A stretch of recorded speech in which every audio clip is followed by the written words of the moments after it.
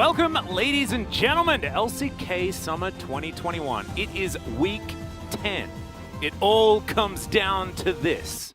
I'm Atlas, this is Wolf, and now it is all on the table. Now we have to see who is going to stand on top of the LCK after this extraordinarily hard-fought battle. There are 5 teams in the race for that top spot, and none of them playing in our very first match. One of them, though, is in the playoffs, and the Afrika Freaks have a chance of getting to 3rd place, which could be very, very important. It's a really important match for them, and it also is important for HLE Esports to knock them as low as possible. We'll talk about Worlds qualifiers and stuff like that a little bit later on, but it will impact that quite significantly. Also as HLE, because you're planning on playing through the Worlds Gauntlet, you need to make sure your form is still good. You have to keep your form up. You have to treat this like an extremely important scrim, basically, I think, going into this best of 3. Yeah, I think you almost need to assume that you still have playoff contention on the line, right? Like, they've got to be playing their little hearts out in order to make sure that they're not considered a pushover moving towards that Worlds Gauntlet, that they are very likely of actually having a place in, given the fact that they were 4th place in spring, and a lot of the same teams have made it into, of course, the playoffs this time around as well. So very, very interesting stuff, and we'll see how it does go as we move further forward. Of course, we are going to be sticking on patch 1.15. That's right. And there have been some interesting developments on this particular patch, but I don't know whether it's necessarily been all that fleshed out just yet. Still looking for some of those surprises. Yeah, I want to see some more Syndra bot, you know. I'm excited for that. I think we are going to take a peek at our standings as we let's check remind out everyone where we are.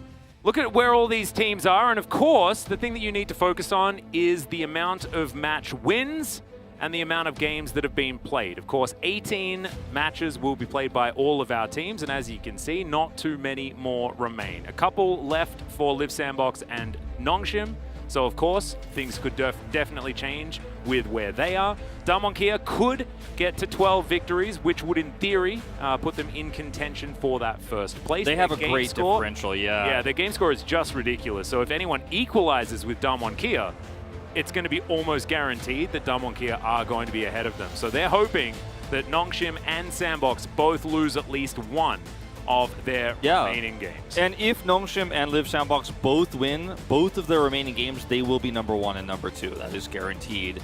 And of course, if Damwon win their last remaining game, one of them will be going down. Because, of course, they're up against Live Sandbox. That is going to be a huge match on Saturday. Yeah, it's going to be a big one. DRX versus Nongshim is also listed as one of our big ones here because DRX are kind of on the up and up, and Nongshim did lose to Afrika. But I think the other one that everyone wants to highlight, that somehow that didn't get the little brush of the highlighter this time, is the Nongshim versus Gen.G matchup, the one we've been hyping all season long on Sunday.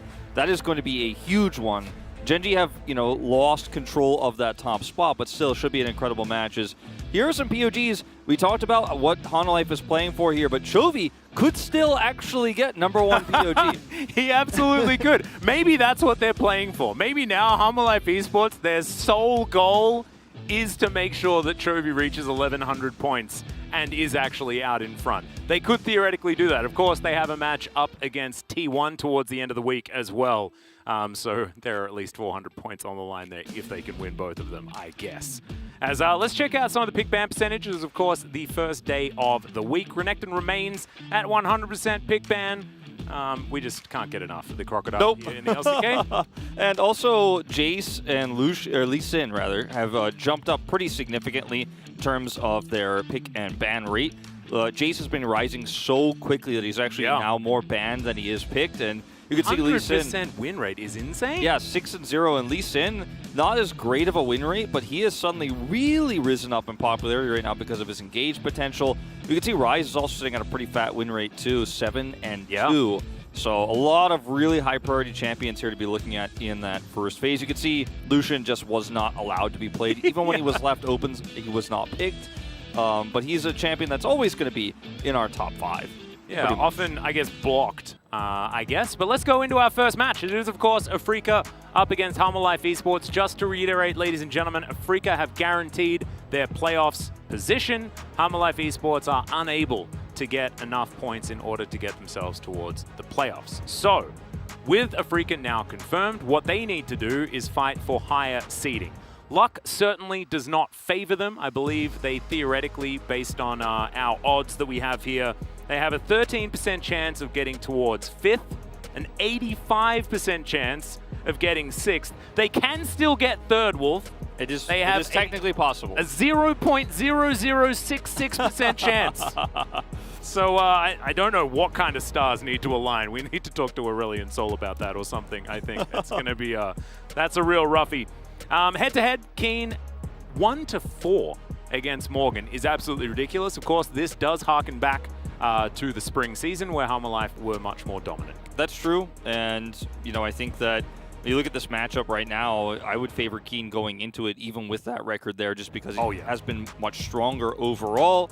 As we do look at some of these stats, these are round 2 exclusive stats. The focus here that our story people, our writers, have kind of singled out story people. Wow, I went full Korean there. Yeah. I pointed out here is that First Blood is really important for these two teams. Their win rate as Afrika is really high, actually. If they do get it, they get it more often than Hanwha Life Esports. But Hanwha Life Esports still 3rd right now in round 2 in terms of that First Blood percentage. Their first turret percentage is also quite high. So Hanwha Life get a gold lead early, oftentimes, but they don't translate that to wins as well as Afrika does right now. Yeah, they find it a little bit difficult. Of course, it's because a lot of their laning is quite powerful, especially if you have a look at their bottom lane and in the mid lane. But this team has been playing together so much better. I think that a huge shout out needs to be given to Fly as well, who has been far more stable in that mid lane, despite what a lot of people have been saying about him, and especially towards the beginning of the year where it really felt like Afrika had that glaring weak spot.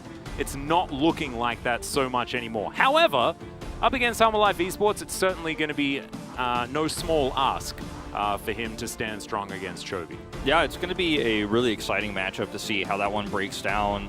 That is going to be our key player matchup here. Now, notice, of course, Chovy's stats in lane far superior.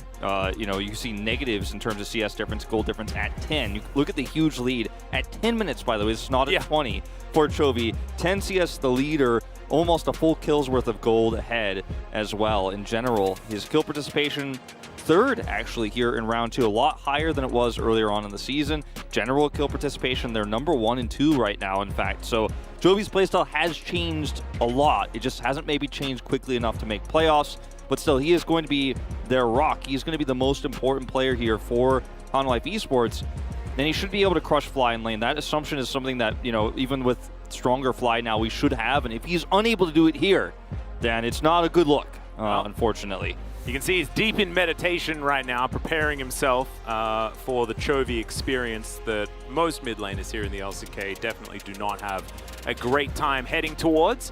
However, I think that Afrika as a team have really risen up, right? And as far as like their coordination, what they were able to accomplish in the mid to late game, it has certainly been a much better look from Afrika, plus their bottom lane looking better and better as the season progresses. Completely true. I think that a lot of people have drawn comparisons to Leo and Ghost when he was kind of just sitting back and slowly carrying the game, but not in a flashy way, not crushing lane, but making the right decisions in late game team fights, farming extremely well. And I think that Leo has really fit into a similar role right now within Afrika Freak. So this is, I think, a big test for how these teams are going to perform in Worlds Gauntlet, assuming they both are in it, which is a high chance at this point in time, but also how Afrika will do in playoffs. This is one of their last litmus tests. They have 2 games left here in regular season. They're fighting for that very low chance of 3rd, but also trying to avoid 6th, which would put them up against the 3rd place team, whoever that ends up being. It's going to be a tough one no matter what, but you want it to be the easiest one possible. Yeah, this is the thing that's so ridiculous, right? Because our top 5 are so extraordinarily close. Your chances of getting someone that's just, in contention for winning the whole thing is extraordinarily high if you're up against the 3rd place.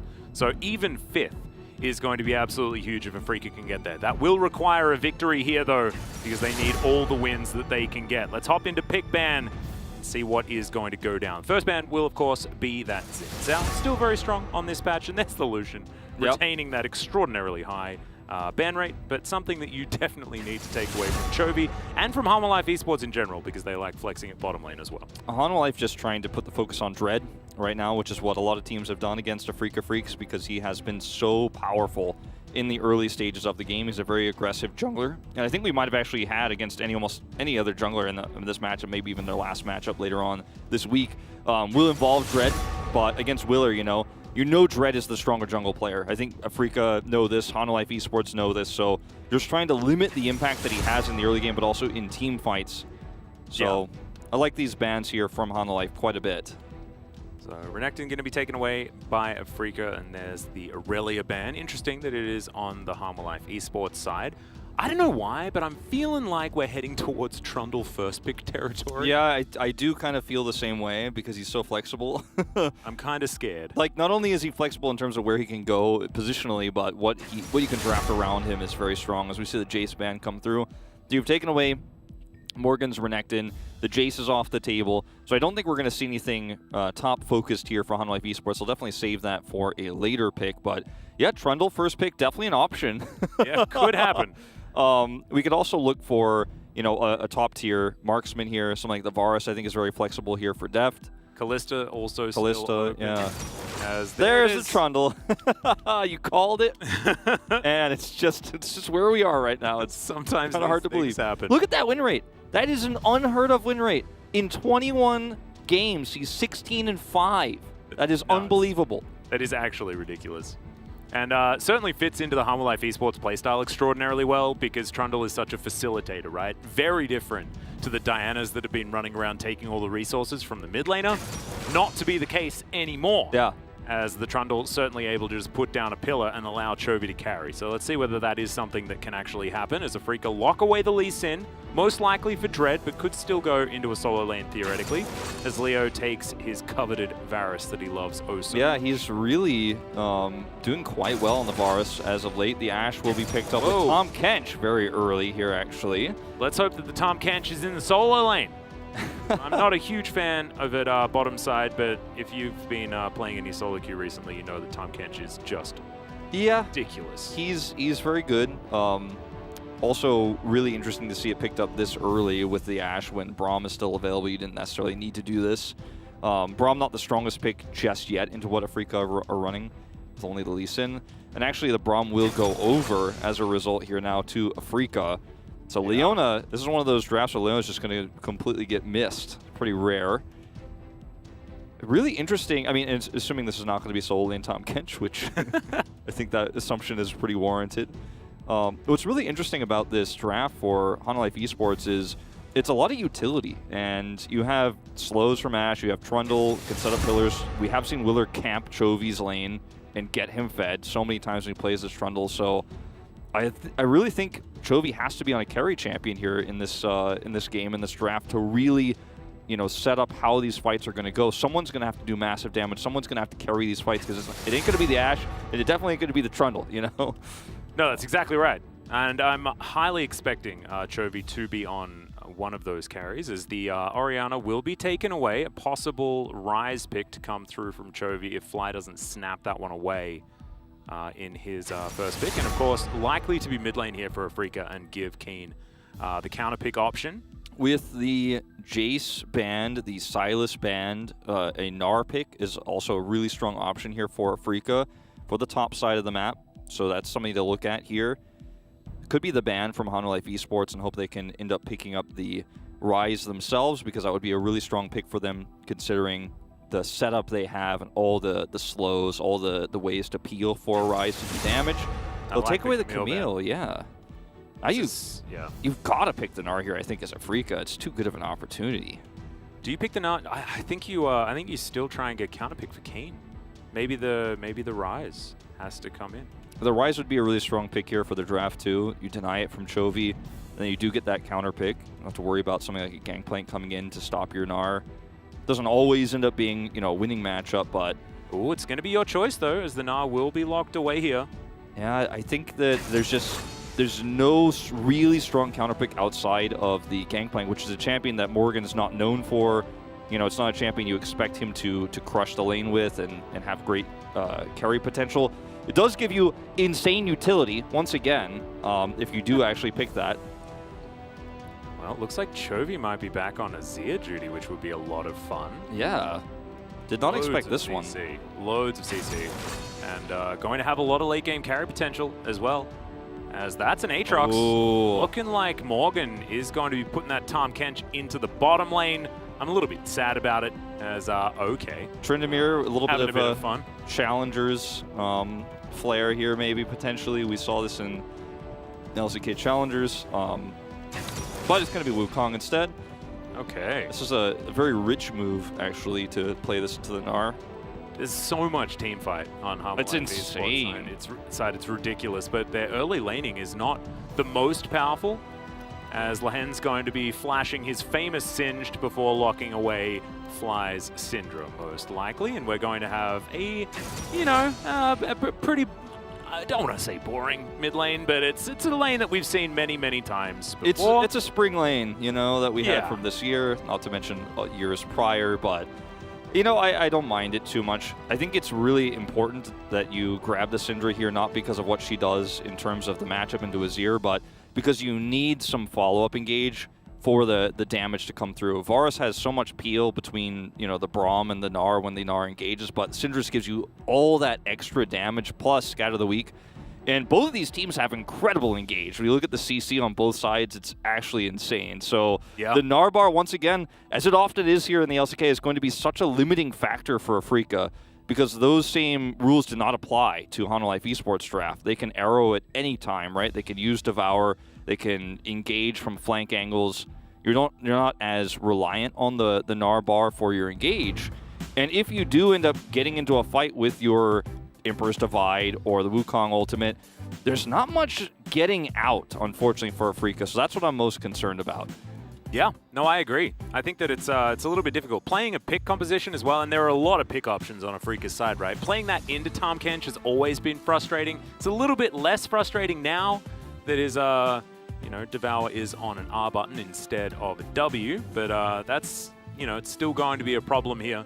After that level 6 mark is going to be hit. But still, I think that if it's a messy early to mid game, Afrika do have the opportunity of setting themselves up for something fantastic. Plus, if Fly's on form, we've seen these scatters really change games many, many times over the years, but especially recently. I feel like so much of our LCK mid lanes have just been relishing the fact that Syndra is back in.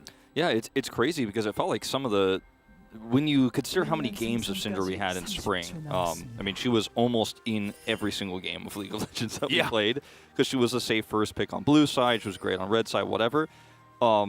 It's crazy how small the sample size is here in summer, but it feels like every single one has been so impressive. And maybe that's just a little bit of bias because we haven't seen it in a while, but I just don't think some of the stuff we've seen already in the last 2 weeks of play compared to what we saw all of spring is just kind of hard to believe. It's pretty ridiculous. I want to throw some stats at everyone. Awesome. Deft, Ashe is his third highest win rate of all time, sitting at 75%. That's pretty high. This particular pick, it's not too bad. Second highest, of course, is Misfortune at 83% over about 20 games, so not a huge amount.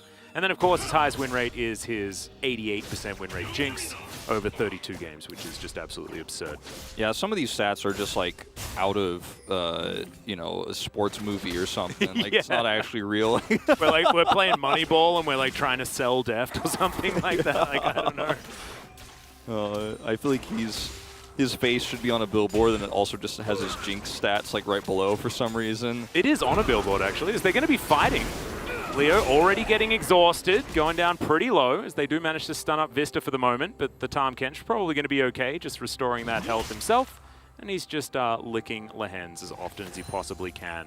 There's that win rate popping up. This is LCK exclusively. Your win rate was total games, I think, career, if I'm not mistaken. It was, so it included his time over on EDG as well. But still, pretty respectable here in the LCK also. As, of course, if you're going to remember the famous Ashes, Prey has to be mentioned as well. But, the Prey arrow, famous of all time. Indeed. His skill shot accuracy was just extraordinary for an AD carry player back in the day. As we're just checking out where Dread is in the jungle, the Hawkshot will spot exactly what's going on. And Hanwha Life Esports continue to have control of at least this bottom lane. As you can see, though, Afrika pushing out topside very comfortably. And that is going to be most likely their point of attack this game, because of course Keen has just been so powerful, has also taken the Hail of Blades for even more control. Yeah, it's really nasty what you can do in this early part of the game. Wukong will catch up though, and post 6 will have a lot of opportunities himself, as Willer's going to hover around here, but it's so difficult, you know, at this stage of the game to actually set up the gank here with a nice pillar. Yep. And he just wanted to buy some time while he waited for the Rift Scuttler to spawn. yeah, just goes ahead and take it. Will be a split between him and Dread. As Chovy's having a great lane so far, you can see that even though this is not one of his more iconic ones, and it's a lot more of a boring Chovy champion, he is 13-7. Yeah, this is certainly one of his high win rate champions, as Dread is going to stop. Morgan's back. Morgan kept channeling it. He's like, maybe he won't do it, because he could see him obviously on the ward, but this is really frustrating. I mean, right King now can just boomerang him at any point, as now he's looking to try and get out of the way. You can see the vision here, and Dread is just corralling this Wukong. They actually can look for a kill now. Yeah, let's see what they can actually get done here as the decoy goes down. Oh no, Dread gets out of the way and Morgan can't find the auto. Oh, it's a disaster. First blood goes to Keen, though. Fantastic news for Afrika Freaks. Yeah, I mean, it's a really nice setup here for Afrika Freaks. The timing is perfect because the Narbar is coming online. You can stop that back no matter what, and even if you're on a ward, it doesn't matter. There's no way, unless you just mess it up, that he's going to be able to get out there. And Morgan actually loses Flash as well, doesn't get the counter kill. So this is a massive, massive lead now for Afrika Freaks. And they can just come back and do it again. Yes, and it's even easier the second time. Yeah. Oh, no. Not what you want to see. Often we do see Wukongs fall behind early, but this is something else entirely. Yeah. Well, this is a perfectly timed gank because they know the Narbar's here and they have the wave timed. And this is exactly why Morgan wanted back at this moment, so he could come back with full health and be set up to deal with this. He gets his first item. It's a lot easier to survive this, but it's perfectly timed there to make sure he can't get out. And he's stuck there, and they don't get a plate, but I guess that's the one consolation prize here. Yeah, still got a few minutes to grab a few of those if they'd like to.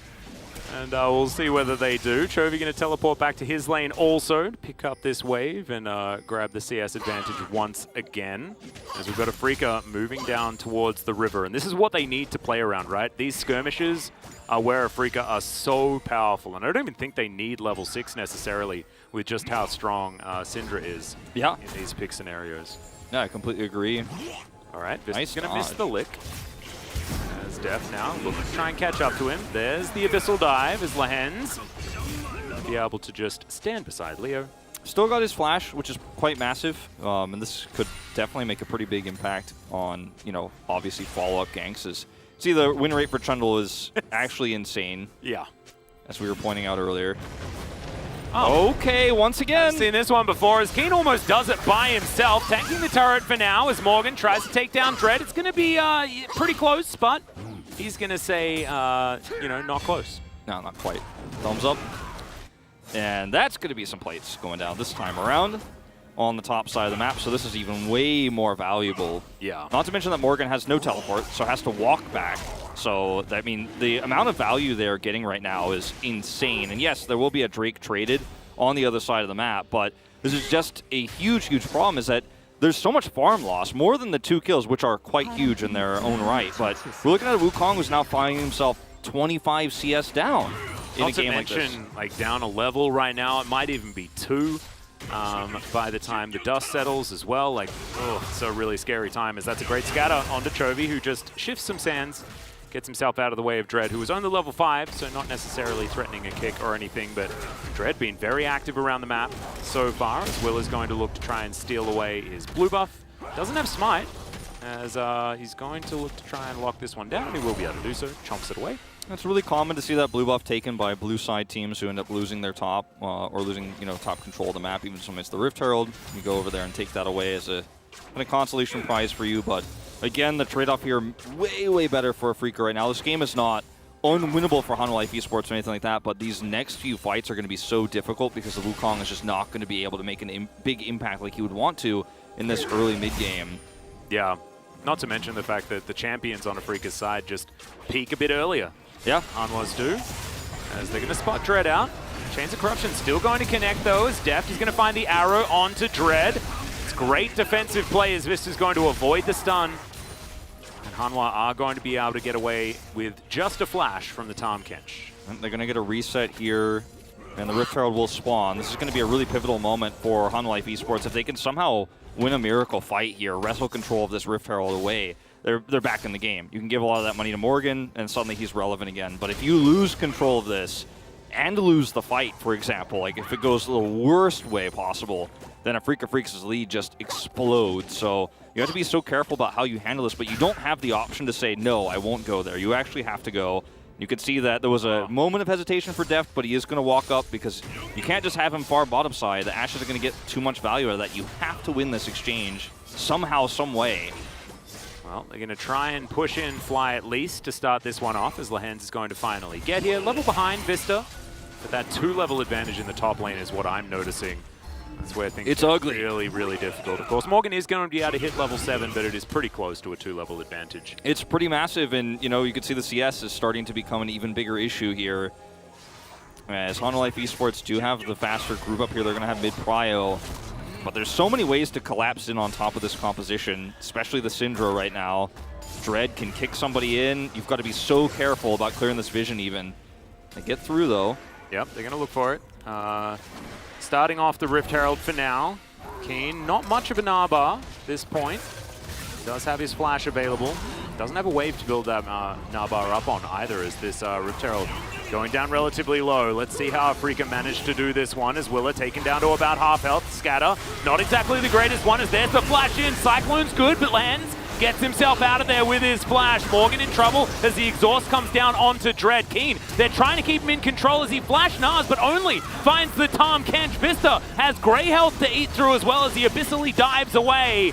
Deft tries to get in there to get some damage down, but it looks like Afreeca have taken control of HLE. They'll pick her up, but Hanwha Life don't lose any members. Yeah. Few flashes expended here for the side of Afreeca Freaks. Dread had to smite early to stay alive there, but was able to secure the Rift Herald regardless. And this was just an issue of, well, I don't want to use your wallet term, maybe the coin purses were a little bit too heavy at this stage since we're very early on. But the stats are better across the board here, even with the somewhat poorly timed Narbar here from Keen. He has to flash in to force them away, but they just have too many stats at this stage. And that's the full turret down. You don't have a turret anymore, Morgan. It's just going from bad to worse. Oh man, 56 to 96. Yeah, it is basically unrecoverable at this point. And he had a great engage, all things considered, but it still just wasn't enough. Yeah, and also he just doesn't have the stats to back it up, Exactly. right? Like, he goes in, gets a bit of that CC down, but it is certainly dangerous. Let's see whether he tries to get some sort of freeze happening here or something like that to claw back this lane. Unlocking Keen might be a scary prospect, as we've got 40 seconds on the Drake. It's just a cloud, but we'll be able to find out exactly which soul we're going to be dealing with after that one does fall. Yeah, Afreeca should be looking to take that away. That's one way that Hanwha Esports could get back in. There's a pretty nice Drake advantage, but neither of these in isolation are going to be extremely powerful, even if Hanwha Esports were able to take it. And right now, looking at the positioning of the Drake, there's vision advantage here for Afreeca. They have Prio at the moment, so Whoa. it's, yeah, 2156. That was the exact number at the moment.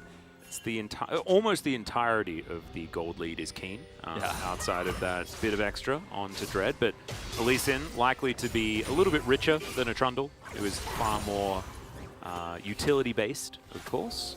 Is Dread going to come down here? Yeah, a little. Spot out Willa with a Q, so we've got a potential 3v3. Teleport available for Keen, Morgan, Chovy, but Fly doesn't have his. Keen's actually just walked up in here. He's actually sneaked in with the little bit of advantages he has on the top side of the map. He can just walk down here and actually looks to be starting Drake himself. And the fact that Dread is here means rotating up is not really an option, even with Chovy having Prio in mid. And this is going to be one of those moments where somebody's going to criticize Chovy for just farming, but actually he can't do anything. Oh Arrow's no! still going to land even after the flash. That's an easy pickup. As now Lehen's likely to fall as well. It's a double kill for the Trundle. Utility maybe, but perhaps he just builds a Divine Sunder and eats everyone on the map. Oh, you definitely will be looking to do that at this stage, but that's massive. They're even going to look for the steal here. Oh, not going to be able to do that. Of course, stealing away from a Syndra is a difficult proposition. Yeah, quite a challenge here for Willer.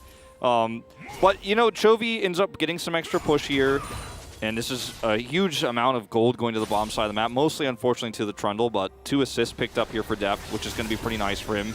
Yep. Getting a few plates down here. And I want to see the engage again. I don't know if we're going to go way back in time. Nope, we're going to go right to here. So Willer is hidden, and even with the flash, unfortunately, the pillar just makes this very awkward to avoid. And once you get caught by the arrow, there's no way out. There's so many slows. Yeah, deft avoiding the Q on the back end of that as well was really important. Dread, no way of getting in there and putting the Ashe out of position. So just needed to give a bit of a shout out to the sidestep. Chovy's been having a good lane, you know, but it's not a massive lead by any means. And his positioning in that Rift Herald fight was really good, but okay, just get out of here. But this mid lane has been an agricultural affair. Sure, absolutely, it certainly has. But his positioning was good in that last Rift Herald fight, and he's going to have to continue to do that because he is going to be kind of one of the big scaling damage dealers, the big hero in a lot of these late game team fights if they are going to win them. So far he's at least on track. That's the one thing that's going okay here for Hanwha Esports. This is what isn't. No. This lane is just a disaster. As you can see, Keen is just threatening inner turrets right now. Hanwha wants nothing to do with it. The rest of the team's like, hey, Morgan, you just try and get whichever creeps you can. And we'll see what we can do from that point. As Dread going to pass through the mid lane and Morgan breathes a sigh of relief, understanding that there's no Lee Sin to come and get him. Willer going to throw down a pillar as Leo and Lehens just walk around it, but it is a bit frustrating here. Really nicely placed pillar there to kind of get out of dodge. Going to clear some of this vision away, but looking for a fight right now is, I don't think, a realistic option here. Going to clear more vision.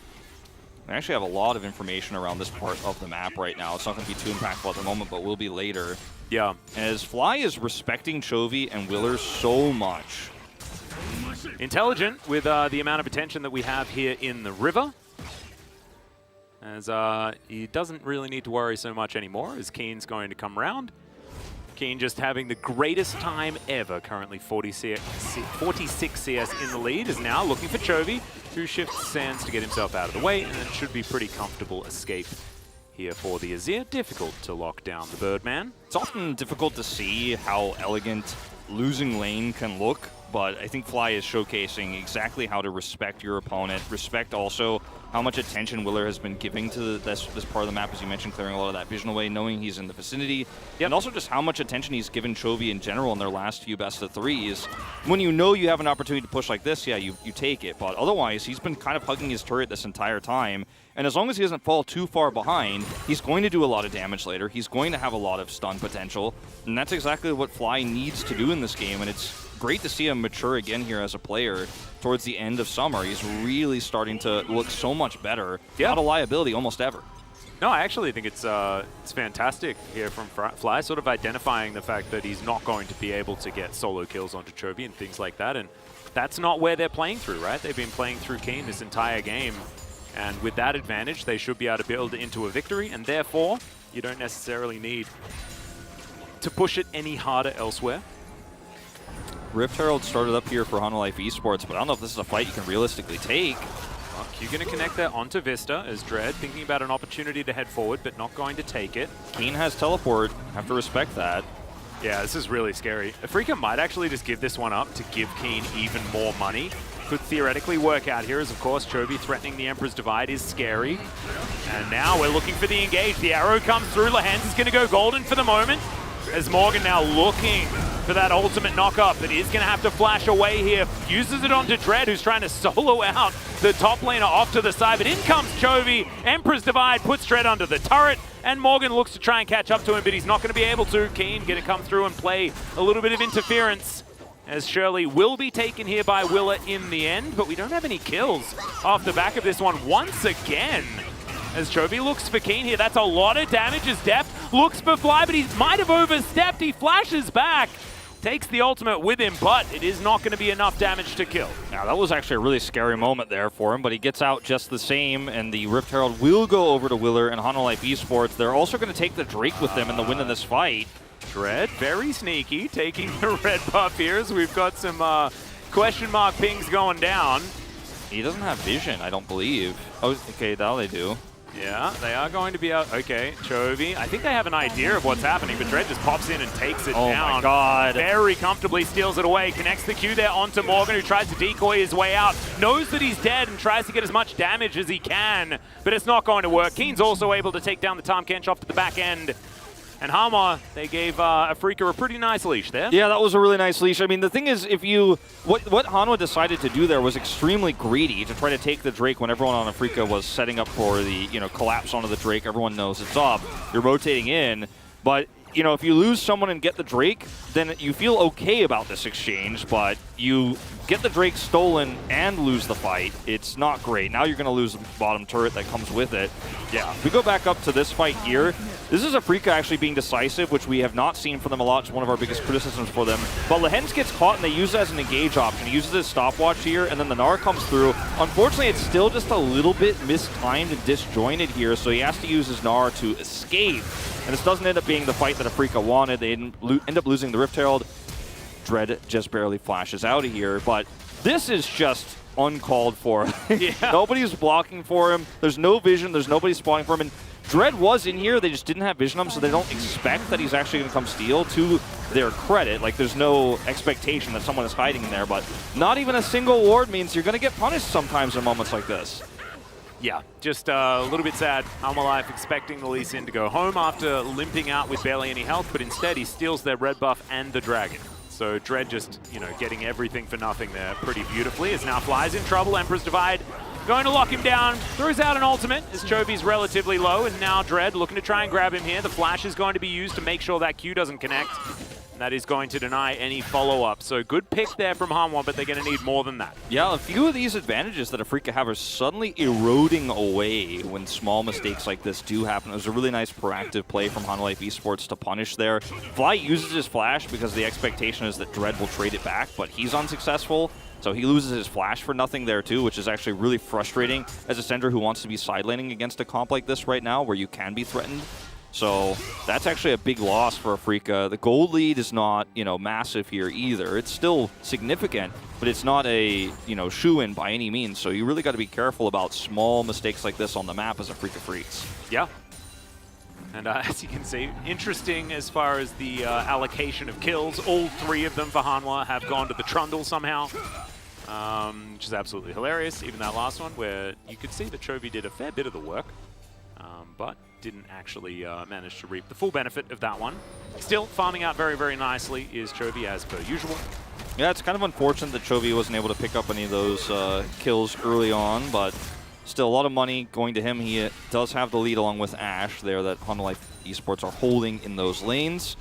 But the lead for Keen is just exploding. He's up to now almost 3,000. He's been able to side lane freely because no one can punish him. They can punish the Syndra, but they cannot punish the Gnar. And even if someone engages on top of him, he can easily get out and potentially even kill while on his way out if you mess up the engages. I think this is going to be the catch on Fly. Yep. Very greedy. They don't have vision here. Dread's nearby, so you feel safe about this. But after he gets caught here, he flashes to the brush to try to buy time so that Dread can come over. And he does trade flashes, so I guess that's one thing. But ends up losing out on that one. Yeah, Dread almost gets in there and manages to make something happen. Is Shirley going to pop down in the mid lane? Willa going to soak Q just to make sure that Shirley can get towards this turret. There's a pillar going to come through to make sure that keeps Shirley alive. Fly takes a bit of damage there from the arrow. Chains of Corruption are going to be the response though, as Vista finds the Devour onto Chovy, which will spare his life. They did do a fair bit of damage there to the outer turret, so that's certainly good news for Hanwha Life Esports. Yeah. Definitely a trade up of ultimates. Ash Arrow basically on a 0-second cooldown, so that's going to be back up in just a moment. Yep. As for Hanwha Life Esports here, if you end up giving Soul Point over, you don't have any side lane pressure in this game because unfortunately your Wukong isn't a champion. He's 0-3. Yeah. So you're not really going to be able to stop Afrika from getting that soul if you end up losing out on this one. So you really need this very badly before the gap between these two teams gets even wider, especially in the top laners. So I think just grouping here, as they are now, is definitely the way to play this. Try to play around your engage tools. Ash Arrow is still not up, unfortunately. It's going to be just barely not when this Drake spawns. Good avoidance there from Willa to be able to clear out that control ward. Dread going to grab some irremovable vision in this Rift Scuttler as Hanwha Life Esports fight for control of mid. Keen off to the side is absolutely terrifying though, and needs to be respected. You can see Hanwha Life Esports now too scared to even enter the river, with Keen threatening that Nabar. They know where Morgan is. It's not a secret. He was just on the bottom side, so they know he could flank potentially. They're just going to try to race this, rush it down. Well, we'll see whether Willa can actually get over here. Doesn't have flash available, and he's nowhere near the pit, so it looks like Hanwha Life are just going to lose this dragon, and the Trundle just falls for free.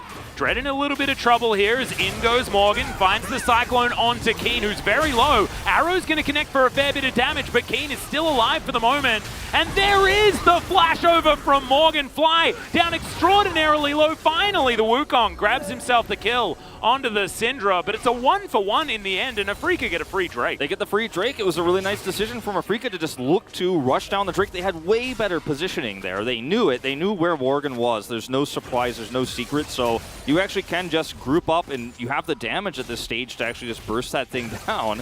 And that's exactly what they did. Smite was missed by like 9 health, which was really scary for a second, but Dread was able to take it away. It was not the cleanest, but when you know that you have this insane positional advantage, look at where everyone is here for Hanwha Life Esports, and Lehens is in perfect position to actually peel to make sure this goes in. It was 8 health there on the Drake. But you end up getting the instant blow up on the Willer, and you can retreat and get out of here. Morgan has a heroic attempt, but it's not enough to get much more. There's a catfish delivery here as Vista going to be able to eat the Grey health, but it's not going to keep him alive. And Leo's going to help lock him down. Almost had the ultimate available, but didn't even need it in that particular instance. So just a pretty comfy pick here as Afrika have so much control over the vision. And this is exactly what their comp is so good at. Just getting these picks, controlling the map, and making sure that Hanwha are as suffocated as possible. And it all becomes way easier when there's no Wukong to worry about, and they guaranteed that so early on. I mean, look at what they're doing right now. Yeah. Like, stay away from the turret while you're not even safe there. It does at least avoid a few of these skill shots, but still, you're exactly right. They can zone them out of the way. Should be able to lock down this outer turret pretty comfortably, and with Azir trying to pick up that top lane farm and Wukong having to, try and fish for some scraps on the bottom side, it's just too difficult for Hanwha Life Esports to defend. And that's about as deep as you can go as the Azir and the Wukong in this case. Like, you see where they're both just clearing waves and looking to back, because you can't push up in side lane. You can't do anything right now with Dread on the map. He'll find you and he'll kill you. And you're just too far behind. You can't trade anything. So you have to wait for the farm to come to you, and in those moments, like you said, the vision control goes to Afrika. As we watch this pick happen once again, Vista just trying to control some of that vision, because it's been taken away from him so much. Like, it was in live, he was trying to clear it up again. Like, he's like, just trying to do my job. I need to know where Dread is at all times. Like, this is where he is in live. He's trying to get that vision, but if you don't have it and you don't know where Dread is, you might just die, and that's the terror that Hanwha Life Esports have to deal with right now. Yeah, now they're almost 5,000 gold behind, actually closer to 4, so I guess it's not quite that dire, but it's still certainly a worrying time. 2 minutes until that Mountain Soul is available for Afrika. That means that the team fight is just going to be so incredibly scary. Lord Dominic's going to be next on the menu for Deft, you could imagine, as Chovy going to be rushing towards that Void Staff as quickly as he can, if that Drake is going to be an eventuality. Yeah, I mean, I'm really worried for him. I'm worried for Dread for just a moment, but yeah. He's okay. I wasn't really worried for him. No, he said he's going to be safeguard available. I wonder if, like, right now, Hanwha Life Esports look like with this vision clear they're looking for and all the information they've tried to regain on their side of the jungle, if their best option is to try to trade the Soul for Baron and try to make a push happen grouped up. Whoop, Arrow. Just going to sail majestically by. Looks pretty cool with that skin as well. I like the plants. They're going to get Chain this disruption going to miss. turret. Yeah, they should be able to lock that one down as Willa now trying to zone Fly, who's completely out in no man's land. Keen finds the ult, but only onto Vista as Deft gets himself out of the way. But the turn onto Willa is huge. Keen gets exhausted as well, as now the Monkey tries to do something, but he's going to fail, unfortunately. Emperor's Divide still up for Chovy. Also still has his flash. Not actually able to get into a position to do damage with it, as Hanwha's still on the push. I guess it's just, right now, Hanwha Life Esports trying to get anything they can with this advantage in terms of positioning, but they can't stay much longer or they will actually overextend and die. 40 seconds to go mean that Afrika will be able to reset very easily here and look for that Drake. And you can see Hanwha Life Esports attempting to get a lot of vision around the Baron. It doesn't really stick, though. Afrika actually shut that down. So, you know what I was talking about moments ago about maybe as Hanwha Life you could try to trade the Baron for the Drake if you can control that vision, or maybe you can look for a turn, right? That's something you could look for, but Fly here looks like he's in danger, but then you realize he's a Fed Syndra, so... He's like, actually, I don't think you should walk towards me, in fact. And then you get the pick on the Wukong, and Afrika actually clear all of that vision so quickly. And if this were a more even game state, or if Trundle built tanky, maybe he lives a little bit longer there and Hanwha Life can get something out of this, but now you don't have really any options. You don't have any vision control. You can't trade objectives. Dred's just going to take this for free while Afrika control the Baron. Like, yeah, it looks like checkmate to me. It's absolutely not what you want. Hanwha wanting to try and trade this Drake for the Baron.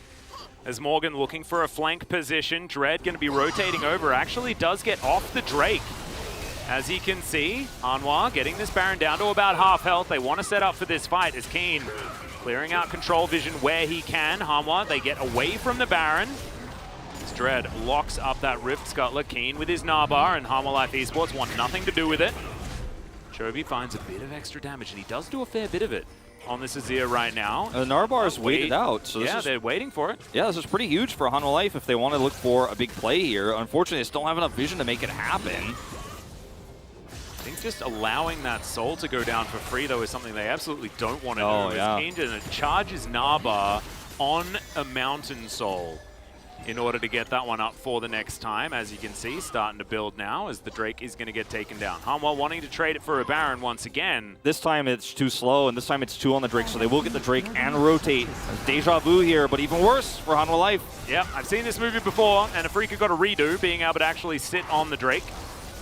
As, yeah, well, it's down to about half health here, as Morgan is able to at least avoid Scat of the Week, but isn't going for any sort of engage, as Willer throws down the Subjugate. Dread now in there, it's going to be a 50-50, won by Willer as the W from Keen is not going to connect. Hanwha Life Esports flashes out of the way as that wallop is going to go wide as well. Dread trying to get towards this Hanwha team as Vista abyssally dives his way out. Morgan is, of course, dead, and Hanwha are now getting corralled by the rest of Hanwha Life. Keen down to half health. It looks like he has no fear whatsoever. Chovy tries to get in there, finds 2 with the Emperor's Divide. He will go down, but he trades his life for Lehens. But Afrika are just too far ahead. Def now the last man standing, and Afrika should be able to chase him down. Oh yeah, the negatives are going to start coming through here on that Baron power play as Deft is going to get blocked out by this teleport here. No retreat, no escape, no chance. Not going to be able to trade this. Dread kicks him away, and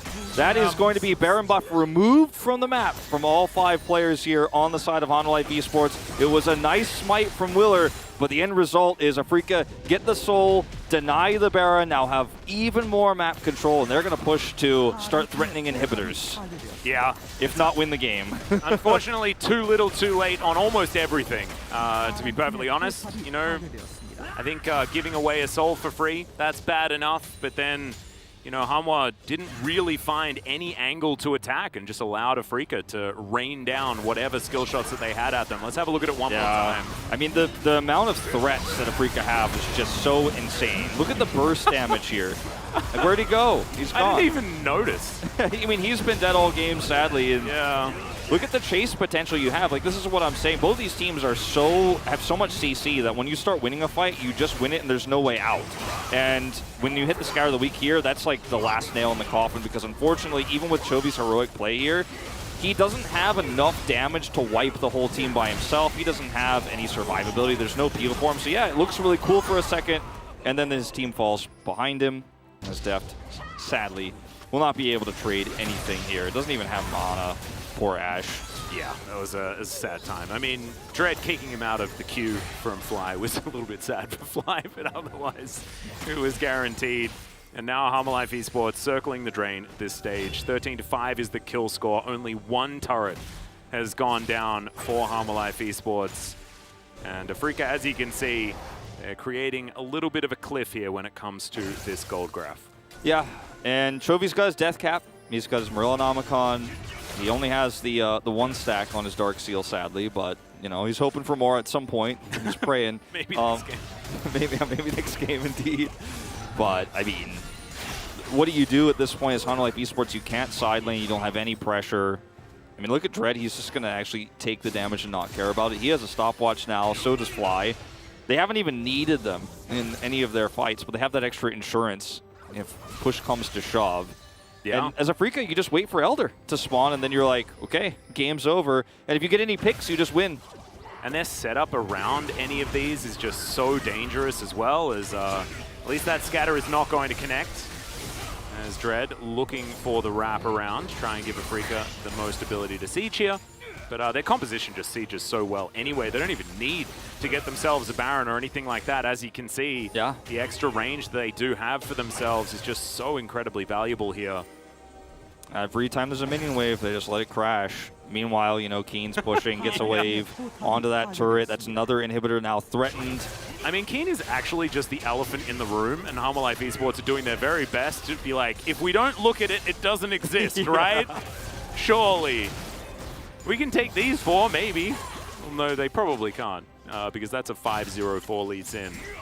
They save, also terrifying. They save the inhibitor, but this turret is going to go down with the next wave. Well, the thing is, Afrika are winning no matter what, because even if they don't get this turret with this next wave, Keen comes back, okay, well, I've got this one. They're playing tennis with Hanwha Life Esports, and in, you know, a minute and 20, after you play the game of tennis where Hanwha Life Esports lose repeatedly and lose structures, they just get the Elder Drake. So, I mean, they're doing their best to hold on.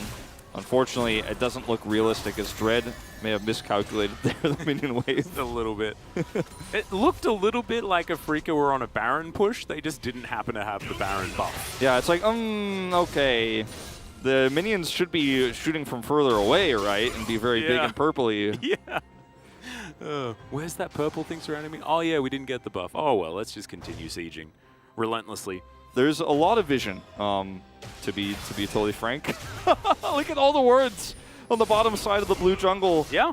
It is really almost overwhelming what Hanwha Life Esports have to do when they don't know. Like, if you showed their vision, it would just be the whole map would be dark, completely black, and you can't walk into Scatter the Weeks or, you know, Elysian is going to kick you alone as a support. Like, look at how carefully Vista has to move forward.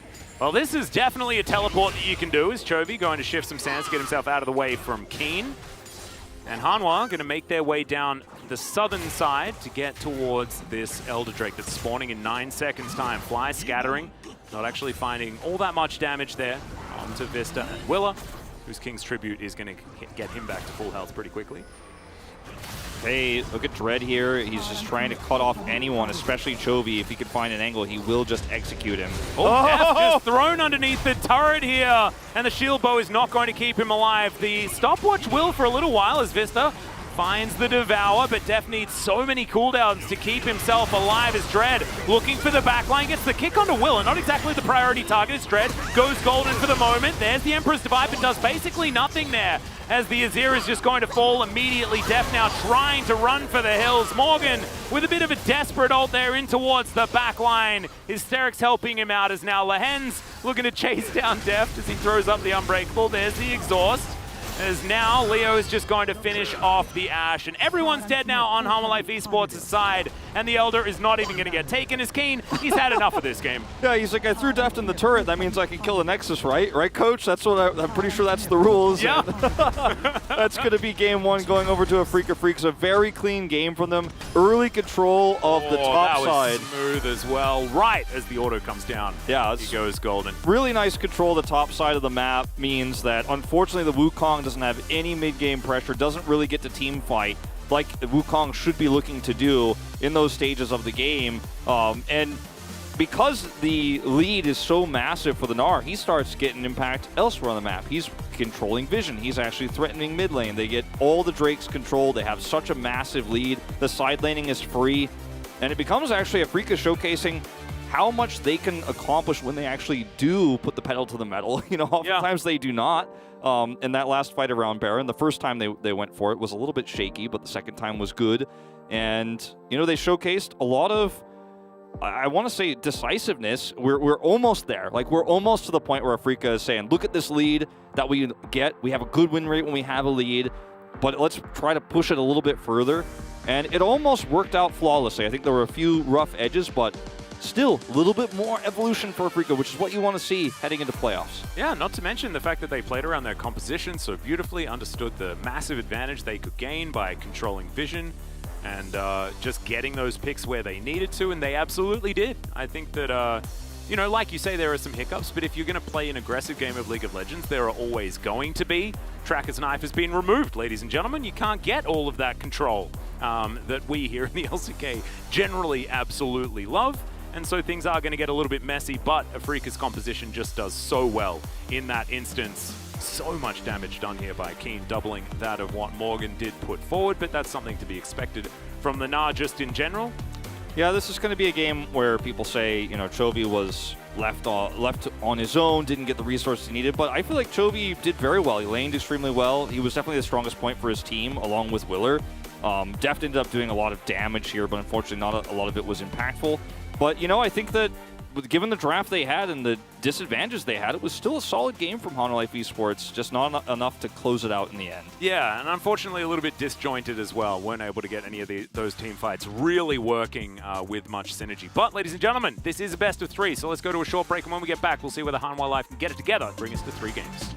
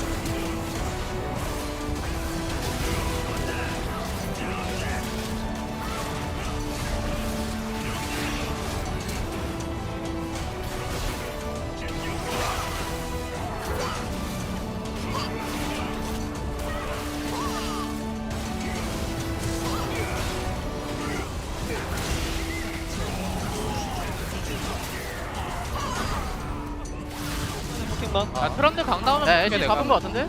야, 아래 가자, 아래 가자, 아래 가자, 아래 가자. 여기 트런 여기 호공 보는 중, 호공 보는 중. 호공 1대1 할게. 야 켄치 아. 공 빠졌어. 애쉬 어. 애쉬 풀 있다. 아, 천천히. 캔츠 아, 공볼게, 트런들, 캔츠 트런들, 공볼게. 트런들. 트런들 높을. 캔츠부터 봐. 야 아질 필. 다 봤어, 다 봤어.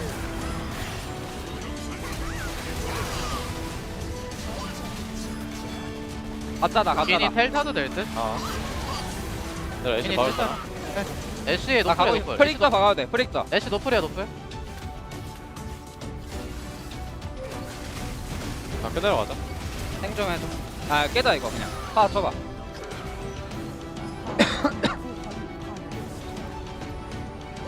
생존. 봐라. 나 줄게.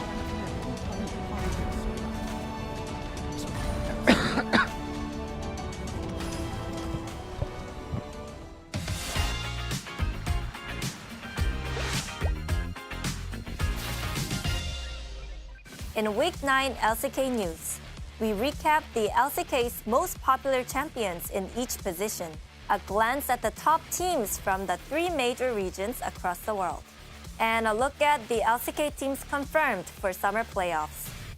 Hello everyone, I'm Junghyun Lee, and this is the LCK Weekly Newsfeed. Now, as we head into the final week of summer, we take a look at the most popular champions by position so far this split.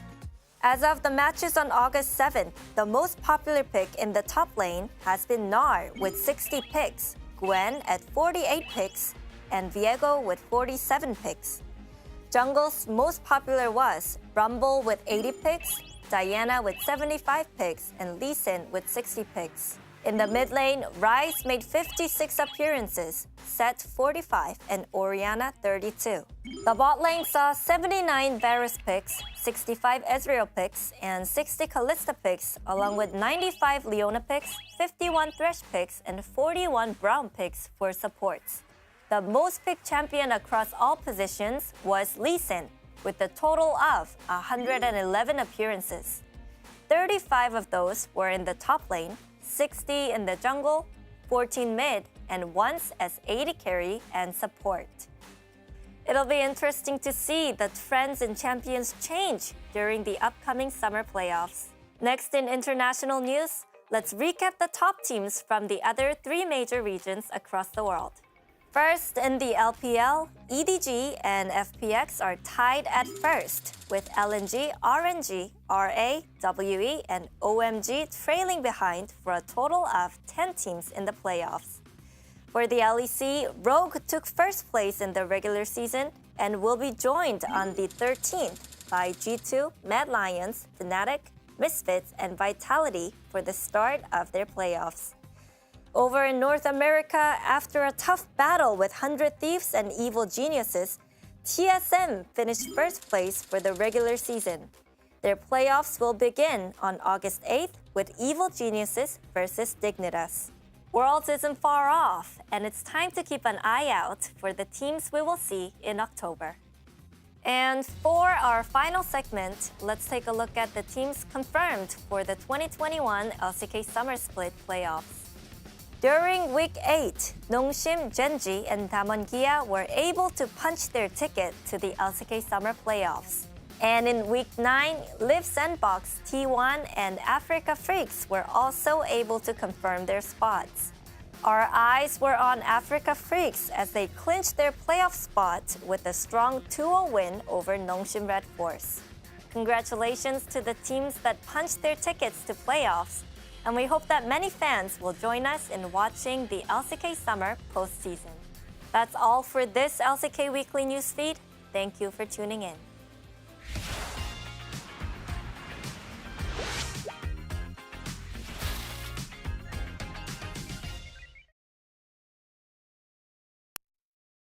I'd like to introduce you to the Pog State's first sponsor, the LCK! Bring it back.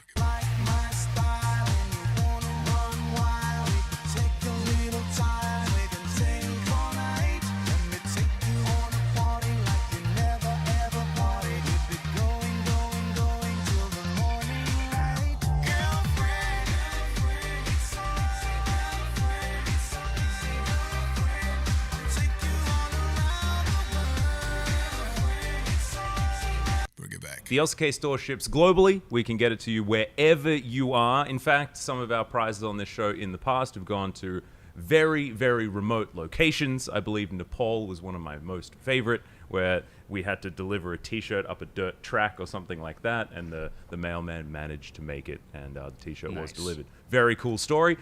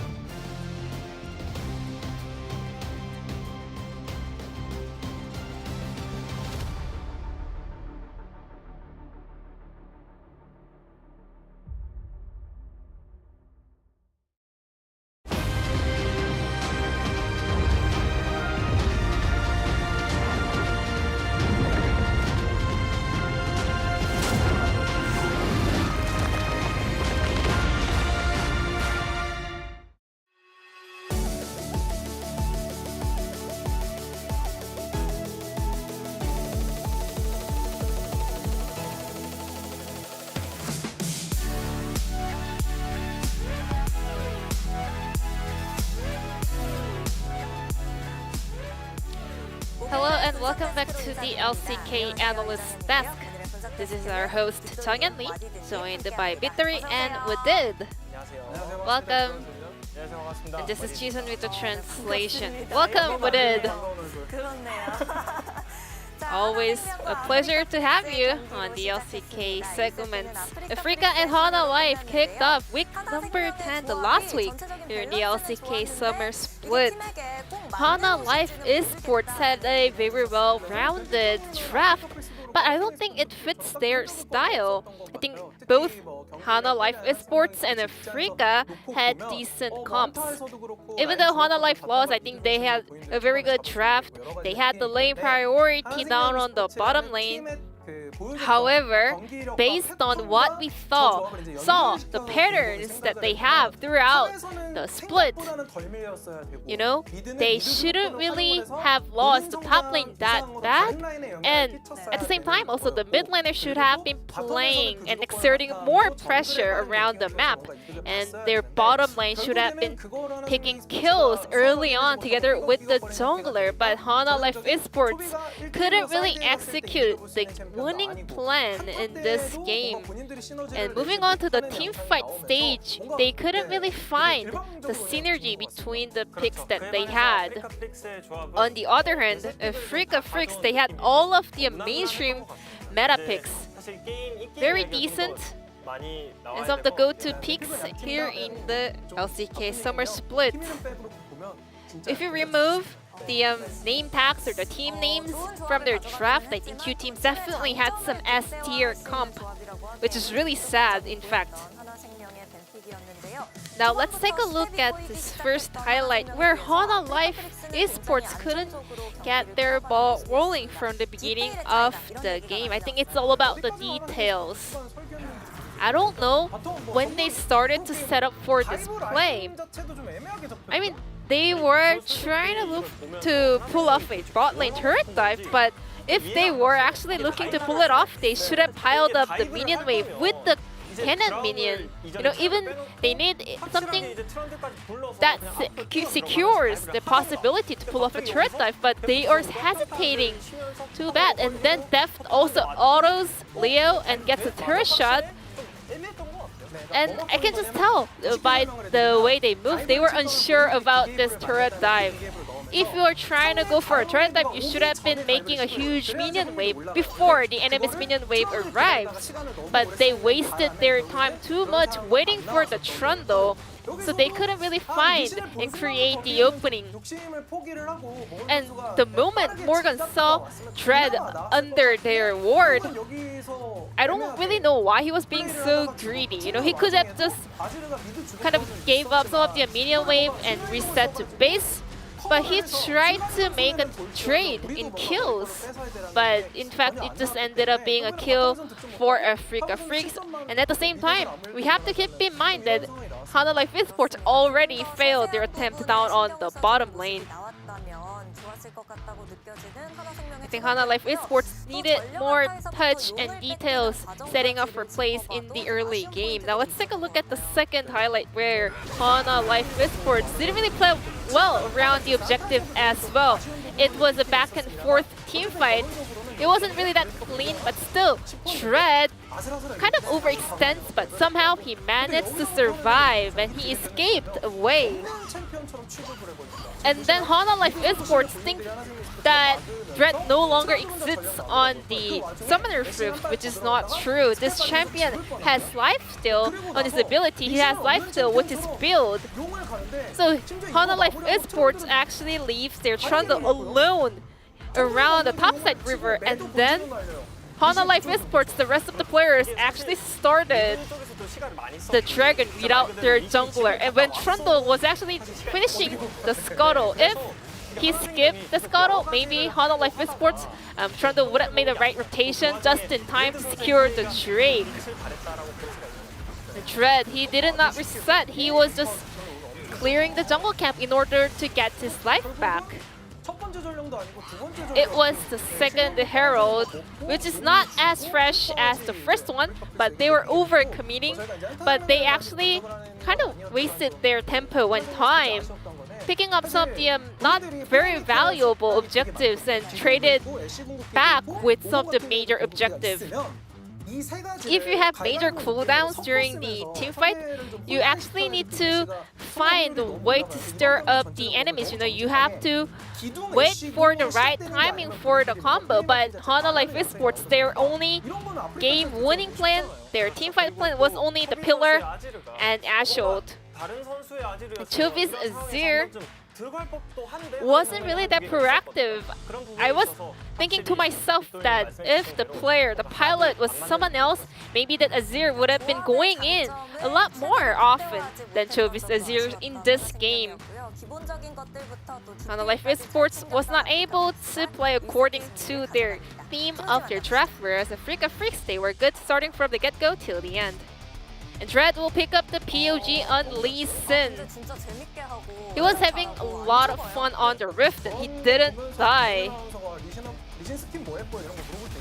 And when someone really pops up like this, and the Tongan watches the replay, he's like, oh, what's the best skin for Lee Sin? She's trying to play that on solo queue as well. And this is the dream play of Lee Sin for sure. He was jumping onto the enemy backline and always managed to find his way out. You know, if Trundle was nearby and had his smite up, this could have been a Drake for Hana Life Esports and also the second Herald. And also Dread also read the play from Tom Kent. He was hiding in the brush. He knew that Tom Kent would be there in order to get some vision. This play from Lee Sin was so flawless, was so clean. This is the Korean Lee Sin successfully did. Dread picks up 10 votes out of 12, and the English and Chinese caster share some exotic point of view with this POG vote. We are heading into game number 2 between Africa Freaks Hana Life Esports. Let's see whether Africa Freaks can break their jinx and pick up a clean 2-0 win against Hana Life Esports. Thank you so much, Ji-sun. Exotic point of view, eh? Well, I guess we are the exotic broadcast in comparison to the Korean one. We are the Hayway votes, as they say. we're the external, the foreign votes. And yeah, no, I thought it was a great game from Dread as well. I even told you after I voted, I kind of regretted not voting for Dread, but I think both players had a pretty big impact on the game, and you know, the two of them snowballing that top lead is what gave Dread all the opportunities to pop off later on. As we will see Hana Life Esports pick blue side going into game 2. Not a shocker, but we need to see something change here. As it was pointed out by the analysts there that there wasn't a lot of pressure coming from Chovy, even though he had mid-prio a lot of the time, but you just don't have a lot of vision control, so it's scary to make a play like that. If you end up falling further behind, then your opportunities to have those flashy plays we saw Chovy attempt later on just don't exist, and you lose the game immediately if you end up getting picked or you know, you end up overextending trying to make that type of rotation. So I do appreciate to a certain extent his safe play there, but yeah, the top side of the map was just done from the start, and we'll see if the draft changes, I think, to reflect some of Hana Life Esports' strengths, because Morgan, a lot of his champion pool is banned away, right? So it's a little bit awkward for him. And if they could somehow sneak a Renekton first pick through, if that goes through, like maybe that's where you go. But don't think that Africa are going to be giving him that option. Yeah, the sad thing is that the Trundle was priority picked and then sort of like got all of the kills in the early game and didn't do a whole lot with them. And then they counterpicked with their Wukong, and that was the biggest disaster on the map, right? So as far as priority in the draft was concerned, so much of it was given to the top side, and then the top side was the liability, regardless. So it's just a little bit of a shame here for Hana Life Esports. Let's see whether they can turn it around with maybe a different outlook when it comes to the draft. As we can see, not a whole lot is actually going to change when it comes to bans. I don't know whether it necessarily has to. Yeah, I think especially for Africa, you probably want to keep everything the same here. You don't want Morgan to be able to first pick that Renekton. Yep. As much as I'd like to see it, because I do like to see his Renekton, his Ornn as well, a big standout pick for him, but not given the drafts we saw just moments before. As the Gnar is always going to be a strong pick when these bans are coming through. We saw the Camille ban, the Aurelia is banned here once again. We'll maybe see Jace one more time here for Africa. So the Gnar is always something that you're going to have to think about. Maybe Hana Life Esports takes that themselves this time, picks it up early, because Morgan was a very good Gnar player in spring. That's one adaptation you could make, take that priority for the top lane a little bit higher, as the Jace will once again be taken off the board. I don't mind the Trundle pick here. I think it's by far Wheeler's best pick. But they will take the Lee Sin instead. I kind of like it because, of course, Dread had a phenomenal performance in the first game, and so you may as well say no to that one. A bit of Lee Sin is the best right now, just to relate back to one of my favorite League videos of all time from about 10 years ago by our good friend Donkey. As Varus going to be considered once more, and Leo had a really good game. It was a quiet game from Leo, but after what was a difficult laning phase, he just landed the Qs he needed to. I think it's absolutely fine to try and sort of nullify the bottom side of the map, and he should be able to do that here with the Varus. We'll see what the next pickup's going to be. Dread, you can see with a bit of a wry smile on his face. Yeah. Wonder if that Might means just a be fun pick. well, it might just be Trundle once again, and we see a bit of a role reversal here. As yeah, I don't know about these picks. I think he's teasing us a little bit. Leona will actually be the pick here, so not too shocking, not too exciting just yet. But I think Trundle could have been considered. Yep. See how the draft fills out before we make any more assumptions about that, though. As for Hanalife Esports now, got the Ashe opportunity. And I think you definitely want to take the Braum with this one at this stage. They took the Tom Kench instead, though. Yeah, it's Tom again. I'm really hoping that this time it's given to Morgan, and maybe Morgan can try and survive in a lane. Could be a potential option here. As I wouldn't mind, actually, a Rumble, even though he has been nerfed. Rumble, Varus, Leona is like the dream. Yeah, you have a ton of poke, you have really nice engage, but they're going to take the Gnar away. And that's where we could have seen Hanalife Esports make an adaptation here. Instead of taking the Kench Ashe combo, which, you know, you obviously will get the Ashe banned away in the second ban phase if you don't take it there, but I think you could leave Kench open because you could also take the Braum. Like, there's so many ways you could have made this draft stronger, I think, at this moment, and this just feels like a deja vu. We see the Kennen ban once again. Yep. Wouldn't have even minded Kennen being picked up yeah, in place of the Tom Kench. like pretty much anything. And now you don't have... Like, the Gnar is so strong here. They could even ban the Gangplank, too, to be honest, and it wouldn't even be crazy. No, it'd be absolutely fine. I think it's junglers that Hanalife Esports are going to try and take away from Dread. Trundle, of course, being a big one of them. I actually would have really liked Trundle being picked in the second position. Leona, of course, inflexible. Trundle you can put into the support role. Lehens, of course, has played it many times. Bit of fun that Chovy flashed the Singed. A bit of a shout out to Lehens, his former teammate, of course. Yeah. We'll see what this last ban ends up being. There's a lot of options actually still available. You mentioned the Rumble being a very strong one. It's a little bit niche right now in this meta, as you also kind of pointed out with the nerfs, but seems to be a really strong ban here. Yeah, alternatively, fits into something the comp well as well. ban the Orianna, not too crazy considering Fly's champion pool, but he could just play the Syndra again, so... Yeah. Actually, Ryze is also open. Yeah, and Ryze is very strong alongside Gnar. It's like, oh, you banned the Orianna? Okay, cool, we'll take the Ryze, thanks. Yeah. Thanks for the buff on the laning phase. I imagine that Chovy will be okay with, you know, laning up against a Ryze, theoretically, as Leo's still trying to figure out what he wants to grab, and it will be the Ryze. Yeah. So now for Hanalife Esports, got to figure out a counter pick here for the mid lane. It's not going to be easy.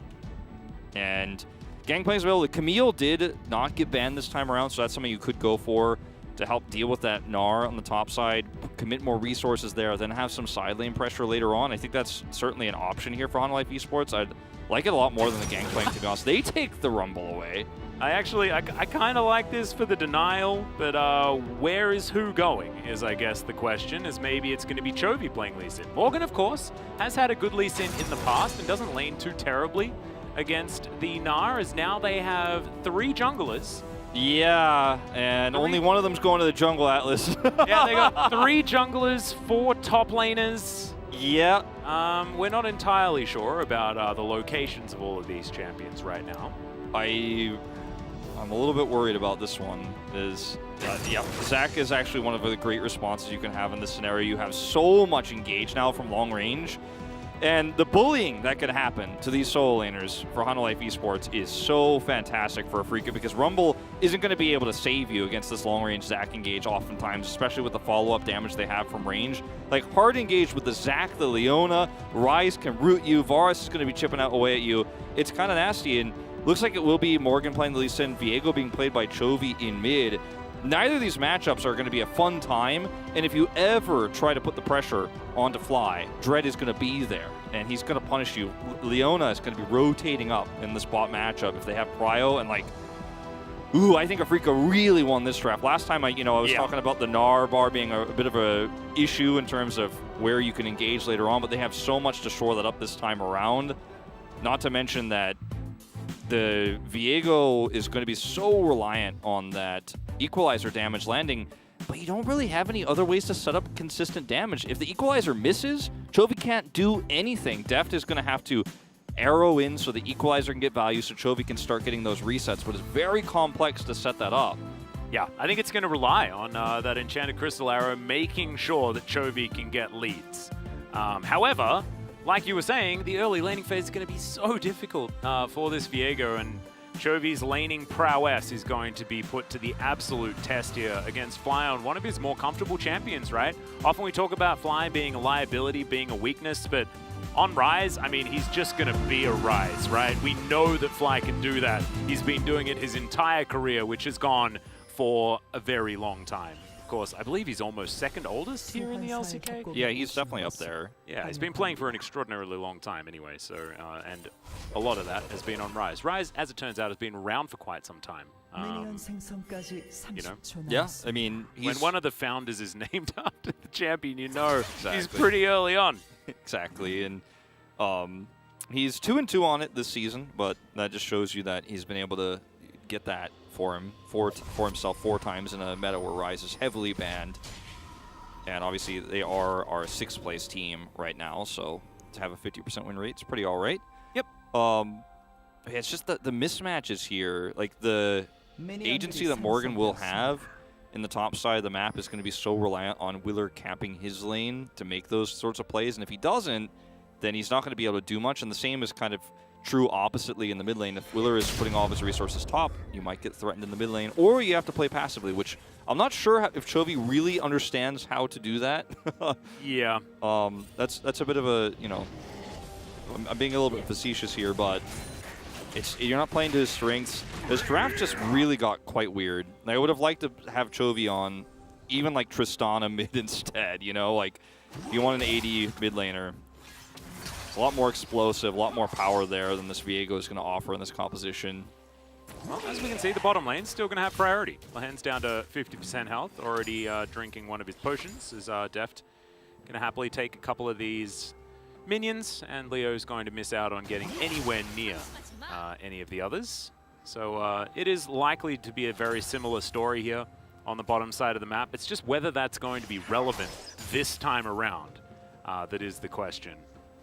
As I think the top lane as well is going to be theoretically better. Lee Sin has a much better time in the early stages against the Gnar, and can have some kill pressure if you get to level 6 on a decent tack. So can work out.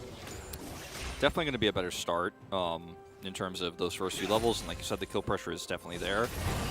A lot of it's going to depend on where Willer wants to put his resources this game, because if he does spend a lot of time on the top side of the map, actually Lee Sin can get fed, in fact, and it could be a terrible time for Keen, and then you have a lot of power, and it feels like the opposite of last game. Life Esports have the vision control, they have the threats. Going for a potential attempt to dive. Very similar to last game. Yep. This time they're going to commit. Well, they're looking for it. Smite goes down as Willer gets underneath the turret. The Flame Spitter's doing so much damage to Leo here. First blood does go down. Slahen's going to be taken as well. It's a double kill for Willer, as now he's trying to fight against Dread. Deft is going to walk past and look to take him down, but it's not going to work. It's a 2 for 2 in the end, as Dread will get taken down to the passive as Fly makes his way forward. There's the Flux. Fly should be able to root down the Ashe. Level 2. Deft can actually kite this one out. He still has Flash available here. He might have to flash the next Q, and he is going to do so. He gets himself towards the mid lane. It's a little bit unfortunate for Dread. One thing to be picky about is that he wants to help secure this kill, but he's not going to have much of an impact. His abilities are on cooldown, and he continues to push the issue. Loses his passive, which is actually really on a really long cooldown for Zach, so that's kind of unfortunate. But notice how quick he is to respond here. He knows it's a possibility. They learned from what happened last game. And yeah, you do get the first blood here. But this is going to be such a awkward trade right now to actually really kind of suss out who got the massive advantage from it. Because Dread loses his passive, even though they're able to trade this back. Deft has to flash, loses a ton of CS, is out of lane for a very long time because of this. But Fly does too, right? Chovy's able to comfortably pick up the slack there. You can see he's up 10 CS. I would give a slight edge to Hanwha on this one, I think, but very slight. It's actually kind of an even trade across the board. Yeah, it's not the end of the world for Afrika by any means. And Dread, you know, being able to pick up that kill, certainly going to be good news for him. Bit of a check-in when it comes through the summoners. Good news for Leo is the fact that he didn't actually invest his flash. He just died. So he's going to have that one available if Willa does make another visit to that bottom side. On the other hand, on the other side of the summoner spells, double teleport advantage for Hanwha Esports because they did not send Chovy down. It was Fly who committed that. Keen as well teleported, so back to lane. So now you have, you know, Morgan can show up at a moment's notice. Chovy can show up at a moment's notice. So that's actually very powerful for Hanwha Life.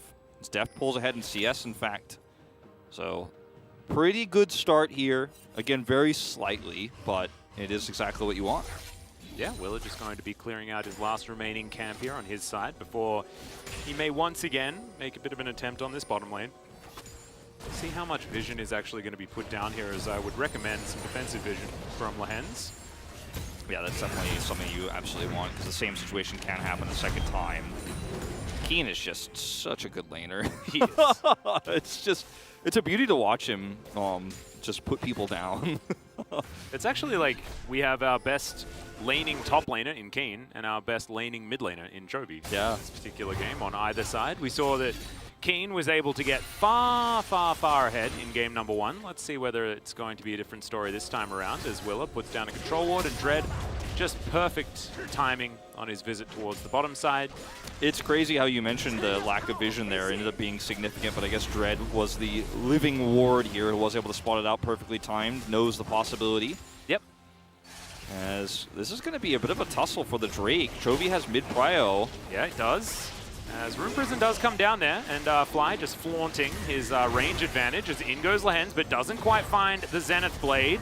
It's the Dragon trying to get amongst it, as you can see, down to about half, as Hanwha, they are grouped up. Teleport unavailable for either of these top laners, so it's going to be a 4v4 as it's a good smite to come through from Willa, as now Afrika are collapsing. They're looking to try and lock one down, but Fly caught by himself. It is going to be able to get away, at least for the moment, but Chovy is going to be there with the Realm Warp. The Ashe is going to fall down as well, as now Lehens trying to get in, finds the Zenith Blade onto Vista, who eats some grey health as Dread just dives in once again. Chovy trying to get that kill as the passive not even necessary, and Dread just walks it out. He walks it out, gets the smite to help survive, but he is going to live, hits level 6. This is actually amazing for Hanwha Esports. We were really on a knife's edge in that fight, because if that goes poorly, if you end up trading back both of those kills as Hanwha Esports and getting out of there, then you have the Drake advantage, you end up getting massive gold. The lack of passive made that so scary for Dread. That was, you know, if we go back to that last moment where he lost it there, when Jeff was at level 2, ends up almost fighting him back here, but it does not happen. This is a really hard collapse to pull off as Afrika, because Rise is like, ooh, I want to walk in, but actually not really. And when Lehens doesn't actually hit his first engage, I felt really scared. But the second one here puts everybody else on Hanwha Esports on the wrong side of this team fight. The Realm Warp is actually massive, as it gets a lot of extra turret shots here onto Chovy. Then you can push the issue. When Dread actually decides to engage here, those are really long cooldowns. It finally comes back up, and he hits the knock-up onto Chovy, who took that extra turret shot. And he does get the double there. You have to hit those two together to hit the stun, and that's just enough. He plays this so 띄워줄게. 나 점프 3초, 점프 perfectly. 3초. Look at the cooldown. Just as soon as it comes up, he goes in. 점프 볼게. This is exactly what I'm talking about. Those cooldowns are so long. And he's like, I've got jump, I'm going in. And he plays it so perfectly.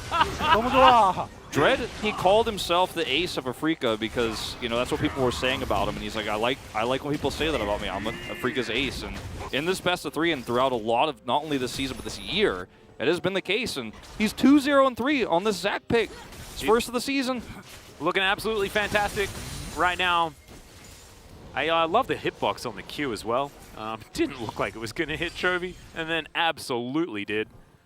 Zac just real good at that. Good old Stretch Armstrong. Love that ability. It was a really well-played, prolonged skirmish for Afrika. This is where Afrika's at their best, is in these crazy early game fights. Yeah, and this is what we were talking about. It's scrappiness that they excel at as Fly. Might be in trouble here, but Dread is going to turn up. Chovy just slinks back into the mist, and he's going to be okay. Control Ward will be his reward there for survival. Yeah, and you know, like, this is the style of Afrika that you want to see excel. In the previous game, we saw, you know, the same sort of early aggression being successful around the skirmishing power the top side had.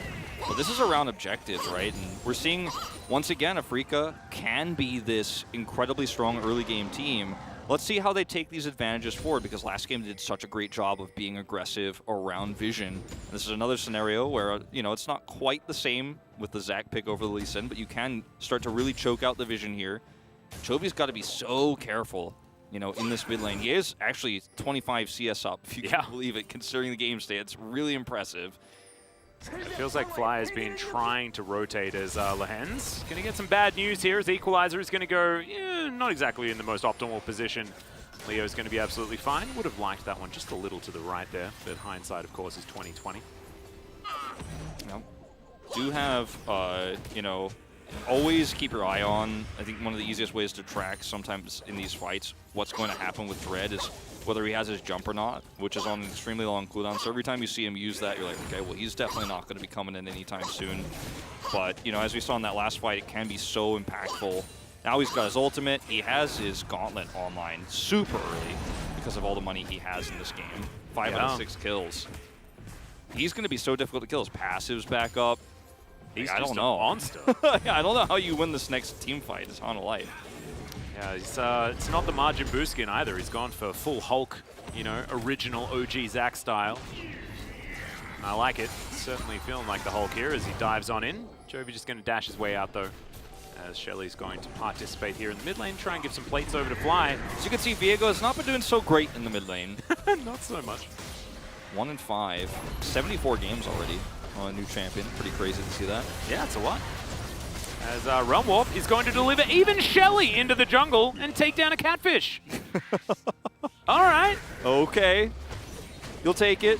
As Chovy is just trying to get all the CS, he's like, all right, you may have Realm Warp some of these minions away, but I'm still going to get them. He's going to get CS no matter where it is. Going to pick up that ward as well, but he keeps the turret alive here.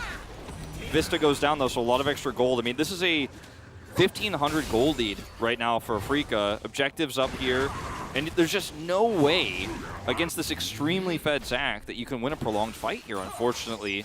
That's Hanwha Esports. And I don't know, I mean, just in general, there's no part where this team just comes online later. There's no scaling argument against this already tanky Zac. Like, Ashe is going to have such a hard time. And you don't have, okay, well, Chovy's playing a Zero late game coming up. No, it's a Viego. There's a Lee Sin on the top lane. You know, where does it get better for Hanwha Esports? It doesn't. Yeah, I mean, they need to try and find picks. Is Chovy going to Heartbreaker and flash his way out? Oh, actually, no. Yeah, didn't have to flash. Just dash Heartbreaker out. He's going to be absolutely fine. It's always hard to track those for Viego because he's a very jumpy champion. Yeah, it's difficult. I always just assume he flashes because he just moves so far so quickly. But he's going to be able to get out of there just with the ultimate, so it's going to be absolutely fine. Def now with Arrow available.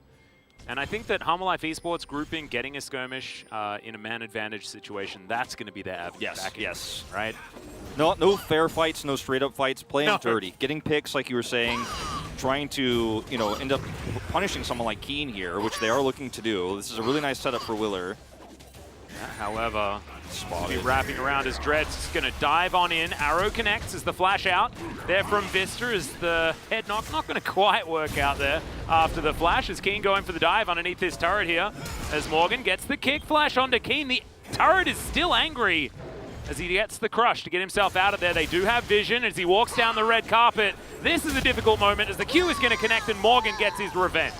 That was actually really scary there still for Morgan because Willer had kind of abandoned the opportunity there to try to bait that in. He just had given up on it completely. And Keen was like, well, if you were here, you would have been here by now, right? So he decides to go in and he just barely is able to survive, Morgan is. Keen does not use his flash, so Willer does come over eventually and helps out. So they're going to look for mid-turret here, and I think they're going to get it.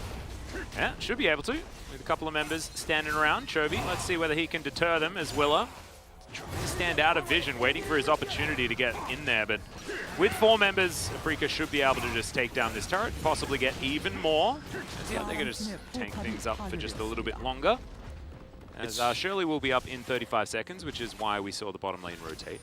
It is Infernal Soul, which, you know, is very strong for Afrika with the Rise pick that they have, the Varus, but it's a great way to shore up some of the lacking scaling damage that Hanwha Life Esports have later on if they're able to take this, which at this point seems, you know, very difficult. It's going to be a long and tough road. Yep. But it is going to be quite helpful if they can pull that off, as and go all the way back to this pick onto Vista, who rotates up knowing that, you know, if he doesn't help his mid lane, it might actually get collapsed on. Chovy might get dove, but in fact, he's the one who dies.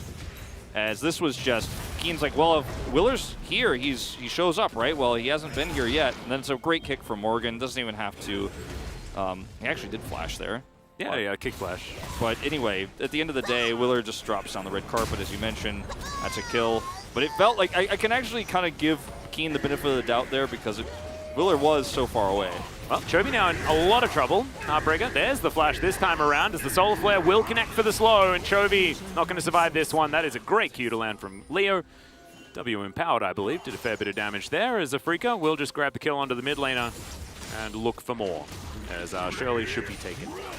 Yep, it's going to be pretty massive, the amount of gold you can pick up from that one. Chovy being dead is really frustrating right now as Hanwha Life Esports. You've already lost your mid turret. There's wards everywhere across the map. Going to get one turret back here for Deft, but again, this is not an AD carrier that's going to really start to explode later on. This is not a scaling AD carrier. I mean, Ashe does scale and she does do... Well, actually, this time around with the Gale Force build, it might be a bit better. It's definitely better, but it's still not going to be, you know, it's not going to be like, okay, well, at least we have this Fed Jinx later on levels of impact. Okay, Fly is going to back away, spots out that Vista was moving on over, so not going to be going for the kill onto Willer here.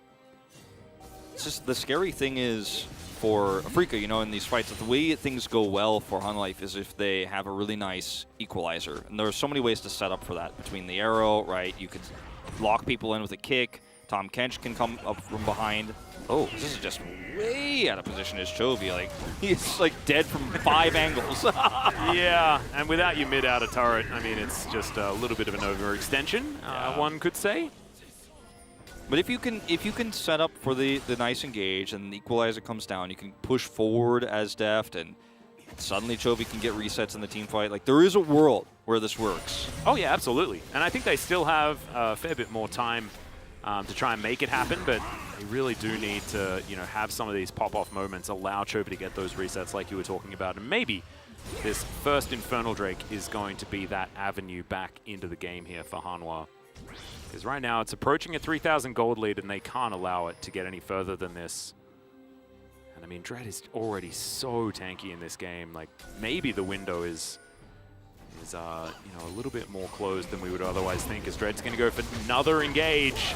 There's the head bonk as the equalizer comes down to do some work here, as Vista is going to get taken out. The arrow is great onto Fly, as Deft is going to keep himself alive, but it's a good pick.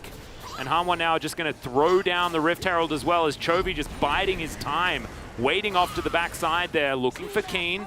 Pops out of the brush and isn't quite able to deter Keen from doing too much. Who's just going to play goalkeeper by the looks of things. Dread really can going to grab that charge, and yeah, Dread looking for yet another one. He has the passive, so I like it. He's extremely tanky as well at this stage. You know, he has his gauntlet. He's had it for a really long time. Steel plated caps, steel cap plates, whatever those are called. The tabbies. Steel caps? Yes, those are the ones. He's got those. He's very difficult to kill. He has the passive. He's level 10, you know, in this game. Like, he's scaling up. He's 8 of the 9 kills. He's almost 100% kill involvement, kill participation. Yeah. And, like, when you have this Zac that can engage from so far away with no cost, like, with no risk whatsoever, as Hanwha Life Esports, you just have to respect that. And respecting that means you lose control over the map. And their on-demand engage is just ridiculous. It's ridiculous. I mean, Dread is like afraid of nothing. Yeah. And that is just how it should be.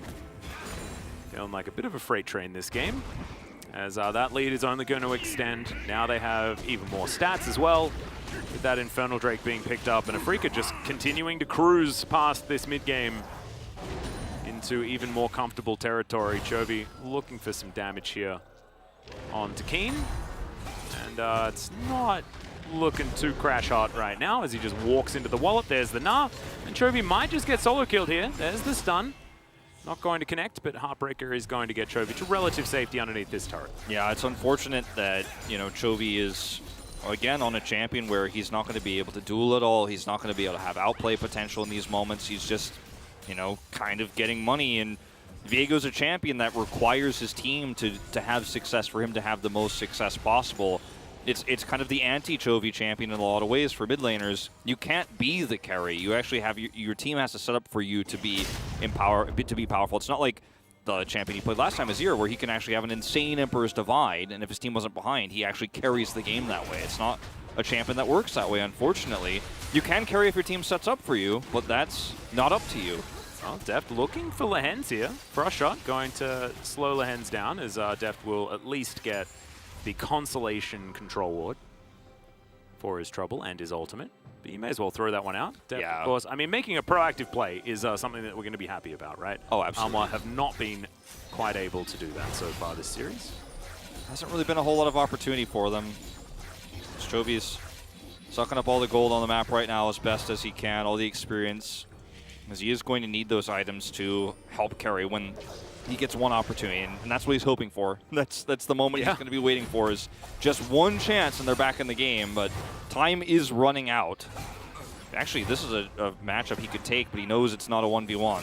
Yeah, Dread moving on up here. Chovy has that level advantage like you were talking about, but yeah, it's just a little bit too dangerous. Vision going to spot, I believe, Leona walking up as well, as Chovy just, I would not risk it if I were you. Does have his Tahm Kench in the area.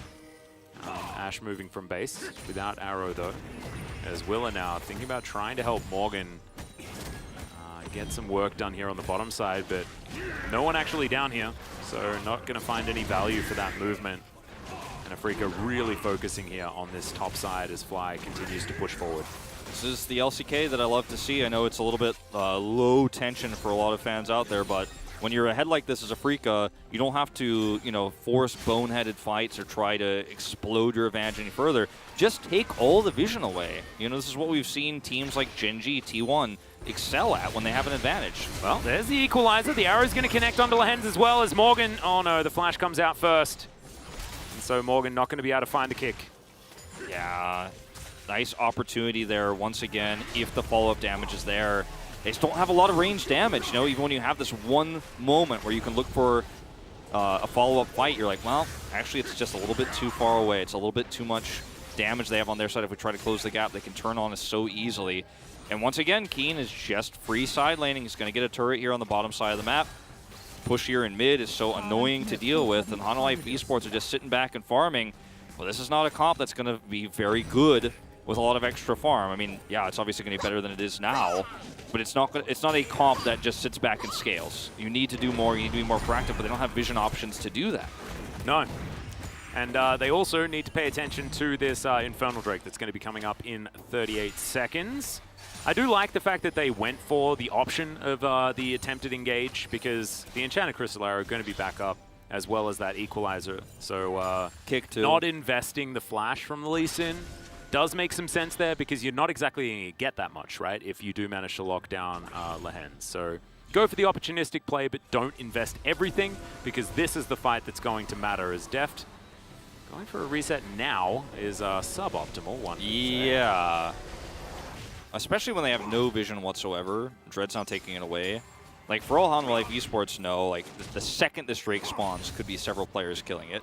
I mean, I'd hope that that's what Afrika's I mean, the thing is, Afrika know they're backing because they saw that. So they're like, well, we'll just put one player on the Drake and also get power in 3 lanes as well, because Hanwha Esports are not challenging. And I think you have to challenge, right? Like, as you were saying, like, this is the fight. This is the moment. And they're going to look for a kill in the side lane instead. There's the Drake. Yeah, well, there's the Realm Warp as Chovy not going to find the stun. And that's it. Fly Like, just gets out. you look for this instead of the Drake, and the Drake goes for free. Afrika get pressure in all 3 lanes, and that's it. Everybody rotated up for this. Like, look at the map. Look at where everyone is. Rumble's up here. Tahm Kench is up here. And you can't start a Baron. I mean, this is really unfortunate macro play here for Hanwha Esports. I think you had to challenge the Drake there. And Def went back and got his second item. But I think controlling that vision and trying to look for a fight there was way more important. Yeah, Vista sort of in no man's land right now as he flashes the Chains of Corruption. Chovy looks for Lehens, but he gets stunned by the Solar Flare. There's the equalizer, not doing a whole lot of work, but Leo is slightly zoned from the situation. Gale Force forward there from Deft, who flashes to get himself out of the way. Fly just dives over the wall though, and Deft going to explode with the Q damage as Chovy looks to try and get out in his Zac form. Morgan's going to get soloed under the inner turret bottom lane, and this is an absolute disaster for Hanwha Life. Afrika with the triple kill onto Leo. Look to break open the base. Oh, best observing world, by the way. Oh, yeah. We didn't miss a single part of that action on two fronts. Got the kill there onto Morgan on camera, and they're going to push to end. We are 25 minutes into the game, but they have a minion wave here, and the death timers are just a little bit too long here. Vista's coming up first with Willer, but I think they should be able to clear up the Nexus. There's too many minions. Well, it's going to be close, actually. It's only a few. So just one Nexus turret, but I think, you know, a bit of a victory lap now for Afrika as Hanwha Life 6.5k gold behind. I mean, now you go to the Baron. map control that's just so ridiculous here for Afrika. Now you just push for the Baron. As Dread in this moment, as again, No Fury so tanky, he just is willing to stand in all the damage. He gets devoured, and he's like, yeah, cool, thanks. Now you're putting me in a better place to bonk heads. Yeah. And he has his passive. He gets exhausted, and look, Deft is like basically healing him with his damage at this point. As he does end up getting taken out here by Willer. The flash from Fly was over the arrow as well, which was just so sick. Yeah. Everything about this from Afrika is clean. And even though I underestimated their ability to end there, I mean, that fight was enough for them to guarantee Baron, basically. This is what got Morgan killed, was kicking Keen to stop him from leaving. If he does get the teleport off, it could be even worse. So I appreciate the idea, but then staying here was definitely not correct. Yeah.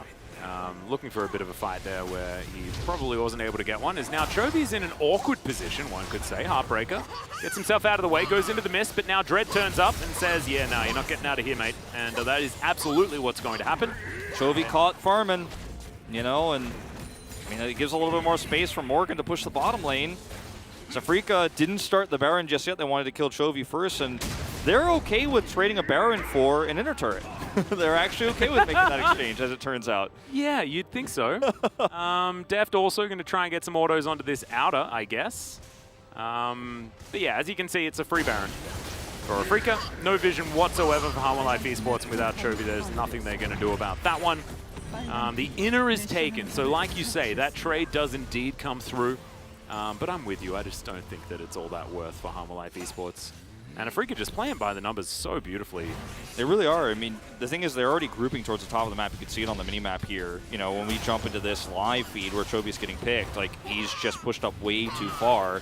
And what you could do oftentimes as a side laner like this is to pull Afrika away so that your side laner gets the inner turret. Unfortunately, there's a huge objective available at this moment in time. So that's the elephant in the room, is Afrika's like, okay, well, you can get the inner, we kill Chovy, but also we get the Baron. You know, if it's a kill on Chovy versus the inner, like, that's a good trade for Hanwha Life, but not when the Baron's up. Now you have Baron buff to push to end. I mean, one Nexus turret is already dead. They already have mid pressure, so just going to push bottom.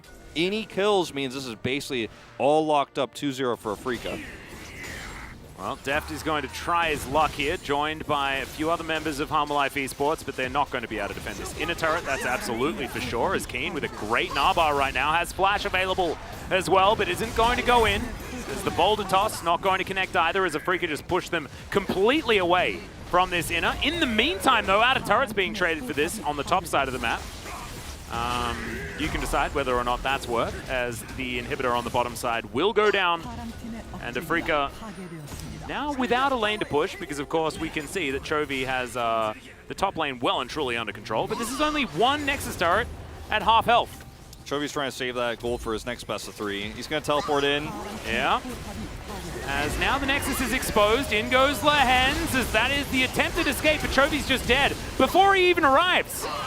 And Afrika now push them towards their fountain. Deft trying to get what damage he can, but this Nexus is exposed, and Afrika are just currently playing with their food. Fly just realm warps his way towards the turret, as that is an extraordinarily high value stopwatch, but in the meantime, the minions will do their job and take down that Nexus. A very swift and comfortable 2-0 for Afrika Freaks. Yeah, very much a dominant second game. The first game was also pretty dominant, but there were a few hiccups. This time, not really. I mean, it was pretty pure, start to finish. They used their advantages extremely well, and this is the kind of Afrika that, again, we have to remember the opponent here, Hanwha Life Esports, did not qualify for playoffs, but this is the kind of decisive Afrika that you want to see in a best of 5 that we will be seeing from them. We don't know what their opponents will be just yet in the upcoming playoffs. They have one more best of 3 before we head there.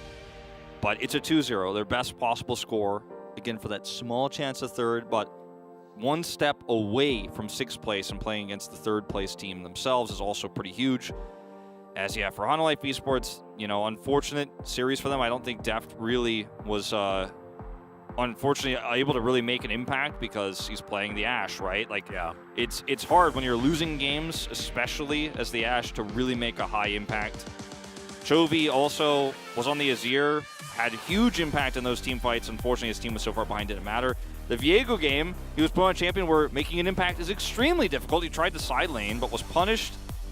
And yeah, I mean, it's not a good look here, unfortunately, for the drafting of Hanwha Life Esports. I think it was mainly on the macro play, right? We saw them make some very odd trades, not able to play as a cohesive unit, right? We illustrated that it was going to be sort of mid-game picks that they needed to play around. They absolutely did not.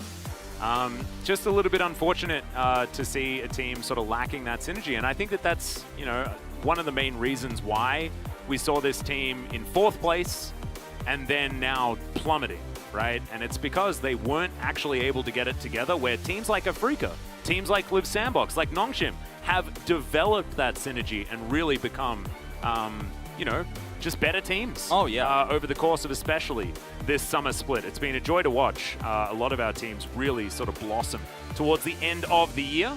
For sure, and I do really and truly agree with that sentiment. Is, well, other teams have grown, Hanwha have stayed the same, and you have 2 world-class top-tier players on this roster, but they're not playing around the win conditions, you're not playing around them, and something's going to have to change. I do, you know, truly believe that going into 2022, we might see a completely different roster for Hanwha Life, or at least some big tweaks coming through. But they still have the World's Gauntlet potentially. Yeah. But this loss makes there a small chance they don't make it through, but it's very likely Hanwha Life will still play through that, might still have a chance at Worlds, so there's still hope, but you're going to have to play better than this if you want to make it through that gauntlet. You're going to have to play better than this if you want to compete with the best the world has to offer. No, that's exactly right. It's also very tough competition. This time around, we've only got 4 slots, and of course, there are 6 teams in the playoffs, and one of them is not Hanwha Life Esports. They're, of course, unable to qualify no matter what happens. They have 1 more match remaining. It's against T1 in a few days' time. And a difficult opponent, yes, and also not a lot to fight for here on Hanwha Life Esports' side. It will be very important for T1 to take that victory, though, as our race towards getting that bye in the playoffs is going to be very, very important. But yeah, not exactly the most amazing showing here from Hanwha Life Esports, but certainly good news for the Afrika Freaks who want to really ride that 15% chance of a possible 5th place.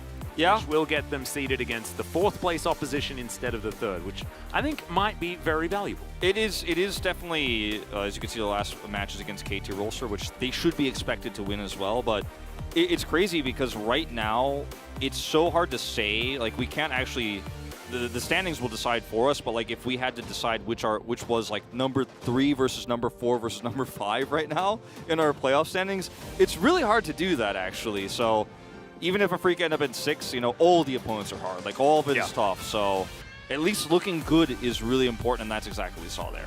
No, it's exactly right.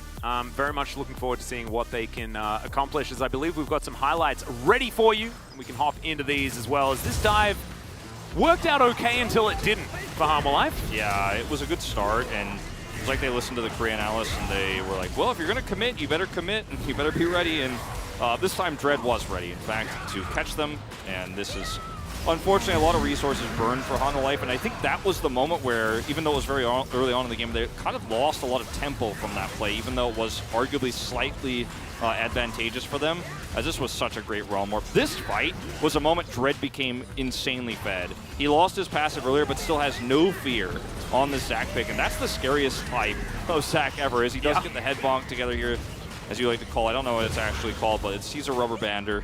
I think it's stretching strike, but I like to call it stretch Armstrong. There you go. And, I mean, I love the sound effects for the Zac, but he's just a menace on the map. Yeah. And I think he's probably going to get back-to-back VOGs here, just because he was so impactful in this early game. He is the ace, self-proclaimed. Yeah.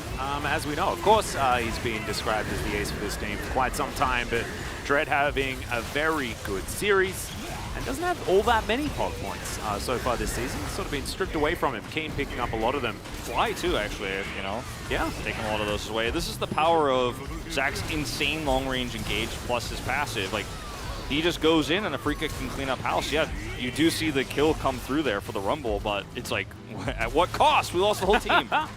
Not to mention the fact that Lehen's had a phenomenal game here today as well on this. Leona landing a few of the Zenith plays, the earlier ones, but got his eye in towards the end, and things certainly working out very well. As we'll have a listen to a free point in the game. 들어갈게. 캔치.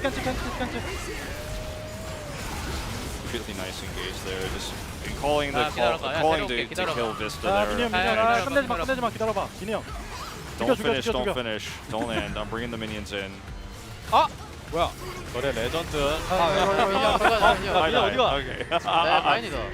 Oh, Leo just like, oops, maybe I got the fountain laser there. 리신 Yeah, 템 that's 팔고 kind of a 가인 oopsie, but 잘하네 리신 형. I think they were a bit sad that the Nexus died a little bit too early. As we have a look at this post-game, it's once again almost identical goal graphs for Afrika, but a very different story on Humble Life Esports' side. Def did some damage, but wasn't really the same. 28.5 minutes is a pretty quick one here for Afrika, who really tidied things up pretty early yeah, in the series. not a huge fan of that draft for Honor Life Esports. I think it was super difficult to execute. Yeah, I feel like they were like on a kind of right track at the beginning, but it didn't quite work out. As we'll check out the player of the game. I'm hazarding a guess that it's Dread, and it is once again 2-1-13. Started the game 2-0-3 and just rode it out to the very end, giving the kills to the rest of his team. Perfect utility-based jungle play. A majority of the game he was involved in nearly all the kills. He ended up with about 80% kill participation in this game, and the fact that he gets out in this case was just insane. And then this is another one of those engages where you have to respect the Zach. We saw Canyon, I believe, was the first person to play it this season, and it's just been a really niche pick. Yeah. So strong into comps like this. So, like, once you get caught, everything falls apart, and it's just, he has no fear. He's like, well, you're dead. And you can see the arrows here attempted from Deft. Like, Deft had some really nice attempts, and he was trying to be proactive, but there's no follow-up damage. 9 out of 12. Some, Couple going over to Leo there, some Leo but fans, yeah. not quite the exotic votes that we saw from the last time around. In fact, the exotic votes went to the right place. But speaking of the right place, let's head over to the interview, and here's Jisun. Thank you very much, guys. This is Jisun with the Never Translation, joined by the solo POG Dread from Afrika Freaks. Congratulations on picking up a very clean 2-0 victory over Honor Life Esports. How are you feeling? I think we played just as usual, but we were able to get a really good result. It feels awesome. It was Afrika had this jinx where you guys always had the reversed result of the first round robin. What kind of mindset did you bring for today's series? I didn't really think of something special, you know. I was just feeling relaxed in order to play the game today. Dread, your Lee Sin showed off some fleet footwork, and also you won almost every smite fight as well. Were you feeling super fly today? Feeling good? 컨디션은 뭐 괜찮았던 것 같고요. Yeah, pretty okay. 바론 때 강타 싸움 And also, 하는 I'm 매치네요. actually pretty upset about the Baron Smite fight where I lost. 아, 네. I also thought that was pretty winnable for me. 그냥 하셨다고 하시는데 전반적으로 자신감이 엄청 나셨던 것 같습니다. I guess Red was feeling bit of a confidence heading into today's series. And in game number 1, it was all about you and Keen getting almost every lead. And then you, in the game number 2, actually made a really good cover gank for the bottom lane as well. So tell us about your early game jungle pathing. 모든 정글러가 공감할 I think 텐데 every jungler will feel the same. It's about the matchup. 챔피언에 따라서 It's all about the champion matchup in the lanes. So it changes my path 아마도 같은 느낌으로 다이브 올 거를 처음부터 Did you also 예상을 좀 see 하셨었나요? the same kind of turret dive happening down on the bottom lane by Hana Life Esports? Because our bottom duo, you know, I knew that they would be suffering a little bit down there. So game number 1, you were playing around the top side. Game number 2, it was all about the engage from Zach. A lot of people are actually praising the upgraded macro of Africa Freaks. What was the key? 저희 팀원들이 뭐 잘해줘가지고. I think every teammate played so well. 그리고 드래그 선수도 완전 잘했어. That's about it. 생각을 기피하고 들어가네요.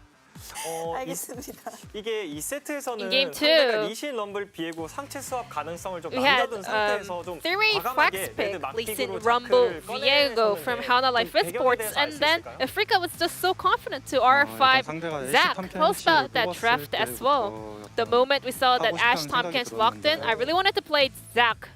상대 조합에 And 좋아 then 보여서 그냥 했던 I 것 thought 같아요. this was a really decent pick into the opponent's comp. 나와서 그런 시도를 하신 것 같습니다. 그래서 명장면들 많이 만들어 있어요. 네, 그렇습니다. 그렇기 때문에 오늘 자크가 활약한 Thanks to 장면 that, 영상 보면서 we were 함께 able to have some 짚어보면 좋을 것 phenomenal 같아요. series from Zach. So let's take a look at this replay. 2초. 펜치 노폴이야. 점프 볼게, 점프 볼게.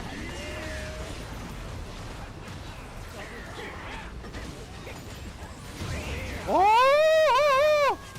너무 좋아. 이게 그 짐승의 포효였다 뭐 이런 The 얘기를 roar 했거든요. from the 좀 beast. 어떠셨어요? What was that? How did you feel at that moment? Even if I died there, you know, I knew that my teammates will sweep up the kills, so I was able to be more aggressive. 신짜오는 노잼이라고 얘기를 You said 했는데 Sinjao 오늘 is 자크는 no 정말 fun. What about 재밌게 Zach? 했던 것 같거든요. I think you 자크 pretty 플레이 you 어땠나요? had some fun, right? 일단 매우 재밌었고요. Very fun? 저는 재미없는 챔피언 하기 I 싫은데 hate playing no fun champions. I'm glad that I was able to play something like Zach. 호불호의 영역일 것 같은데 리신으로 캐리할 때랑 자크로 So, 캐리할 때랑 어떤 which one do you 게 좀 prefer? 상황이 Carrying 나왔어요? on Lee Sin or carrying on Zach? 아무래도 자크는 자기가 Well, 힘든 Zach 상황을 is a 끌고 champion that actually 견뎌내고 이기는 have 거기 to, you 때문에 know, 자크가 더 재밌을 것 같아요. overcome some of the hardships. So I prefer winning on Zach, carrying with 오늘 Zach. 상대가 1, 2세트 모두 애쉬 탐켄치를 빠르게 가져가면서 Hana Life 바텀 쪽을 Esports 강하게 압박하는 was 전략을 very 준비해왔거든요. obvious with 근데 their 이제 pick. Early lock-in with Ash and Tompkins. We knew that they're going to play around the bottom side of the map. So what kind of communication did you guys have in order to deal with their playstyle? 그때 상황이 잘 기억이 I 안 don't really 나가지고 remember 근데 좀 the situation 힘들어해서 exactly, but they were 최대한 having 제가 some hard 맞는 time. 턴에 많이 So 봐주려고 I 했던 것 같아요. tried my best in order to use my tempo whenever it was available to play around the bot side. 징크스 뭐 별로 의식 안 한다 그러셨는데 You said you don't really pay attention about the 징크스가 하나 더 jinx 있기도 that 있어서요. Africa has, but you have a different jinx, a very long history of this jinx. Since 2016, you guys always ended up being a 5th place in the summer split. Do you think you can break that jinx this time around? Lift it up? 네, 깨보겠습니다. Yes, we will.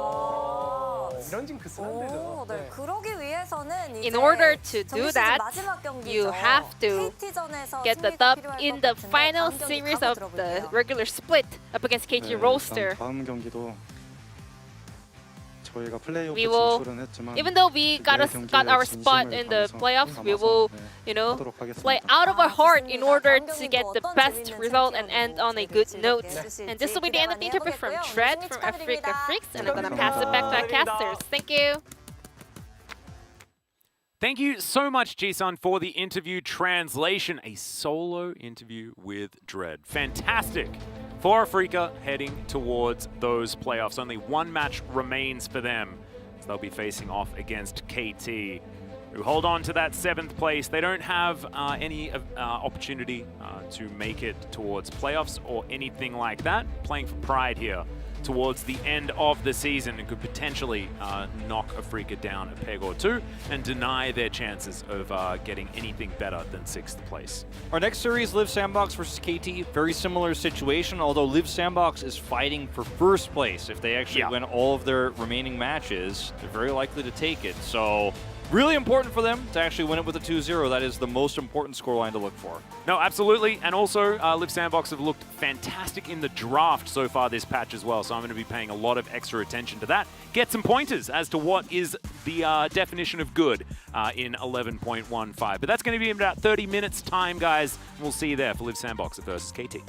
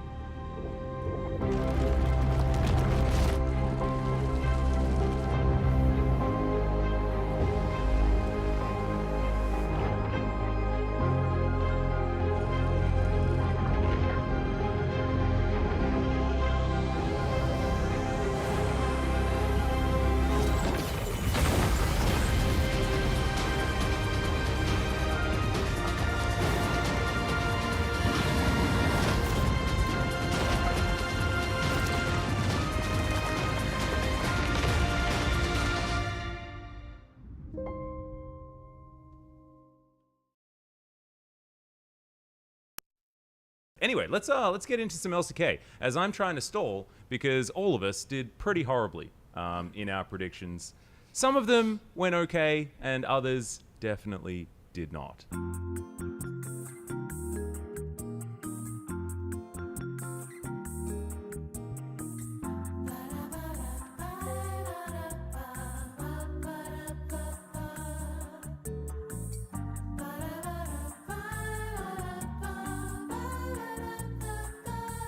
So let's have a look at week 7 and how things eventuated. How things all managed to go downhill for old mate Atlas and his love of Unreal Life Esports and his predictions. I think you and I, Wolf, are probably the ones that have very distinct ideas about what went wrong. Yeah, my predictions were very R-rated, and by R I mean R for Rollster. So you don't want to show those on the screen, or Team maybe Rocket really was blasting off again. And make sure you have a parent in the room if you're looking at my predictions. I voted a lot for KT. I thought they were going to do a lot better than they did, and they did not. They looked very bad, unfortunately, in their match against DRX last night. It's definitely a big standout one. So KT, I don't think are making playoffs. I had them making it through, and big regrets in terms of my predictions of putting them much higher than they actually were. Yeah, I made a few mistakes myself, and I think that it's only going to get worse as the season goes on as well, because I had some predictions for Harmer Life Esports that, yeah, may not be coming true. If we have a look at the last few games, I think I've got Hanwha beating Afrika pretty considerably. There was one where your faith in Hanwha Life actually worked out in your favor, and that was against Nongshim, where Nongshim took the 2-1 victory over Hanwha. Everyone else voted 2-0 for Nongshim, but you, Atlas. I got the 2-1. You knew it. You got knew. the extra point. Yes. And I want to applaud you for that. Well, I mean, I guess there's that one. And actually, looking down the line, Hanwha Life weren't what let me down. Like, at all, actually. So maybe it's fine. Maybe this is how it was all supposed to go. Maybe I didn't actually have that much faith. I feel like for in the now end it anyway. hasn't, but Yeah, it certainly will. Yeah, my Hanwha love should turn around. How about you gentlemen on the other side? I took how a did lot you of go? gambles. Yeah, we noticed that. I do think that the spirit of those gambles paid off, but the actual gambles did, which is a good lesson, you know. Don't gamble because no, because I would have been right if I voted earlier. Like. I wouldn't have bought. I wouldn't be right if I had got it right though. Think about that. The spirit, looking at my looking at my predict. That was like looking if at you my just look at the bottom of all these, there's a few red lines drawn across the board. You know, the good old Frederick Brion versus T1 Yeah, red line there. that one was just bad. Like Frederick Brion versus T1, that one was just not it. But I still like think that the DRX versus KT match could have been a 2-1 for DRX. That was for sure. Everything about that was just horrible. That's the one I give you the spirit of the prediction was correct. Legit. That and the fact that DRX actually did win a match. But it was against Afrika. So I misjudged slightly, and I have been punished appropriately. Also, I had faith in Genji, which... And there is a lot of big red blocks as well. And these sort of represent the actual upsets that have occurred throughout the LCK so far. And I think it's because we've got teams really on the rise and other teams not necessarily falling, but not being quite as powerful as we thought. Of course, obviously, we have to talk about Live Sandbox. This is a team skyrocketing to the top of the LCK. There was a time where we'd talk about the middle of the pack being like, what? Afrika, Sandbox, and KT? Yeah. Like you might have even put Fred in there. You know, you're like, oh, they're almost there. But not anymore. I feel like those times are well and truly over, and the Live Sandbox era is certainly upon us. Those are the big blocks that we have is Sandbox upsetting T1, right? Upsetting Nongshim. So also Afrika getting a bunch of upsets. Yeah, Afrika with two big upsets. Because Afrika, I was kind of down on Afrika when we did these predictions. I felt like they were very much middle of the pack, right? Like I see them win against the weaker teams, but I don't really see them get the upsets. But then they probably decide to win against both Genji and Damwon Kia. I mean, the red blocks for Afrika are like double upsets because not only did they beat Damwon and Genji, but they also decided to lose to DRX. Yeah. It's all Afrika's fault. We would have been totally fine, actually, all of us with our predictions. If Maybe they didn't got frustrated. Just make no sense. They got frustrated. They got frustrated at us for making these predictions against them, and they're like, oh, screw these guys. We'll ruin their pick'ems by losing to DRX and beating everyone else. The only thing that makes complete sense now is for them to 2-0 Nongshim tonight. Naturally, yeah. I don't think 2-0. I think it has to still be a 2-1, and it has to be very messy. And at the very end, somehow they do it. Yeah, we all wonder how it happened and what it means. It's not a good thing. It's not a good thing, by the way. No. It's a little bit worrying if that happens. And I guess now looking forward as well, we're going to have some different ideas about how the rest of the matches are going to go. What did we say? I think all of us have got a 2-0 for Nongshim, so that might be a little bit more up in the air. Actually, there's only one different across the whole thing. It's your Genji versus Damwon Kia vote. You voted for you guys Damwon Kia. We all voted for Genji. So I think that's going to give you another W. It's going to be in the W column for Max, I think, probably. So does that mean that if we have a look at the scores as they stand right now, I think it's very important to bring these up onto your screen to see who gets the dummy sticker and who does not. High five, dummy sticker, yeah. Analysts unite. Oh, yeah. But it is actually Valdez out in front. 18 points. I am barely behind him with 17. And then our analysts sitting on 15 points apiece. 15, not exactly awful. However, we still win, so... This is the winners table and it was, over here. you know, it was just 1 point, and I was just looking through some of the things, like, Predicting like Hama Life 2-1 over Fred at Brian. You know, that's one of those ones that could have easily gone either way, but I'm like, we'll throw Fred at Brian a win. So like, yeah, I get the extra point for that one, whereas like Atlas doesn't. So it was really close, and the fact that I'm in front right now, actually, like some of the points that I got, I'm like, well, you know, it easily could have gone either way. So I think it's more of an illustration of how unpredictable the LCK has been, rather than anything else whatsoever. Pretty much all of my like ones that are standout wrong involve KT Rolster. KT versus Genji, I thought they'd take a game. KT versus Damwon Kia, I thought they'd take a game. I didn't expect them to win, but I thought they'd take a game. And then I had also KT versus DRX I got wrong because I thought KT would 2-0. Did not happen. They should have. I mean, just hit the Nexus. Yeah.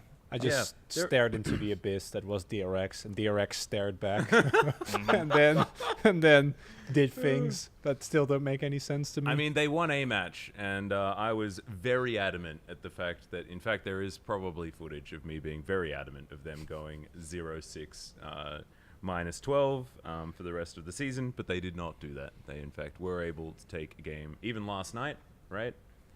In that extraordinary, I was about to say excruciatingly. I mean, to be real, it kind of was an excruciatingly long series. The base race at the end to save game 2. Oh, I think in a different context, we would have been like, that was the most hyped series ever. But in the context of that match, everything that was leading up to it was not great, and then that moment was also not great because just hit the Nexus for ordered the Nexus. Yeah, I just don't understand how the Nexus didn't get more POG votes. After No, that wasn't the Nexus. That was, who was it? Was it Jet on LeBlanc just like randomly drawing aggro and then getting autoed like 3 times? Yeah, 5kid flashed forward. Yep. Wait, maybe we're talking about different things. No, we're not. We're talking about the same, because he flashed forward to attack Jet on LeBlanc. And then LeBlanc just blew him up instantly. He could have just sat there and attacked the Nexus 2 times, and that would have been enough damage. But one of the rare non-5-head 5-kid plays. Yeah, it's getting a little bit ironic over there. So it was definitely an interesting match, to say the least. But KT managed to pull it out in the end, being able to pick up that win in 2-1 fashion. So DRX were able to get one there. They could have theoretically saved it all, but didn't quite work out. And beating Afrika was also pretty good for those guys. So they're not the, 1-17 that I was predicting with like a -29 scoreline. Could have been worse. It could have definitely been worse. And now they get to play some pretty epic spoiler as well, theoretically. Who is it? Is it T1 that now has sort of the dream run towards the end with DRX and then Hama Life Esports being their next 2 opponents? DRX should be pretty comfortable for T1, and then they're going to be cruising to the very top of the standings there. It's going to be really, really important. It's insane, like how close the top spots still are. Like we still have no clue who's going to end up where in playoff seeding, which is really cool. Yeah, let's get into our teams and what we've expected, what we've noticed, what we've seen throughout this season, because it's been pretty ludicrous. Yeah, the evolution of the LCK, and I've got an interesting take. I'm going to save it until like halfway through. This was like a shower thought that I had last night. It was like 2 hours of me like lying in bed thinking about it, and it was, I don't know, I think it's kind of cool, this new idea that I have for trying to adjudicate the LCK. But biggest surprises, Chronicle, let's start with you. I can go with obvious and go with gory, because that I think is without a doubt the biggest surprise. A player that none of us were already excited about. Was like, he's probably better than Bay. That was about as far as we went. Yeah. But top of the POG standings, looking incredible, having key highlight plays, even the matches when they lose, like against Liv Sandbox, like his side display, like mechanically just looks absurdly strong. Winning that 72-minute game with that Silas composition that we felt should have been outscaled, but then they win at 72 minutes. Oh my god. Yeah, Nongshim as a whole, right? Like Dogdom also, I think Dogdom and Kalin already looked good in spring. Like they looked like the strongest part of that roster, but then now they're just one of the best bot lanes. If not for yesterday's match, you could call them the best bot lane, but then seeing Gumayushi and Carrier put on a clinic just made me go like, oh, please let these teams face off more. I want to see it. So good. We have seen that one before. Yeah, I know, but I want more. Yeah. And also, you just never really know what you're going to get, or what we saw last time when it comes to T1, who have now finally solidified a roster towards the end of the season. Seems to be the way every single time. Even when they say at the beginning of the season, no, this is what we're going to use, just never is. It's just not how that one goes. And so finally we have rested on some sort of normalcy. But you're exactly right. I think that bottom lane's amazing. I love the fact that we had conversations last season and last year of like, get Doc Dam a team, you know? Damn, he's so good, but maybe he's trapped on team dynamics or Nongshim Red Force, you know? Like, I just think that this guy has such huge potential. Well, guess what happened? They became a team. And and now it just looks super good. I know that Wolf, you were super high on Nongshim at the beginning of the year as well. I really was just after Kespa Cup results, and I saw the potential. I really liked Peanut coming back. But I've also been very adamant that I was really worried about Bae as a player. Didn't think he was LCK ready. He choked a lot, was very emotional. I think Gory filled that slot. The biggest crazy thing that happened, I think, for me this season, I think all four of us are going to agree, was that we saw Sandbox choke at the end of spring, and then at the beginning of the season, we were like, there's so much potential here still, but the beginning wasn't a strong start for them. So I think everybody kind of thought, well, Sandbox will probably get in at the last spot of playoffs maybe at best, and they'll probably drop out in the first round. I think that was everyone's kind of general idea. And now they might be the best team in the LCK. And we called them a romantic team, right, because of their aggressive play style. But I think what we were kind of labeling, or the Korean community was labeling, and we then used of the romanticism of this team, was really just this team figuring out faster than other teams in the LCK right now, this meta, how to be decisive, how to be aggressive, how to make extremely fast calls in the moment. And I think some of the mechanical skill kind of evolved around that throughout this season. Their decision-making is good. Their mechanics are getting better. This team has so much potential right now. And I'm very happy if we send this team to Worlds, to be honest, right now. And I don't think I would have ever said that at the end of spring or at the beginning of summer. And I think that one of your points is my absolute all-time favorite, because the thing that we have disliked about Sandbox since they debuted years ago is their drafting. R5 Aatrox. They have been the R5 Aatrox. They have counterpicked sick Renekton's and things like this throughout the entirety of Sandbox being a team in the LCK, but they've tweaked the drafting just a little bit. It's still hyper aggressive. It's still playing for lane in a lot of these situations, but they tweaked it just a little bit so that they could get strong lanes that also mesh into a team with an identity. And whenever they're on the Rift, they identify what that identity is and play towards it. And I love that. I think that's like, that's the showing of a great team, not only like from a coaching standpoint and from like a drafting direction standpoint, but also from how they play together. I think this is a team that could only get better, and I think it's just so cool.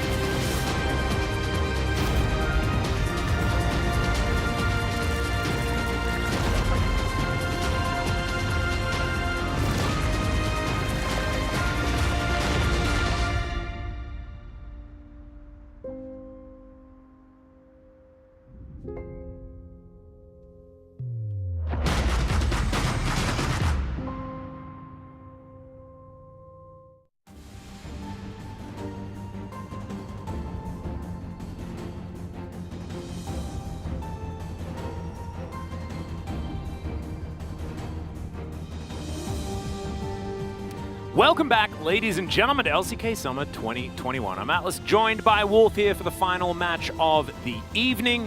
This, of course, marks day number 1 of our final week of regular season play. We're all vying for the top of those playoffs, and Live Sandbox definitely a team trying to do that. KT, unfortunately, out of the running for the playoffs. However, this is all about Live Sandbox and what they can actually do, where they can get to, and KT looking to try and put a stop to it. Yeah, I mean, that's the best they can hope for. Unfortunately, they're already eliminated from playoff contention, so with no playoffs performance in our previous season, they also don't have Worlds qualifier points, so for KT, you're just playing spoiler tonight, and you will be later on against Afrika in the last match of the season.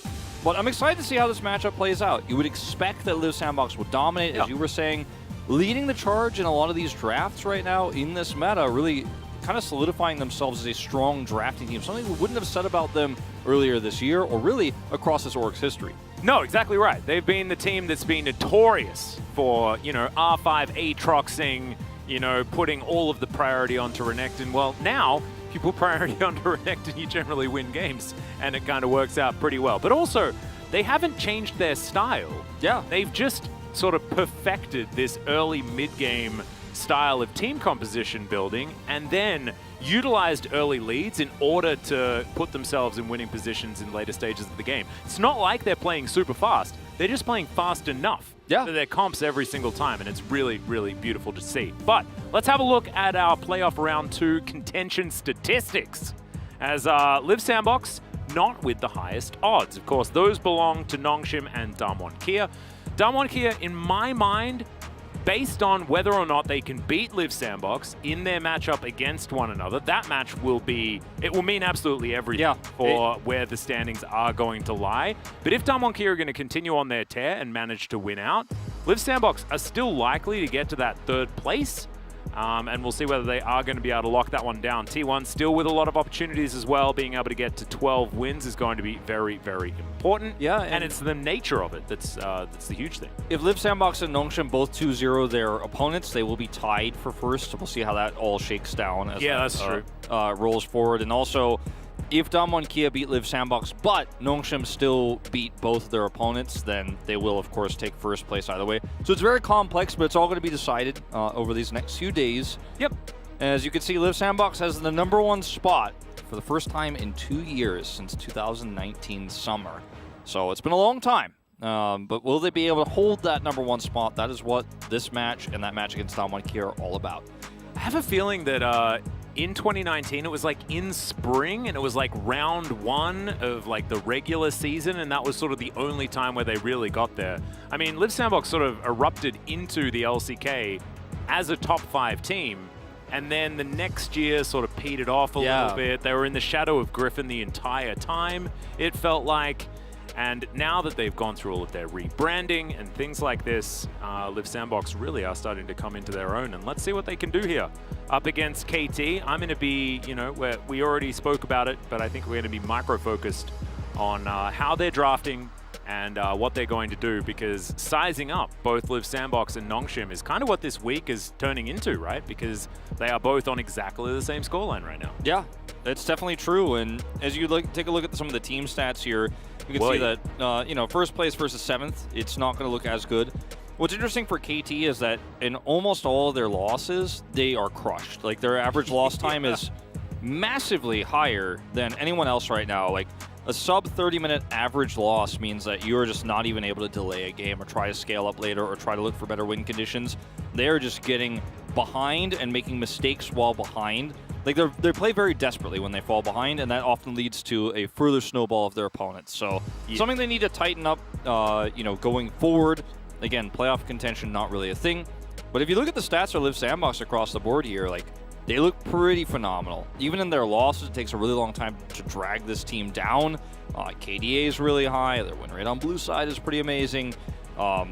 some good stats here for the team. Yeah. That will be starting in blue. I think the interesting thing is the fact that they're not very fast as far as their wins are concerned. However, they do always draft for these more early to mid-game style of compositions. They're just slow and steady when it comes to playing out the rest of the game, which results in a lot more wins because they are much more careful about it. The bottom lane has really been a highlight, I think, for a lot of us. Prince and Effort really stepping up this season. Effort especially has just been going from strength to strength. As we hop over to the KT side, Gideon will be starting one more time. I believe last time he started, Blank picked up a POG in that series. So an interesting decision to be made here. Considered maybe the starting jungler. And, then Blank does some downloading behind the scenes, and then they get him as the trump card to come in. We'll see whether that works out. Yeah, it's been pretty odd. But if you're KT, if you're Hurai, you're trying to build a roster right now, it's tough. And the stats for round 2 actually pretty significantly favor Doran across the board. Maybe the jungle proximity difference is one of the big standouts, I guess, for Summit. But again, small difference there. But his XP difference, his CS difference is better. His damage per minute overall is actually pretty high. You can see Summit is in general a little bit lower, but Summit does play a lot of Gnar, does play a lot more utility tops. Doran likes to play a lot more aggressively, so that does explain a lot of these stats. But again, the one thing that isn't shown here is that Summit is able to help his team win the games. Doran looks great in lane, he looks great in terms of the gold leads, the experience differences, but they can't translate that into wins. Yeah, and I mean, the game is played around him. You can see he's first in damage percent for top laners. This is often a stat that belongs almost solely to Keen because he has sort of been that one-man army of Afrika. That has since changed. And now Doran is kind of wearing that mantle, which is not exactly the most fun one to have on, right? It reminds us all of Kyoshik on DRX, having to try and lift up his team around him as well. So the stats looking good for Doran, but the rest of the team really needs to be there to follow up on what he's been able to do because he's had some amazing games. And I'm excited with the fact that, Kennen making his way back into the meta, things like this, was always a champion that was fantastic for a player like Doran and could work into something like Summit's Gnar that he loves to pick so much. Yeah, it is definitely something to keep an eye on. It also could be something that KT want to try to potentially ban away, that Gnar, something that a lot of teams, I think, are really going to be heavily taking a look at right now when you do face off against Live Sandbox. But just having that extra card, having that extra threat makes it so frustrating. This 5Kid has kind of stepped in here. KT have had a long and hard road in terms of trying to figure out what their AD carry pool is going to look like. Remember, we started the season off with Hybrid, and he was considered by most to be the worst AD carry in the LCK. He was replaced. Now 5Kid's coming in. Noah in and out, right? You see, the bot lane as well. Harp versus Zeus, who's the starter. Like KT, oscillating between Blank and Gideon. We never really found a top 5 solidified roster for KT Rolster, whereas every other team pretty much figured it out. We're not seeing too many changes in their top teams right now, and KT are still just going to mix it up one last time here for one of the last 2 series they have of the season. Yeah, I find it kind of interesting as well because I feel like 5Kid and Zeus especially have not been an upgrade to Nora and Harp. Yeah. I think Nora and Harp petered off towards the end of their stay here in the LCK, but I think the highs have definitely not been as high as that particular team, which is why I think that KT has really sank, right? Because their bottom lane just hasn't been able to step up to the rest of them. Bottom lanes here in the LCK have been very strong though, so it's a difficult task at any rate in order to do that. And one of the reasons why it's difficult is because players like Effort and Prince have both stepped up to the plate and are really delivering. As the Ziggs is going to be taken away. Yep, that one's off the board right away. Jace being banned is extremely common right now. It's not just picked against a lot of top laners. Like, it was very commonly used specifically for Gnar and Gwen counter pick, but is now just even being picked blind and finding success here in the LCK. Yep. But it's also a great ban for Live Sandbox though, because it does mean that you don't have that against you if you do want to prioritize that Gnar, as they often do. See the Effort Thresh is taken off the cards right away. Like to see some support bans here. KT giving their respect over to Effort.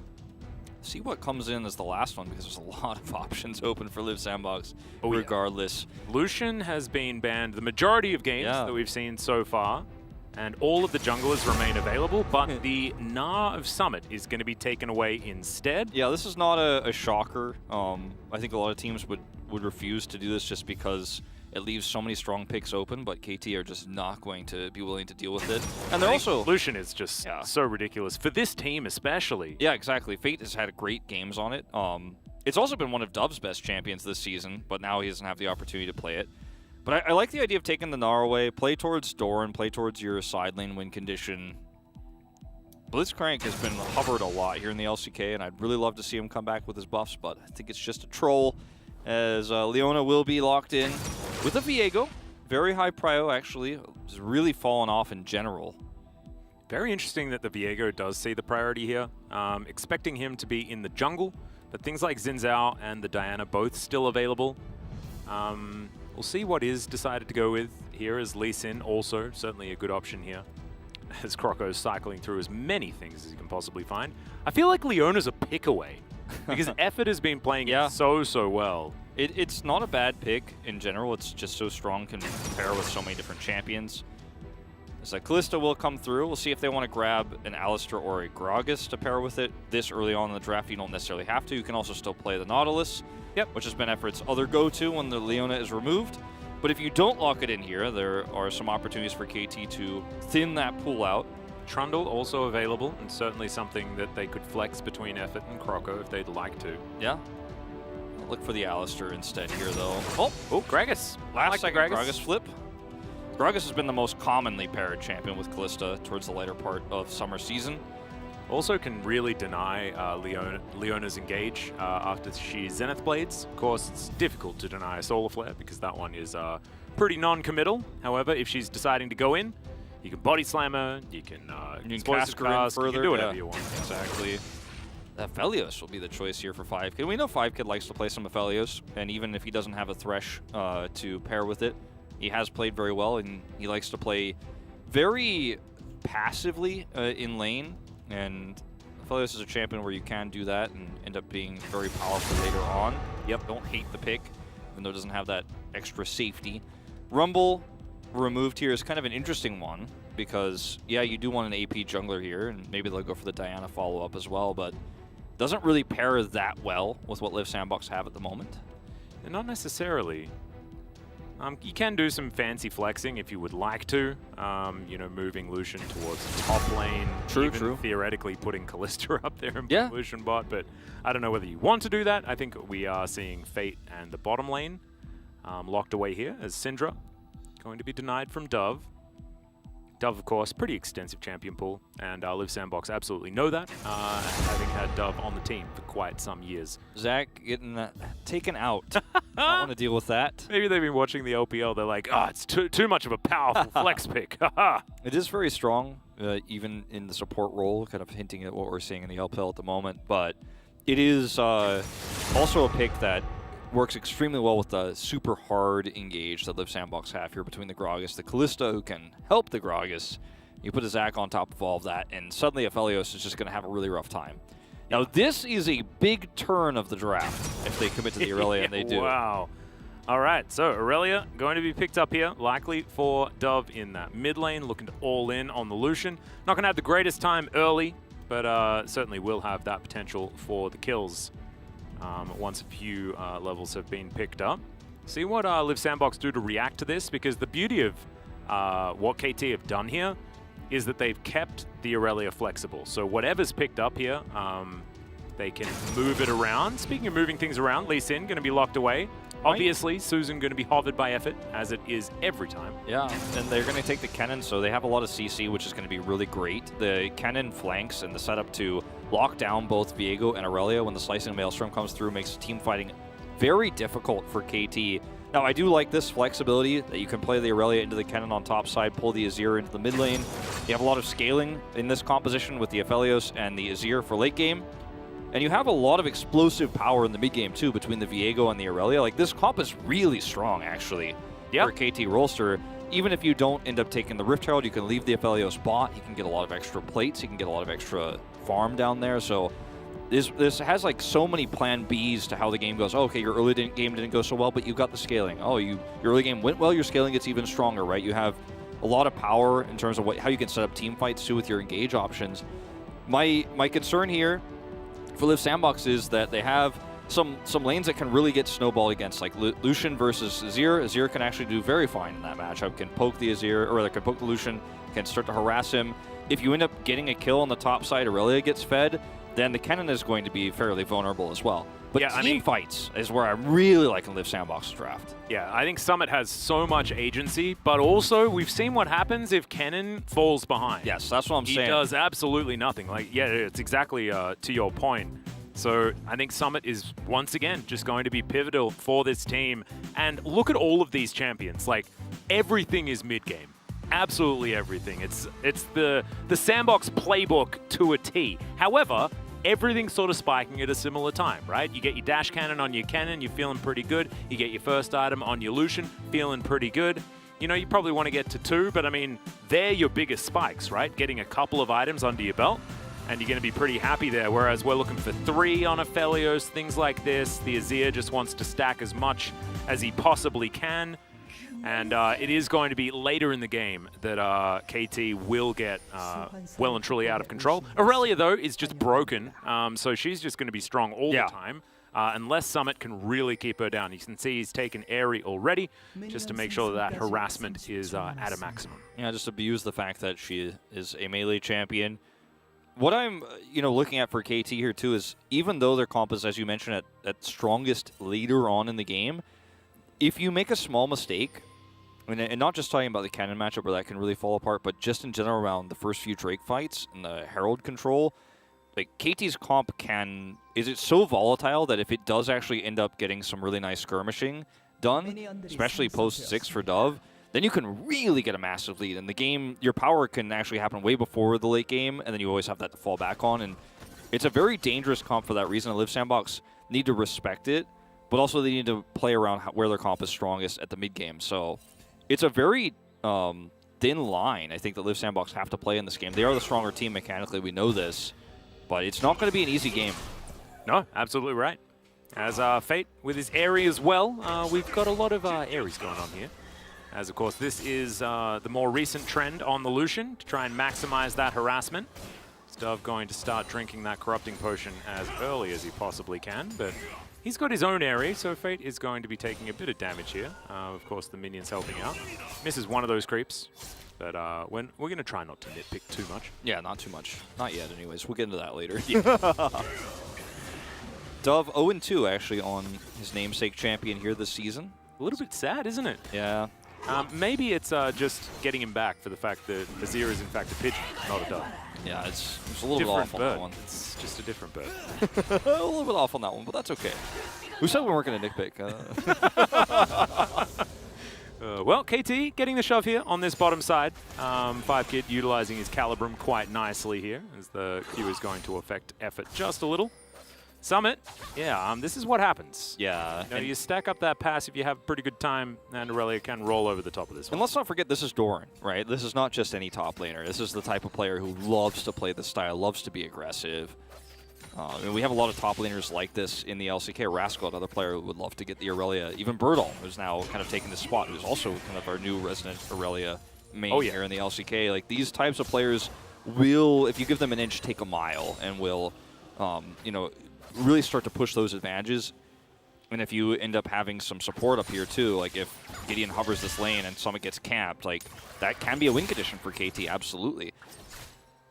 Well, that was actually a pretty decent trade there from Summit, landing the Q. Of course, that was the buff onto Kennen, so we have been seeing a lot more Q-Max Kennens, as we're seeing a little bit more aggression on the bottom side, but Jonas Strong doesn't want to watch it, as we've got to fight for a Scuttle Crab, and that is a little bit more interesting. Q going to connect onto Gideon, but Doran has the inside track, so he will guarantee this one. Yeah, this is really nice. Use that top prio to grab potentially double Scuttle. Now, mid prio does, of course, go to Fate at the moment.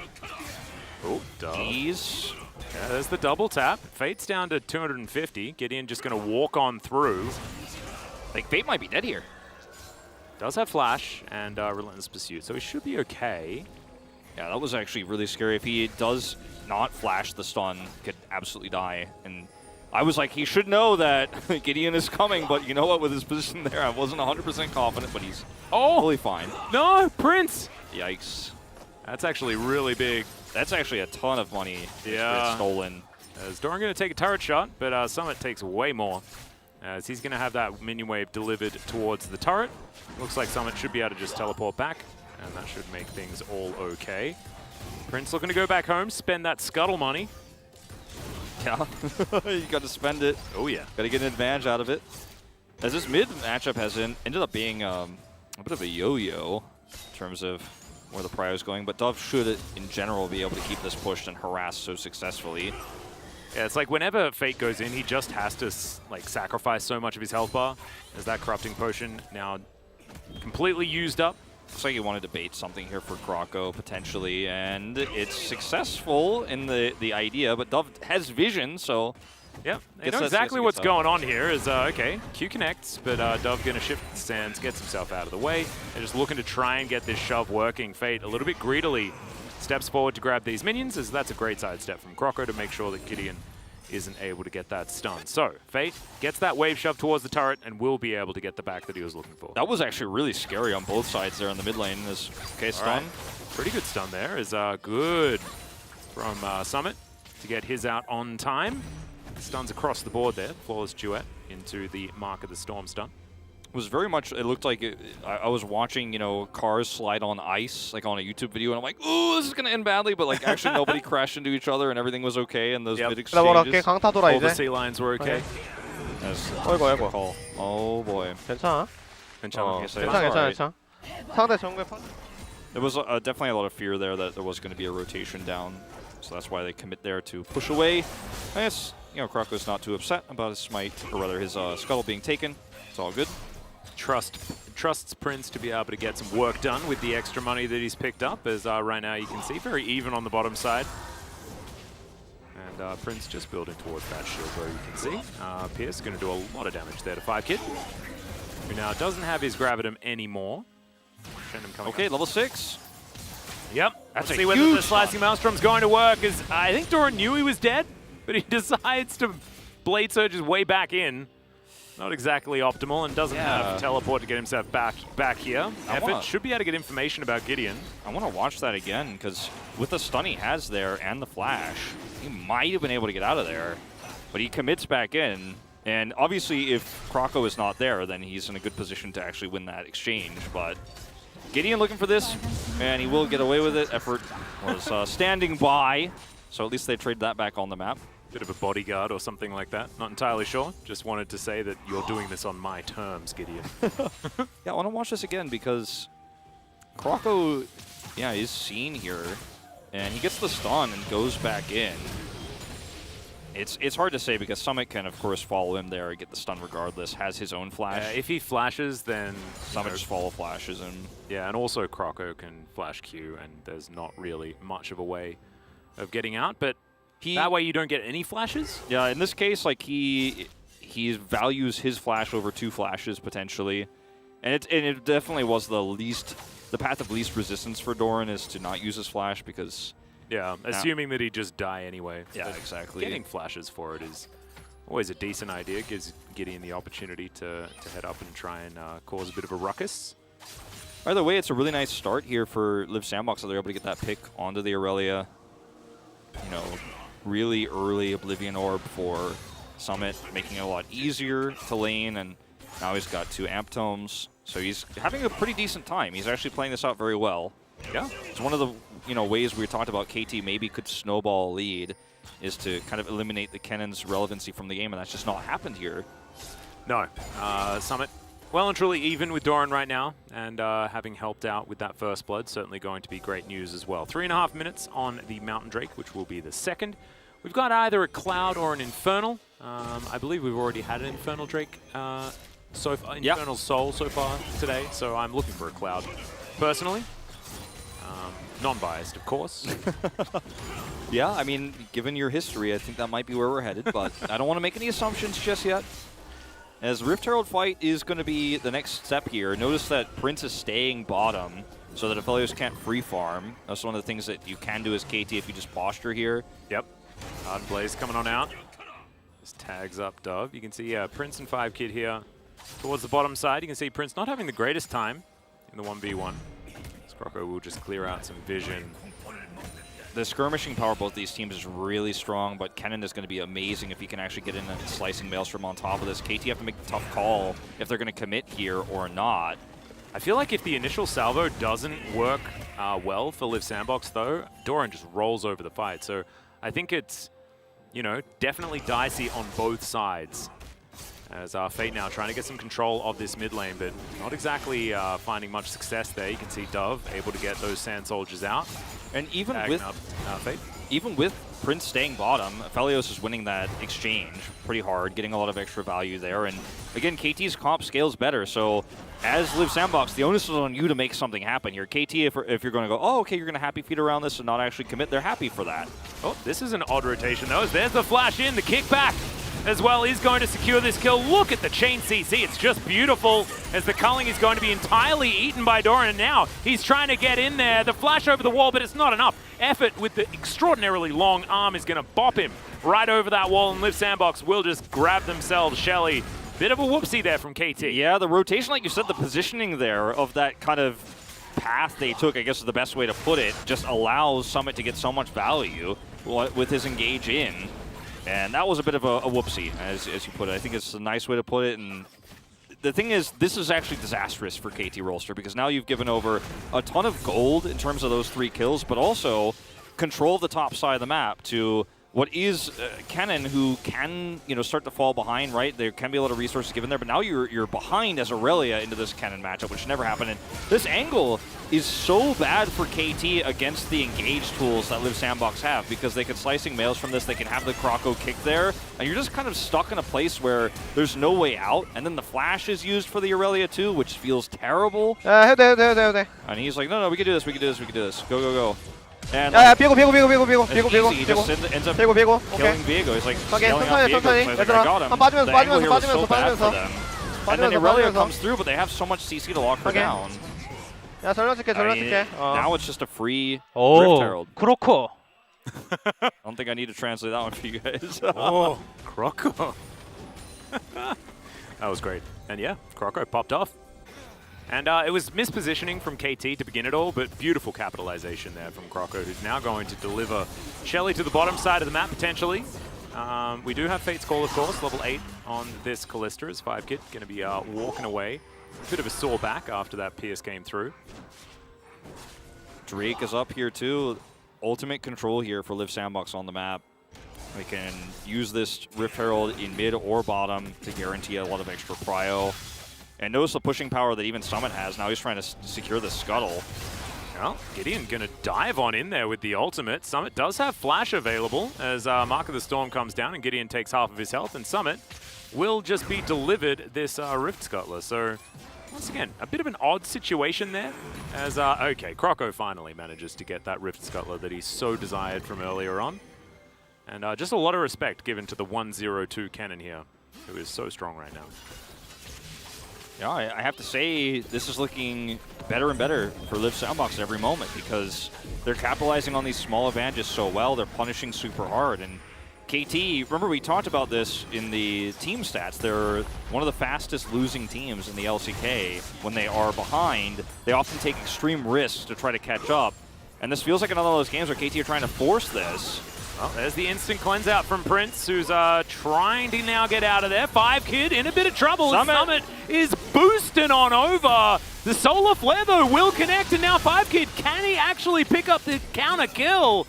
The answer's going to be no, as Prince looking to try and hop his way through here. The Dragon gets a bit mad, but not mad enough to actually kill the Aphelios, who will limp his way out with no summoners left remaining but his life. Yeah, summoner spells, of course, used for Summit, additionally in this fight, too, so that's a bit of a painful one. But the thing is, this is another one of those examples of exactly what I was saying, is KT trying to really force the square peg into the round hole in a lot of these scenarios. Your comp already scales better. You don't have to force these engages. They almost end up getting a double kill against them when they attempt this, as Prince is actually totally fine to stay here. Yeah, Gideon not going to be able to find the stun, and therefore Prince just hops around, just happy as Larry, as my father would say.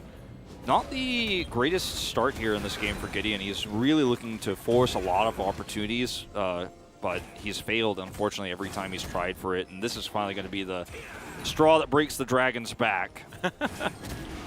Well, KT did manage to get the first one, so a little bit of a dampener as far as, you know, picking up the soul is concerned for Live Sandbox with their composition. Oh, fire. Oh no, it is Infernal. Wow, this Live Sandbox just high rolling. Pretty ludicrous. Maybe I'm just salty because my Cloud Drake didn't come in. Hey, look, we got at least one more game left after this, so it could still happen. Oh, cute. Oh, what? Oh, that definitely skimmed his plumage. Yeah, the little point of that shuriken just like gave him a little bit of an ouchie. Yeah. It's like he got tapped by a toothpick or something. It's like grazed the tail feather. Yeah, didn't do damage, but it definitely made him feel uncomfortable. Well, someone is going to catch this wave. Right now, Live Sandbox are going to struggle to force a team fight, unfortunately. Until this next Rift Herald is up, there's not a whole lot to fight for. And, you know, KT still in a position where they can kind of sit back and farm. They're behind, but it's not a scenario where unless they end up, you know, trying to force a lot of fights and try to catch up here where they're not going to fall too far behind. This is still a very winnable game. You know, the Irelia being behind is one of the biggest weird question marks for KT with this comp because they end up falling apart on the top side of the map. Like, we talked about how, you know, this could be a place where KT find a lot of advantages. This is the opposite, in fact. Oh, there's the culling. Dove going to have to shift his way out, and he does so. But now, feels like this lane has certainly turned around as Effort gets out of the way of Gideon. Gideon's just not been able to find anything so far this game, and as we do move closer and closer to 3,000 gold in the lead for Live Sandbox. Doran doesn't have a turret to operate under anymore, so, you know, he's essentially not going to be around for a lot of these upcoming objectives necessarily unless he split pushes really deep. As Gideon once again make an appearance here. Fatal catch the entire wave. I'm worried about how these fights are going to break out for KT, and you know, on this next Herald. I think you have to let that one go on the next Drake, which is going to be, again, only the second Drake for Live Sandbox. You mentioned the dampening of the effect there with KT getting the first one. Yep. But later on, they're going to have to be better grouped up. They're going to have a little bit more map control than they have now to start these fights off. We can talk about the scaling all you want about the Azir and the Aphelios, but that in itself is not going to win you this game. You're going to have to be proactive. You're going to have to remove a lot of that vision. You're going to have to use this Irelia to split push. Oh, yeah. And I think that they do have enough disengage and options here on KT's side. The Azir, of course, you know, can put up a big old wall to stop people from getting through. And then if you do have Doran in that side lane, then you should be able to get some work done. But I'm just worried the coordination here from Live Sandbox has been really good. As you can see, KT moving on forward, looking to try and get some sort of contest down. All 5 members of KT will get towards the river as Fate not actually there, and Prince going to settle for the outer turret on the bottom side. So Live Sandbox, they will just give this one up and try and get some extra power here around the rest of the map. Half the health bar on the outer turret in the mid lane as Dove is going to turn up and just put Prince underneath the turret, but picks up aggro towards the end there as now a fight breaks out of the mid lane. Zeus going to get booted, but he is going to be alive. A little bit unfortunate, sort of taxis his way out. As speaking of taxiing out, Prince is just going to be able to take the long way around, and he will be absolutely fine as well, as Live Sandbox going to reap the reward and take down this outer turret in the mid lane. Effort now looking for Gideon potentially, who's going to blast cone his way out thanks to the Infernal Rift.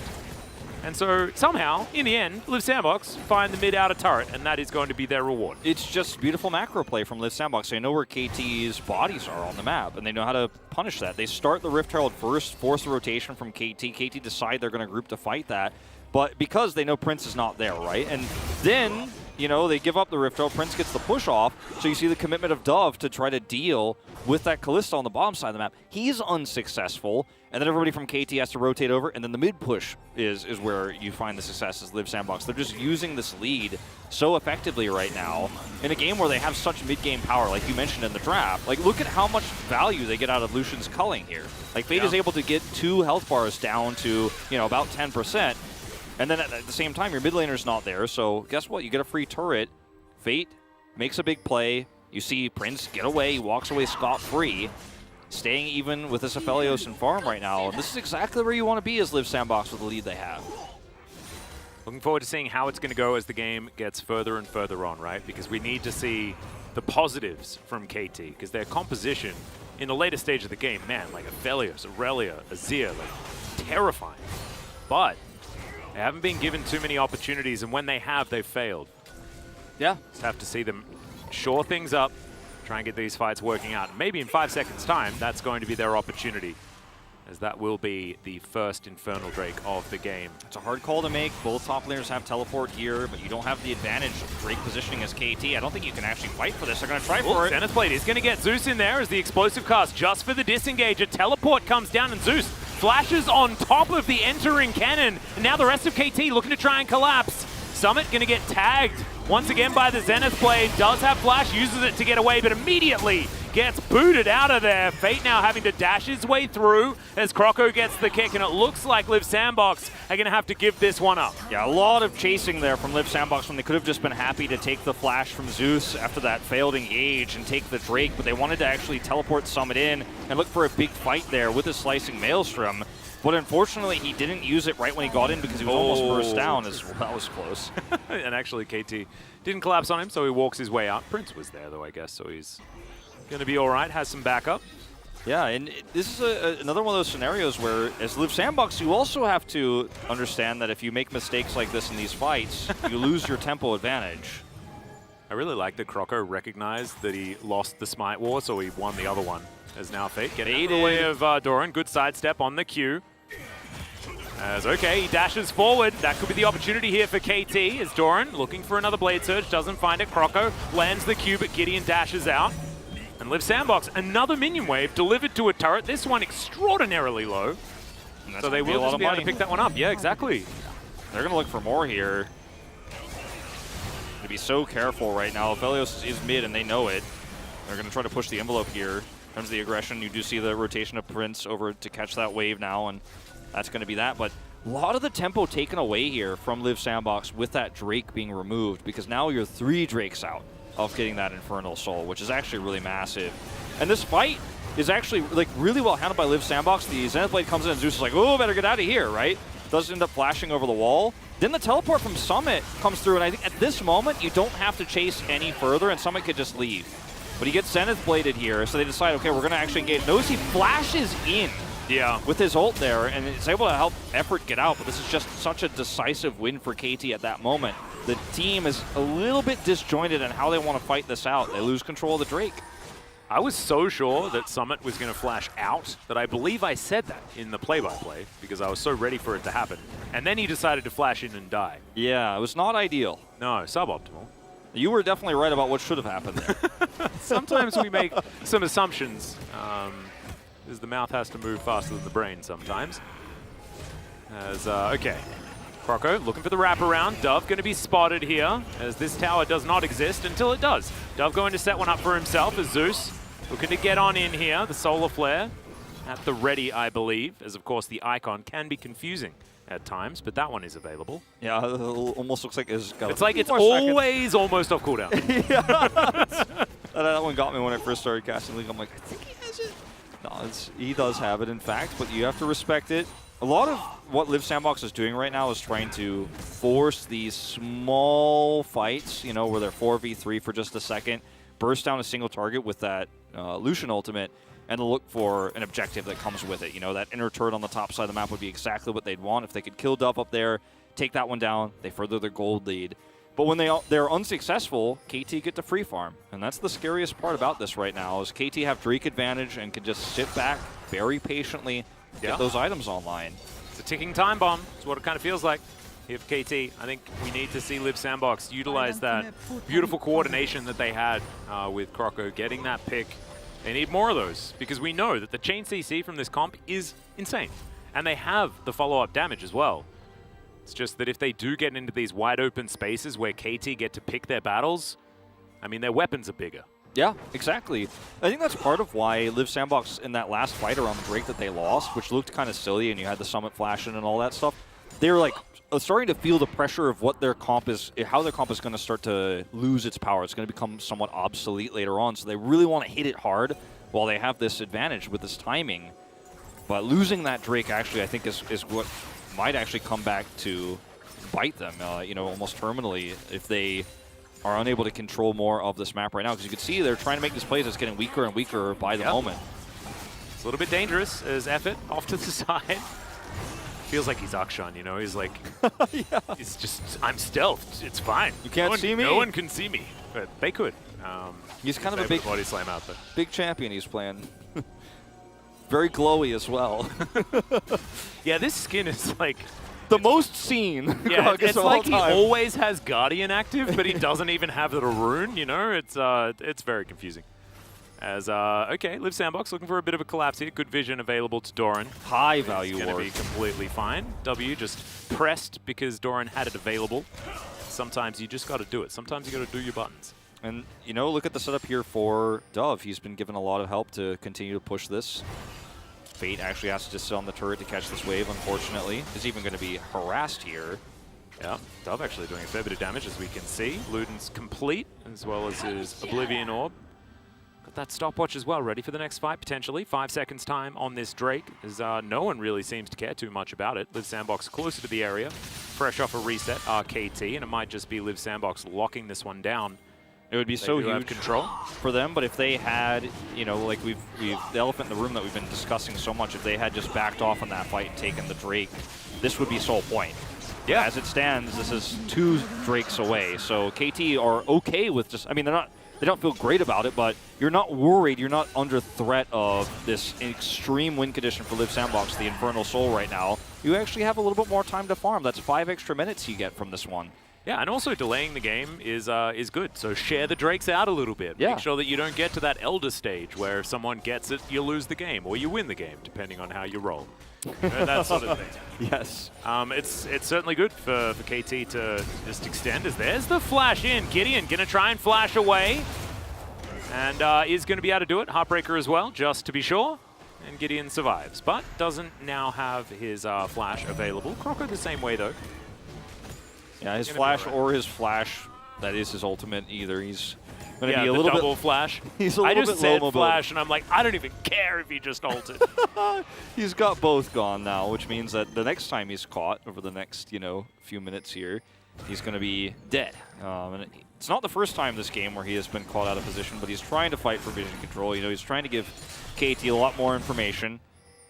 As, you know, right now on the map, Live Sandbox, again, a lot of control here, a lot of vision removed, threatening the Aurelia in the side lane, forcing Doran to play a little bit more passively. This Aurelia isn't getting split push value, actually, very much this game. She's 0 and 2, which hurts you, but she does have 2 items online, and she's having to play on the defensive because there's a lack of vision here for KT Rolster. The ward he had last time, he doesn't have this time, so you got to play it safe. Yeah, it might be almost too much respect. I just feel like Aurelia might be starting to win relatively soon.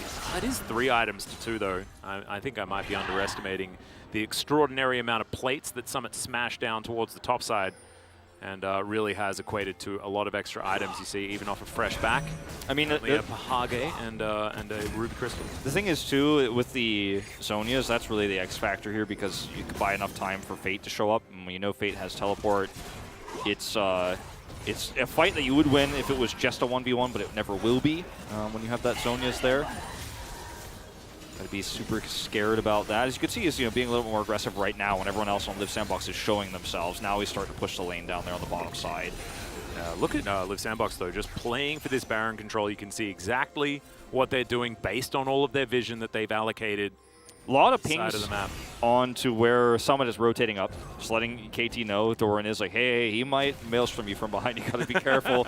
Don't want to get wiped there, because that would be the Baron to Live Sandbox, but he has teleport.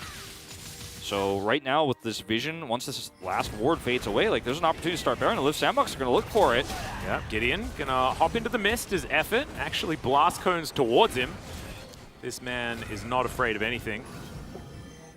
As you can see, Dove is on the top side. Effort with Body Slam at the ready, can get over the wall if he needs to, as the rest of Live Sandbox just on the Baron, as Fate dashes on over. We're looking for the teleport here on KT's side, but the Baron's already dead. Effort going to be the sacrificial lamb as the Fate's call. Where was it? Prince. Yeah, that was maybe a bit out of range there. It was kind of weird. I think he definitely could have looked for that there, but either way, I feel like Effort was like, you can press R now. You can press. You can press it now. I'm waiting. You can press R now. Line. Yeah, exactly. Well, you know, at this stage, that was a great play from Live Sandbox to control vision, and they have Callista who can burst down the Baron. You have basically with the Callista double smite, the Rend is what actually guarantees the Baron there, and KT don't have the ability just yet to really contest that. They don't have any vision, so it's hard to actually wrap around in. As we'll watch this one more time, like everyone from KT minus the Aurelia is here. Aurelia teleports in, but it's so late. An effort, yeah, he's just, Prince is too far away. Prince, he's going for it, but maybe he was just a little bit out of the way. It's actually on cooldown based on that screen, so maybe it was. When I looked at it, it was up. Effort also didn't have flash, sadly. Yeah. But also, I think it was a valiant death. Yeah, no, I mean, look, they got the Baron, so that's going to be, at this stage of the game, one of your biggest concerns is Live Sandbox is, wow, they're starting to really come online. Like, how can we maintain this level of control on the map when we can't get picks anymore and the Aurelia is starting to side lane? But when you have Baron, you kind of skip all that. You get the better minions, you get the push, you get the extra money. Oh, I love this from Live Sandbox. They read the fact that the answer was coming on the top side of the map, and they instead focus on this mid lane and on and the bottom lane. Get that teleport forward, and that's 2 turrets already. 3,000 gold Baron power And it's play. a big play.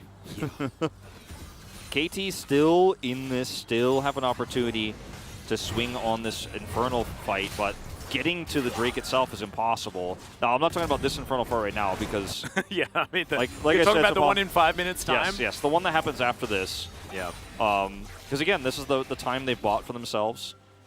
There's just no way to get there now, but in this upcoming one, that's where KT have to make their stand, because if Live Sandbox get Infernal Soul, forget the scaling discussion. You know, it just becomes so much more easy to control these team fights with the comp they have. Slicing Maelstrom, culling with Infernal Soul, like, yeah, no, just pack it up, I reckon. Yes. That's really, really difficult to deal with.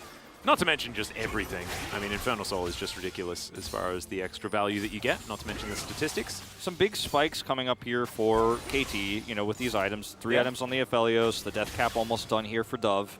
The cool hat, exactly, going to be very, very important. There's some great snipe there with the Q. And he's just going to vacate the area. I just love how they play with aggro, right? They draw Gideon towards the bottom side, Live Sandbox strikes top. It's a great macro set of plays. You know, we've been seeing it all game long.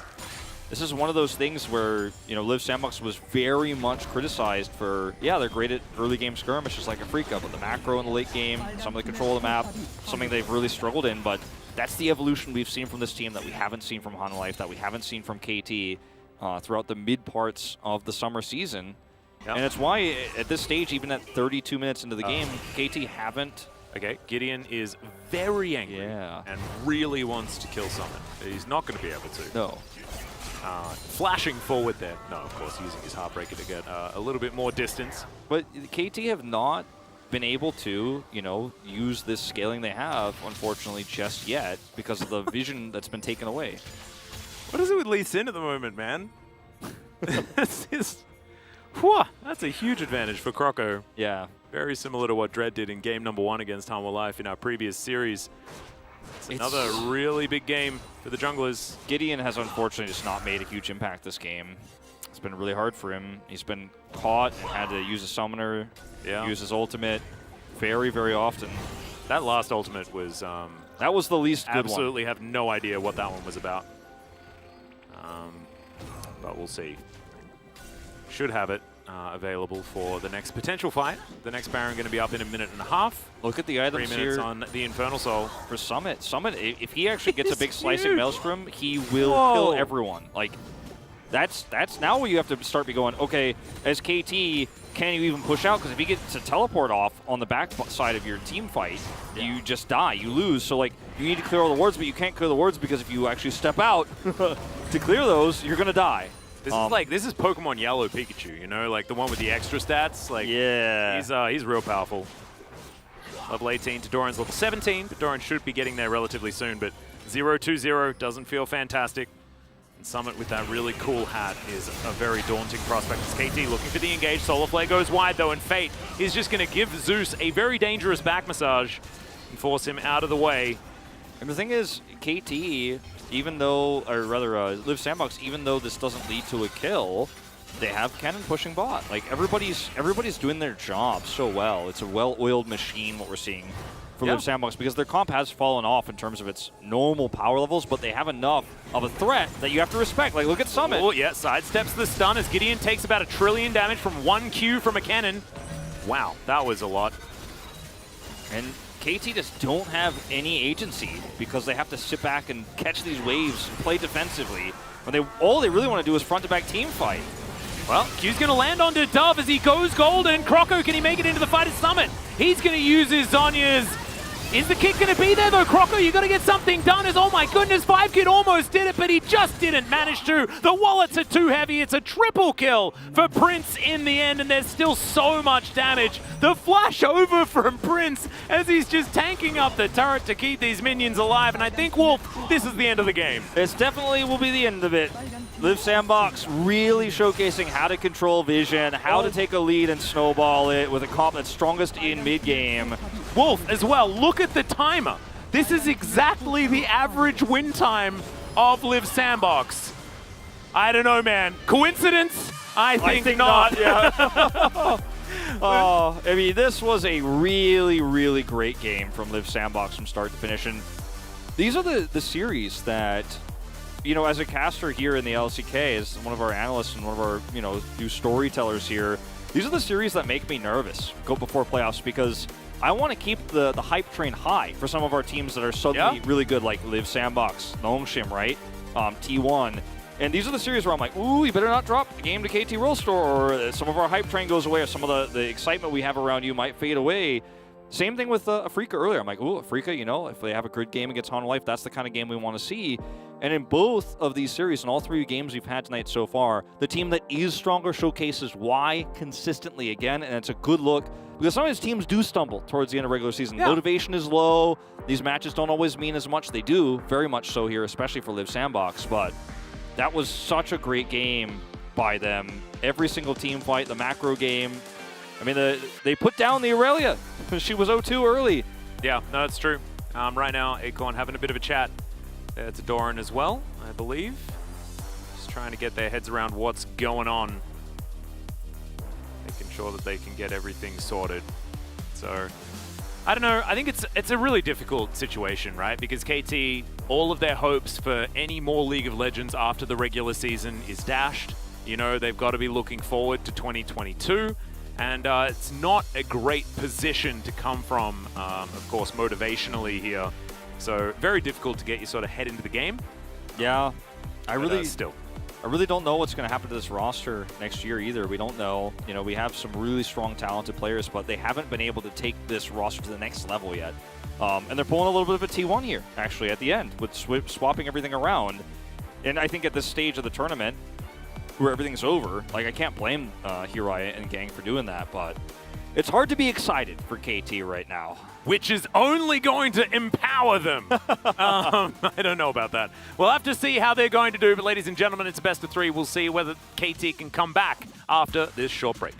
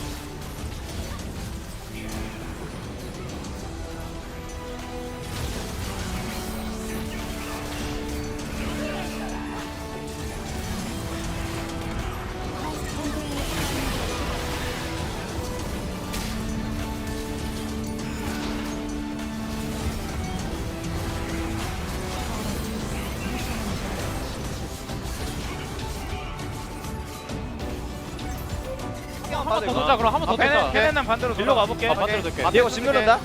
앞에 돌았어. 지금 걸었어. 안 빨리. 지금. 야, 아지르 이 빠졌고. 아지르. 야, 싸워. 아지르. 아지르 볼게. 앞에 봐봐. 야, 이 잘 봐야 돼. 앞에. 야, 바텀으로 가. 바텀으로 가봐. 끝났다. 잘 끝내봐. 플래시는 뭐냐? 1초라도 빨리 끝내기 위해서. 승리. 세레모니? F. 미드 끌고 오지 마봐. 바텀만 네. 깨자. 아래로 하자 아래로. 아래로 하자 아래로. 인형 빼면 안 돼. 어제 생각나? 나야. 어제? 아니. 안 생각나.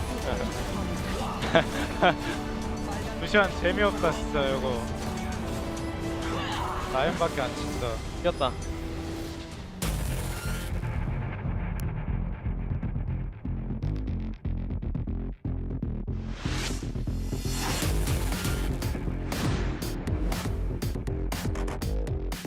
That Manticore Spike provides you, and now you're playing into this Poe comp.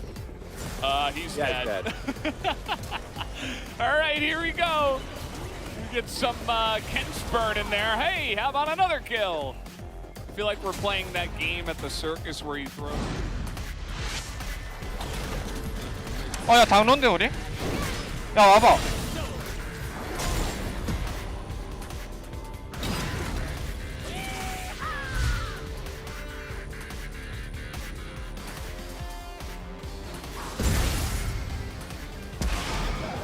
트레 잡았어 트레 잡았어. 야 빨리 좀 와 빨리 좀 와 천천히.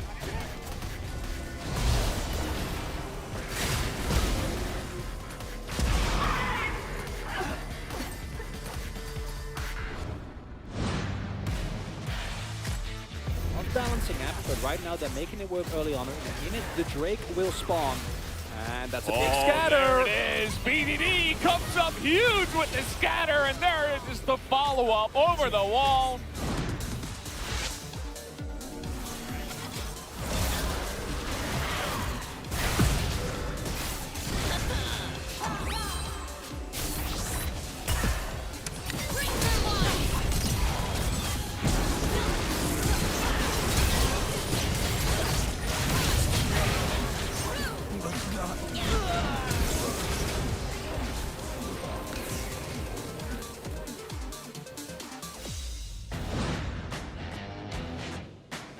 Look at the box comes down like The flash.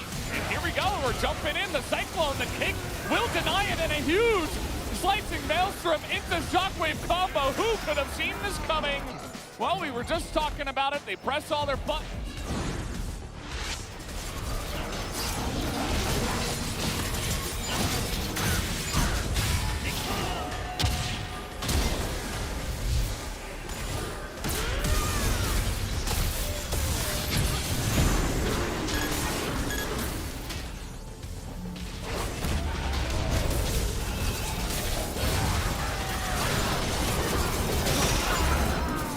야 도는 거 어땠어? 개지렸다. 너무 좋아 너무 좋아. 나이스. 나이스. See the silence picked into the Gnar for team fight, and you get a, no, we're gonna have to hold that thought as the damage comes in, and down will go the Akali. Very easily done in the mid lane, this 2v1, and now they'll get even more value with this Rift Arrow. 원컴각 봐도 돼요. 원컴각 봐도 된다. 아.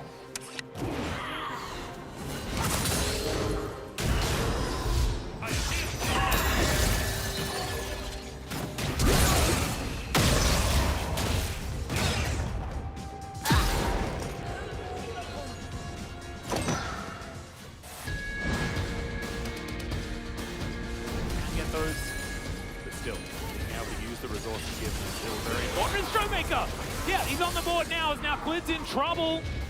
And the heist will be successful. The chains connect, and Rascal is taken down by Showmaker. It's 1,000 gold, but who cares about the gold?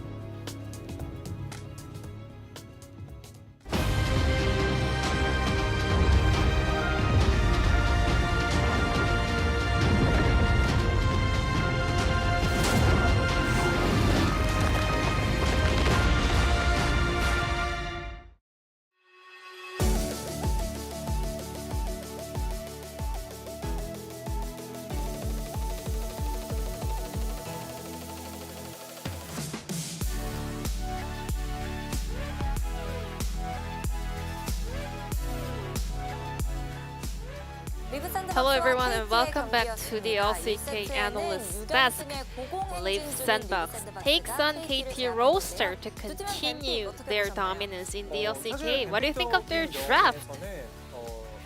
Speaking of the pick and ban, well, if we can refer the draft as the gear that they have, so KT Roaster, they definitely had the potential to pop off, whereas Leaf Sandbox had the more difficult comp in order to execute, which means if they had a very even series, Irelia would have had a lot more pressure on the side lane, which could stress Leaf Sandbox out, and KT might have had the lead in the game, but this game was just all about farming, and Leaf Sandbox was the one opening fights. They took the objectives and then they won the game. This is the game that proved why Leaf Sandbox is one of the top dogs in the LCK. I think Irelia versus Canada matchup was the key in this game, and because the matchup didn't really go that it should have, we had a bit of a different storyline of the game. In the early game, Leaf Sandbox got ahead with a clutch play executed by Croco. If you are playing a difficult comp, you need an outplay. You need an outplay in order to get things going. I thought KT will have the agenda to open a fight around the Herald, but Croco finds a small opening to open a team fight here. He threats the needle here. He made that play out of the opponent's vision, so KT's player couldn't react to that. And after that, we heard the voice come from Croco. He was having the presence of mind all throughout that fight. And you know that if you are a player who can pull off that kind of an outplay when you have to, you know, your comp suddenly becomes a lot easier to pull off. That mechanical prowess was also so on point. It's not about KT's players being caught off guard. It was more about Croco finding that miracle on Lee Sin. I think Leaf Sandbox are so on point, finding a slight opening and capitalizing on that. Later on, Leaf Sandbox also showed a really good macro play in the late game. So let's take a look at the second play where Leaf Sandbox started off the Baron. But it was a little bit of an unlucky moment for KT Roaster as well. KT, they need to play around Irelia on the side lane, so they didn't pay enough attention around the top side of the map. There was a ward in that pixel rush, but the moment Zeus placed a ward around the blue camp, the vision disappeared, and actually Kalista was just about to walk under KT's vision. But because of that play, that kind of an unluck that happened, Leaf Sandbox was able to steal away that Baron. They were able to just do the sneaky Baron so easily because they saw no reaction was coming from KT Roaster, and Viego had no flash and he didn't have enough vision around the Baron pit, so he couldn't really ult over the wall in order to steal the objective away.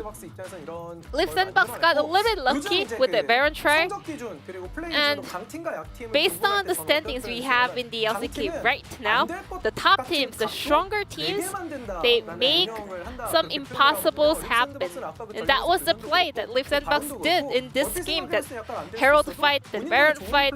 That wasn't a 100% secured, guaranteed chance for them to take, but they did, and they made it happen. And this is the reason why they are the tied first place in the LCK currently. Croco will be the POG in game number 1. Croco was the one that made things click. I think today is Jungler's Day. I think Red also earlier today had a fantastic game on Lee Sin. And then also that counter play onto Irelia was so good. But this replay is the cherry on top. We had the slow-mo in the analysis earlier on, but I can't believe Kuroko was able to actually pull that off so fast that, with that combo. Kuroko picks up half of the vote with the Lee Sin performance, and a lot of votes actually went over to effort as well. Now we are hopping into game number 2 instead, between Liv Sandbox and KT Roaster. So let's see how the things unfold. Thank you so much, Ji-sun, as per usual, and welcome to game number 3, everyone. It's an absolute pleasure. I didn't think that we'd make it to 5 games tonight, so Ji-sun has given us that. Ignore the 1-0. Just assume that KT won one of the games. And Ji-sun never makes mistakes. That's just a typo on No, she doesn't. She is actually a perfect person. People thought that perfection didn't exist, but it has to exist for people to strive for it. As Blank is going to come in, Gideon is coming out once again, and Blank, like, we kind of expected this. You literally mentioned it. Yeah. Yeah. I mean, it's been happening a lot. Like, this is not the first time where we see Gideon come in, play an okay game. I thought this was one of his weaker ones, to be brutally honest, in game 1. And then Blank comes in, saves the day, gets POG in game 2, as you were, kind of setting up the storyline for earlier on. It's not the first time. And honestly, with one match left after this, probably won't be the last that we see this, because at this stage, if you're trying to decide which jungler you want to keep or deciding which one you want to make your mainstay, like, give them both as much playtime as possible. If you're Hirai, yeah, it's been pretty clear to most analysts that Blank has performed better. I mean, overall. all year. Yeah. Like, actually all year. It feels like Blank has just been the better choice. Yes, he's been gapped by a few junglers, right? But of the choices that KT has, I think Blank has outperformed everyone. So I think I'd sort of recommend KT that they start him, for the future. But of course, only a couple of series left to go, and they don't mean so much, so you may as well give as many players you can some experience. We saw a lot of the losses for KT in the early to mid game were just small mistakes, right? The overextension from Doran on the top side, these kinds of things can really start to stack up. We saw the really incredible flash kick insect moment there from Kuroko when they had that weird awkward rotation away from the Rift Herald, for example. These small things, Zeus accidentally placing a 4th ward, breaking the ward limit and losing vision on Baron. Like, these small things are really starting to stack up for KT Roaster, and you've got to play better around these moments, right, that are so critical, because sometimes breaking your ward limit actually costs you a Baron, costs you the game. Sometimes, getting extremely far behind on Aurelia early on means that your pick isn't valuable. You can't get side lane pressure in the game, so it's time to tighten up here, KT. You might have only a few games left here. Yeah. Well, Renekton and the Thresh both going to be banned away once again. This time, the Diana is taken away from Blank. That's the pivot that Liv Sandbox are going to make. Diana just fell through the draft last time around. It's been a really good one for Blank, so yeah, a lot of respect being shown here. Of course, Blank has a pretty deep champion pool, and I imagine Lee Sin first pick could be an opportunity here, as KT thinking about what that final ban is going to be. I imagine Liv Sandbox probably pretty happy with locking away that first pick Lucian once more, as, look at this, KT sort of reading the Lee Sin priority, and they're going to ban the Ryze so it can't be picked into the potential Lucian, and force the Lucian first pick to guarantee the Lee Sin. Exactly. That's some Giga Brain it's decision making. Very Giga Brain here from KT to actually, take this Lee Sin that way. But it also means that they watch still them have to deal with Aphelios and like Tom Kench or something. Oh, it would be bad. Please don't say it. When you say those things, sometimes they come true, and I don't like it. Actually, yeah, I should stop. Okay, well, we'll get the Leona again.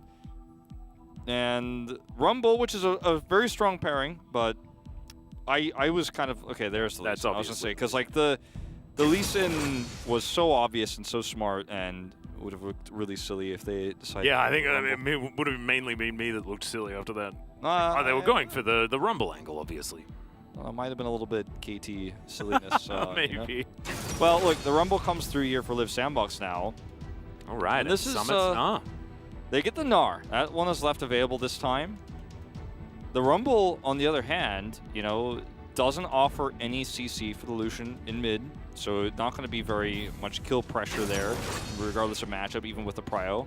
But Prio alone can sometimes be very powerful, and often is the reason why Lucian is so heavily contested. But interesting to see the Rumble pick coming through here. I thought there was a lot more options available, and I don't think they needed to necessarily show their hand this early. But as you've already pointed out, there is a lot of flexibility at the Rumble. Can actually be put into a solo lane as LeBlanc. That's some exciting stuff. Yeah. That's going to be the choice into the Lucian in that mid lane. And now they can ban away as many AD carries from Prince as possible. See what they do take away. Kalista likely to be removed. But KT can leave up exactly what they want to take. As actually it's going to be Effort that's focused just a little bit. Aurelia also going to be denied here. Yeah, there's a lot of... we could have gone down the rabbit hole of banning away supports or AD carries here for KT Rolster, but if you ban the AD carries, then you're potentially hurting yourself as well. You're thinning your own pool. Yep. Especially because they're going to have the first pick. I wonder what the game plan here is going to be for KT Rolster, because right now they have a draft that has poke, engage. Oh, I've seen the line, Wolf. I've seen it. Tell me the line. The line is Lissandra Yumi to live Sandbox. Okay. That's the line. I've seen it. All right. Well, I'm gonna see how accurate your predictions are gonna be on this draft. I think it's gonna happen. However, I would really like it to. Oh, I think you can play for a scaling bot laner here as KT. You already have a LeBlanc, which is going to do a lot for you later on. You have Lee Sin for pick potential. Yeah, I like this a lot. Go for the Ezreal, because you have a lot of mobility with this too. You're not going for like a Jinx with no real backup plan because you're running the Leona. The Ezreal is kind of perfect, fits the niche of what your comp is trying to do later on. The scaling argument didn't work well for KT in Game 1, but this draft is very well rounded. So I like this pick actually quite a lot. Yeah, I don't mind it. And certainly fits in with the in and out playstyle. Certainly very quick on the KT side. As Effort, of course, going to be hovering the Nasus. Not going to be gifted the Lucian Yumi lane, unfortunately. The Varus just going to come through. I think for some Rumble Varus combo. Taric. A very interesting choice. Be kind of cool. You have a lot of lockdown with this. You have a lot of power in these early skirmishes, and Rumble becomes very frustrating to deal with when the Taric is on the board. But he's going to pivot away, it seems, here to the Gragas instead, where he found success last time. And Gangplank will come in as the final pick against the Gnar. They were just waiting to lock that one until as soon as Doran had the opportunity to, he was going to lock that one in, because it's the only real counter pick available left for the Gnar. But as we have seen in the past, it doesn't necessarily end up being very Gangplank favorite. It's a fairly even matchup, historically speaking. So yeah, skill-based play here. Certainly the early lane is very good for the Gangplank, but like you're talking about, it's about how, especially the ultimates of both of these champions are utilized in the later stages and playing around them, their availability, their positioning, and things like that. As far as stuff raining down from the sky, though, both teams have a lot of options there. I love Chains of Corruption and the Equalizer paired together. Certainly a lot of options there. The counter synergy with the Equalizer and Gragas is going to have to be observed. Yeah. But I trust Live Sandbox to do it because they've shown some pretty fantastic coordination. I think that Summit is the best Gnar player we have in the LCK. So when you consider that he has played it so many times, we'll get the exact stat up in a moment, but he's played it so many times, has banned against him so many times, you just have to trust that his Gnar bar management's going to be on point, because it always is. Yeah. And what Gangplank's ultimate is going to be able to give you a lot of the time in the mid game isn't going to stack up compared to Gnar's power later on. But this comp is extremely well-rounded, has great late game scaling, has a lot of poke, and Lee Sin can really help get the ball rolling early game here against a comp that you're facing has no jungle CC with the Rumble. So I don't hate this comp for KT. I think if you take the nameplate away, I feel very good about KT's draft, actually. Yeah, me too. I mean, I would have thought that Live Sandbox would have crushed the draft had they picked Lissandra Yumi. However, they did not. And silly choices they make these days, So we're going to Game 3.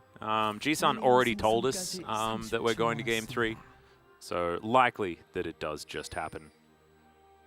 But yeah, I think you're right. Certainly a lot of funny business capable here for KT. A lot more skirmish focused and a lot of split push, sort of macro-based play on the table for KT if they can sort it all out. Yeah. Live Sandbox have just been better at that department of League of Legends, though. It's really interesting because of these two mid laners, both of them haven't played, like they haven't prioritized it necessarily, haven't played a ton of it, but the few games that we do have a Fate's Lucian and also Dove's Lucian, they've both looked incredibly good. Like I remember a game that Dove played a few weeks ago where he was like 7-0-5 or something on the champion and carried the whole game, and it was an insane pop-off. But Fate has had similar games. The LeBlanc here is a really interesting pick because it's going to be one where you have a lot of power later on. You have a lot of pressure you can put on these very squishy carries of the sandbox because there's 3 targets you're very happy to threaten as Dove in this game. The Lucian and the Varus are the first ones you think of when you think about carries, but also the Rumble is going to be one that you can actually threaten quite a bit, do a lot of burst damage too. So something that Live Sandbox will have to respect is how much power Dove has later on at bursting these targets down. Because if somebody dies, then suddenly KT's team fights are so easy, and if people get low, 5 kids there to clean up the pieces. So, again, a great draft from KT. It's just all about that execution. Yeah, no, I agree. I think that Fate's laning phase, as we can already see, is going to be much more comfortable in the early game. I think it's really cool that you sort of brought that up, because as the game goes on, I feel like that's when LeBlanc can find windows to just destroy the Lucian. But earlier on, it's not like the Azir where you're going to have that push control and the wave management. It's about trying to not get harassed down by the Lucian yourself. As Blank, he's identified that. Level 3 gank here for the mid lane potentially as Fate playing towards the opposite side of the map. As that chain, that was definitely a bit of a gimme. That isn't going to connect there onto Fate, unfortunately. Yeah, nice dash there. Doesn't have to flash or anything like that. And you end up hitting the chain. It ends up being beautiful, but the setup was there. The push was, you know, obviously pretty extreme from Fate, so you take your chances. You miss 100% of the shots you don't take, I guess. Yeah. But unfortunately for Blank, it's unsuccessful. No summoners burned or anything like that, and he's just going to go back to farming. Low risk, extremely high reward potential play there, but does not work out. Good reaction from Fate. Yeah, and he gets to continue to push now. Yeah, he was just rotating around anyway, so you may as well just go for it. As you can see, Fate actually taking a bit of a combo here from Dove, who throws yet another one forward. Croco, does avoid the Q as the ward does go down. You can see that it's the Rumble heading towards the southern Rift Scuttler. Yeah, the prio that Prince and Effort do have down there allows them to make sure this doesn't end up being a double or anything like that, despite, you know, Croco being on this part of the map. He's going to play very defensively at the moment. Wow. Very fragile early game here for Live Sandbox, so you do love to see the respect they're showing right now. And can you answer me why you think Gangplank's winning this top lane matchup so hard? I mean, and does it have anything to do with the line of 4 wards? One of them being a Rift Scuttler, I guess. Yeah, exactly. Like, my goodness. Nobody can punish him. He just has advantages early. His barrels hurt hard, but his gun to the face is going to be very annoying for Summit's stomach. But he's playing it very well, actually, keeping the CS very even. Doran's going to go back, get that first recall off. They will take the Scuttle, as shown here. Yep. Croco as well, actually rotating top lane to make sure that while Blank was taking the Rift Scuttler, he didn't decide to go for a dive onto Summit, and therefore they send the bottom lane to take the Rift Scuttler to make sure that that isn't given to Blank for even more of an advantage. I think it's really cool little play. It's easy. Yeah, it's easy when you have this much prio to actually make choices like that. You have the opportunity to make the best choice possible, and you take it. If you're obviously having a tougher matchup here bottom side, then that choice isn't really an option, but you have so much more safety for your top laner because of this. Yeah, it's really cool. And part of why Ezreal, I think, has fallen off a lot here in the LCK, even though he has played, like we've seen so much Ezreal versus Varus, where later on the Ezreal just outscales and does better. It doesn't always happen that way, but the lack of prio in the bottom side can really hurt how a lot of matchups are played, including the Gnar into the Gangplank. Having that extra jungle presence up there makes you a lot safer. And if the roles were reversed, you wouldn't have that opportunity. Yeah. Well, Summit now goes back, grabs himself Phage. And it is going to be the Sheen first buy here for Doran. Very standard stuff for the Gangplank. Building towards his Trinity Force that we've seen most of the Gangplanks of late go towards. Yeah, one of the only champions in the meta right now that will still build the Trinity Force. Yeah. As Fate throws an Ardent Blaze the wrong direction, but the chain also goes wide. Dove avoids the Piercing Light, which is certainly good news for the LeBlanc, but A lot of skill shots sort of missing. One of those skill shots, not even really a skill shot. But a press the wrestling attack going on this time, Wolf, as well. It's not Yeah. scary. It's quite interesting, actually, to see the press the attack in this composition.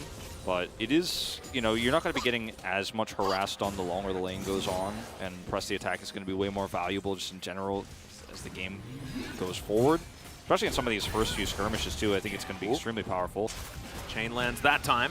No 6, though. Oh, Doran in trouble here as Summit chasing after him. Now he's going to have Mini-Gnar, which could even be more valuable. And there is the fadeaway on the boomerang. Beautifully done. Summit's Gnar, always a joy. Yeah, and you know what? This is really going to be a very frustrating first early game here. The kill that you get here as Gnar means that, unfortunately for Doran, now your life gets a lot harder. Blank has to come to pick up the pieces. And yeah, there was an opportunity there in the mid lane for if Krako had 6 for him to turn that around, but mid doesn't even get a flash out of Fade or anything like that, so he's completely fine. Dove's not able to take that away from him. So just this really nice edge you get right before the Rift Herald. Liv Sandbox also going to grab this. Scuttle Crab. Another one they collect for themselves on that bottom side, so the Varus getting 살짝 a lot 볼게. more 살짝 볼게. far 살짝 ahead. 볼게. There's the Gnar back. Yeah, he just bounces it perfectly, pulls him back, and then, as you mentioned, the bonus damage you're going to get, plus the fadeaway boomerang, is going to be pretty nice. It's actually perfectly timed for him to Mini-Gnar there. As you mentioned, it's like in this case you actually want it, because you can fade away from the turret, get that extra bonus damage through from the autos. Really nicely done. And Flash was up for Doran, but just wasn't expecting himself to get boomeranged, I guess. He also he was standing in such a way that hitting the Gnar behind him was really hard to pull off, actually. Like, he was basically inside of Gangplank when he did it. Yeah. So I think Doran was really just kind of like, are you really doing this? Because I think you can't pull me back, but he actually just barely could. Effort, doing what he does all the time. Wandering towards that mid lane as he's not going to flash after Dove. Always a little bit of a mind game there to see who's going to flash where, but decides not to go for it. It's just going to be even more control of the mid lane given over to Liv Sandbox. Chains connect to a minion. Liv Sandbox may take this as an opportunity, and they do. The flash comes forward. Zeus trying to survive, but the equalizer will guarantee that the Leona is real dead. And Liv Sandbox now, after the Rift Herald has been alive for 20 seconds, we'll go over and pay HLE a visit. One of the things that's funny about the Lucian and the Rumble pairing is that in terms of ganks, you don't have any CC to line up for, I mean, minus obviously the Harpoon slow, which is pretty low impact. You don't have any CC to line up these kills, but when you're given CC, you have the most, like, you're dead damage in the game. Like, between the culling and the can we mark that down equalizer? as a technical term? Yeah. The you're dead damage? It's like, you're dead. Sorry. You got CC'd by any other source, and at this stage of the game, you can't get much more damage than that from any two champions. Yeah. So they do have a lot of your dead damage. Yes. And that's the only way to describe it. The value is going to be really high. 야 보자 이거 보자. So effort's like, let's look for this. He's like, I'm going 한 for 볼게. it. 나쁘지 않긴 해. Boom. 좋긴 해. He gets the 이걸 잘 body 깔아봐. slam into the cask. 나이스. and 올려서 there's dead 시야만 할게 damage. 이번 턴에. That's 레오나 what he 노플. said. And I think he said he was going to clear that ward, and that's exactly what he did. And this is just, I don't know, man. It's feeling like, once again, just suffocation. KT with not too many options and sort of wondering kind of what went wrong, right? Because it's like one gank towards the top lane. It's one pick in the mid lane against a support, right? But the amount that Liv Sandbox get from these moments is really high. Yeah, it's going to give them so much more, again, control over the map. And the gold ballooning that can happen with a composition like this is so frustrating to play against. Like, suddenly Lucian gets an assist like that, and then it's even more annoying to deal with him when he pokes you down like that. And once he gets his Gale Force online, he's going to be extremely potent, and he's going to be able to get those kills even faster. And as KT, this time, you don't even necessarily get that buffer Drake, right? Look at the bot Prio. Right now, to look for the Scuttle is realistic here, but to actually start the Drake is not. Summit does not have teleport, however, and that means that Doran will have ult advantage globally here. Indeed, it should be that KT do have relative control of the area, but as you can see, Liv Sandbox able to move on up, actually, and lock this one down. And in the meantime, Summit going to grab at least 2 plates here. Yeah, this is just really unfortunate for KT because you can't stop this Drake necessarily without committing your ult, right, as Gangplank and actually committing to this fight, which is so high risk because if you end up losing out while you're already behind, by the way, then you basically lose the game on this Drake. But if you give the Drake up, you don't have that same buffer that they had last game to kind of sit back and farm, which the Ezreal is so desperately going to need in this game. He's, significantly behind in CS, but it's going to get a lot easier once we, rotate him into the mid lane, the turret plates fall down and all that. But the fact that they're unable to do anything because they're so far behind at this stage means that, yes, like you said, they're getting choked out of this game, and there isn't really a good play in this moment. You have to kind of sit back and farm, but you know that Liv Sandbox are going to get so much out of this early Drake. Now, they haven't taken it yet. So, we've been talking about what it means, but it actually hasn't gone over to them just yet. Because they're actually just trying to squeeze KT out of the map even harder, vision-wise. And they now have the Rift Herald to drop down towards the top side if they want to as well. Create a point of pressure there, and then potentially roam down to start off that dragon like you were talking about. That's but exactly what they're going to do. I think this is like a cake and eat it too type situation where Croco also wants to get this gank, and he might just be able to get it, especially with effort support. But Blank and Zeus are here for the defense. Shelly comes down. She will be able to get herself a charge, but that is going to be the cannon barrage invested to try and stop this turret from actually falling. Cast, though, as Doran thrown around like a ragdoll. They are able to keep the turret alive, but 2 plates still do go down. Yeah, that was actually pretty well handled by KT Rolster. Doran has the immediate ult response to slow the push, and yes, they are going to lose the plates no matter what, but they defend this pretty well. Blank's hovering the area, so there's no further commit. Now, had they had the You're Dead damage from Fate, I think it would have been different. Yeah, I think that's what they were missing. It's the amount of You're Dead damage that they just did not have. Yeah, but he does end up threatening Dove in the mid lane, and is actually going to force him to teleport back to lane. So they're just winning everywhere. And like you said, they're like, well, we could just get a Drake, or we could win even harder everywhere else. And this is getting maximum value out of the advantage they have instead of just taking a Drake. Like, they're going to wring the last drops of Summoner's Rift out to dry here for KT Rolster, and then take the Drake. I was thinking that there might be a Chains of Corruption coming through for Prince, but he decides not to throw it out. Doesn't have his Mythic available just yet. His effort. Gonna get flashed on here. Good body slam to interrupt his own Zenith Blade. There was the attackers. There's the kick flash. That was a very interesting interaction, but Blank makes it work. I like that one a lot. As Fate's gonna grab himself a plate. And also that top lane outer turret going to be teleported to here for Doran, who does have now a Trinity Force online. Summit can teleport in here, though, so KT, I don't know if we should feel so excited about taking this Drake right now. The Summit can show up at a moment's notice, and Doran doesn't have CC to stop him, so he could basically just come in whenever he wants. Yeah. They are going to actually look to exchange here. Summit's like, yeah, I'll take that fight any day of the week right now. And you've got to be so careful as KT. Now, what KT has been successful at, while also losing a little bit of control of the map, is this is not a Drake take for Liv Sandbox still, and this is extending the game in a different way. This is a big Gnar. Doesn't have his Gnar available, actually, so the wallet not going to connect either, so Doran's going to live. And so will the turret. Yeah. I don't know, the space digging drill thing that he throws out with that skin. It's a house. Just looks a little bit drill shaped. Is that what it is? Yeah. It's sort of one of Just these a house. alien houses that I don't quite understand, but I'm not supposed to. It all makes sense. Don't think Doran's in Kansas anymore. Absolutely not. Having to dodge these drill houses and things like that. Oh, dear. He's definitely not wearing any ruby slippers. He's actually bootsless at the moment. He's got a triangle, though. That's coming in Season 12, the ruby slippers upgrade to the boots. Oh, no. It just takes you to Kansas. Maybe it improves your recall speed. Just clap them together 3 times. You go straight back to the straight back to the fountain. Oh dear. Well, that's for free, Riot. This one's all right. free. Effort now once again going to get Zenith bladed on. That is a decent cast, but he's once again dead after doing almost as much as possible in order to keep himself alive. But doesn't really work out. However, Liv Sandbox elsewhere on the map are really creating the push. Summit being the main benefactor of that one, as another space drill house flies out towards the pirate.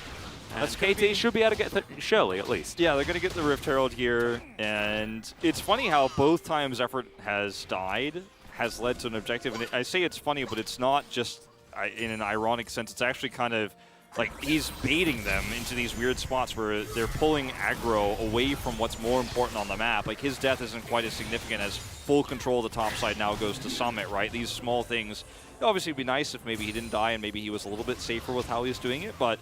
What? Yeah. So they didn't take it. Nope. Nobody has taken anything, by the way. Like, yeah, the dragons are just living forever. Yeah, I'm starting to get a little bit concerned if we're going to get a soul this game. Like, you might not find out if it's Cloud Soul or not if this keeps up. I think it might be a dragon conservation type idea, you know, like save the dragons. Yeah, I mean, no, so I'm many about of that. them die every game. It's really sad. Yeah, it's about time that we let them fly majestically. But just $9.99 a month, you can make a big difference.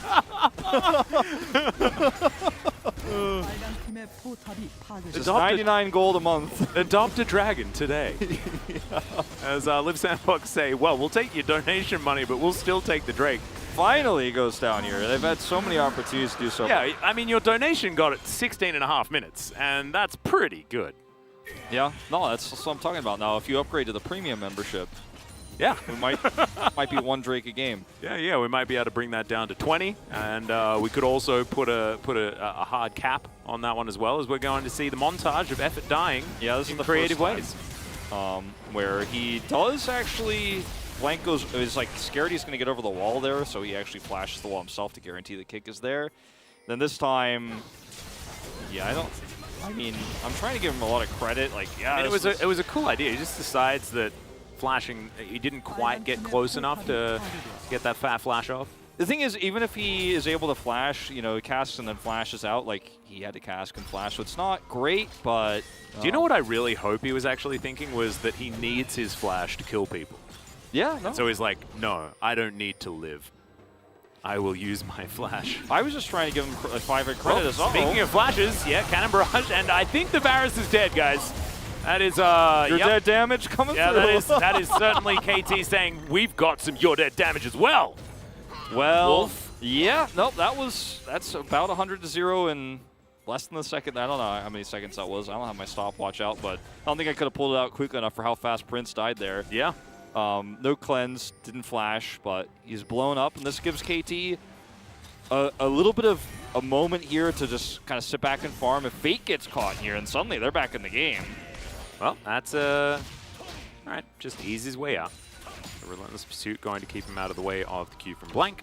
The KT not going to get it. The unfortunate thing here, Atlas, for KT is that even though they get a pick, there's just not much they could do in terms of taking objectives. Fate is actually not alone here. Effort's down here, so he can actually farm this out while also keeping this turret alive. So KT can't turn this pick into a huge objective, which is really unfortunate. As Effort is, this time he's going to be safe with this play. And that's a big problem. If there was a Drake up right now or something like that, or if, you know, we hadn't already taken the Rift Heralds off the map, KT would love this pick. But as it is now, it's just a little bit of vision. That's all they can get. Oh, Dove. Going to take a bit of a cask ride as he trades an ultimate for his distortion, which as KT, you'll take any day of the week, like that one. As Fate looking to try and take down this outer turret as Dove heads straight onto the equalizer. Not exactly the opportune positioning there, but needed to in order to get himself out to safety. But is it in fact safety as Dove looking to try and connect some chains, but Croco is not afraid of anyone. And that is going to be a very comfortable bottom lane outer turret take. And once again, it's Live Sandbox taking all of the structures and KT not being able to answer. And it's just once again demonstrating better macro play from Live Sandbox, playing around where they want to push, not leaving any openings for any counterplay on KT's 요거 클린저 없고 일단. Alright, so you say he has no cleanse. 한번 볼래 이거? 한번 볼게. And he's like, let's go for it. 와줘. Blades in, Solar Flare is there. True Shot Barrage on top of the Cannon Barrage. 위쪽으로 빠질게. Very barraged. Unfortunately, was the Varus who had no cleanse, and that's that. That's a lot of barraging. You're exactly right. And you know, 5Kid gets 1 assist worth of gold out of that. Not a whole lot, but he is farming very well. He's starting to take the CS lead. He's been a lot more free to do so in the mid lane, unfortunately, than Prince has, especially after that pick. He's going to catch up a little bit here, but it's really starting to come online. LeBlanc is starting to come online. The pieces for KT Rolster are starting to come together, but as we saw last game, if you don't use them, because you're just so pushed back by the macro control that Live Sandbox have on the game that it doesn't matter, as that was a very scary moment there. Yep. So let's see if KT can actually force some fights on their terms or 5v5, because we still have a lot of Drakes to go through. Yeah. It's been a very slow Drake take game. As Effort was looking for a potential flash play there. trying to bait out Zeus's at least. Actually, he didn't have it, so never mind. That would have been a cask opportunity if they had have gone for it. As Prince hiding, but not able to land the piercing arrow. His 5-kid does get that Mirror Manor online. And so that's actually a pretty big spike for the Ezreal as well around this Infernal Drake that's going to be coming up in 30 seconds time. Just to, okay, Solar Flare not going to quite do too much as the Q misses from Blank as well as Summit.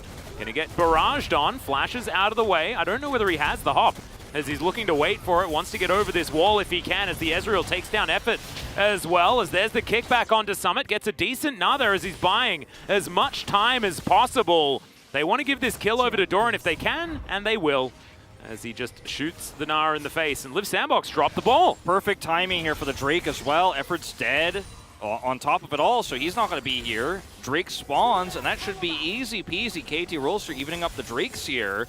And a lot of that gold lead has now faded away, and this is a comp that scales better, don't forget. Yeah, Croco does have Equalizer, so trying to steal that way. It's a somewhat dangerous situation, however.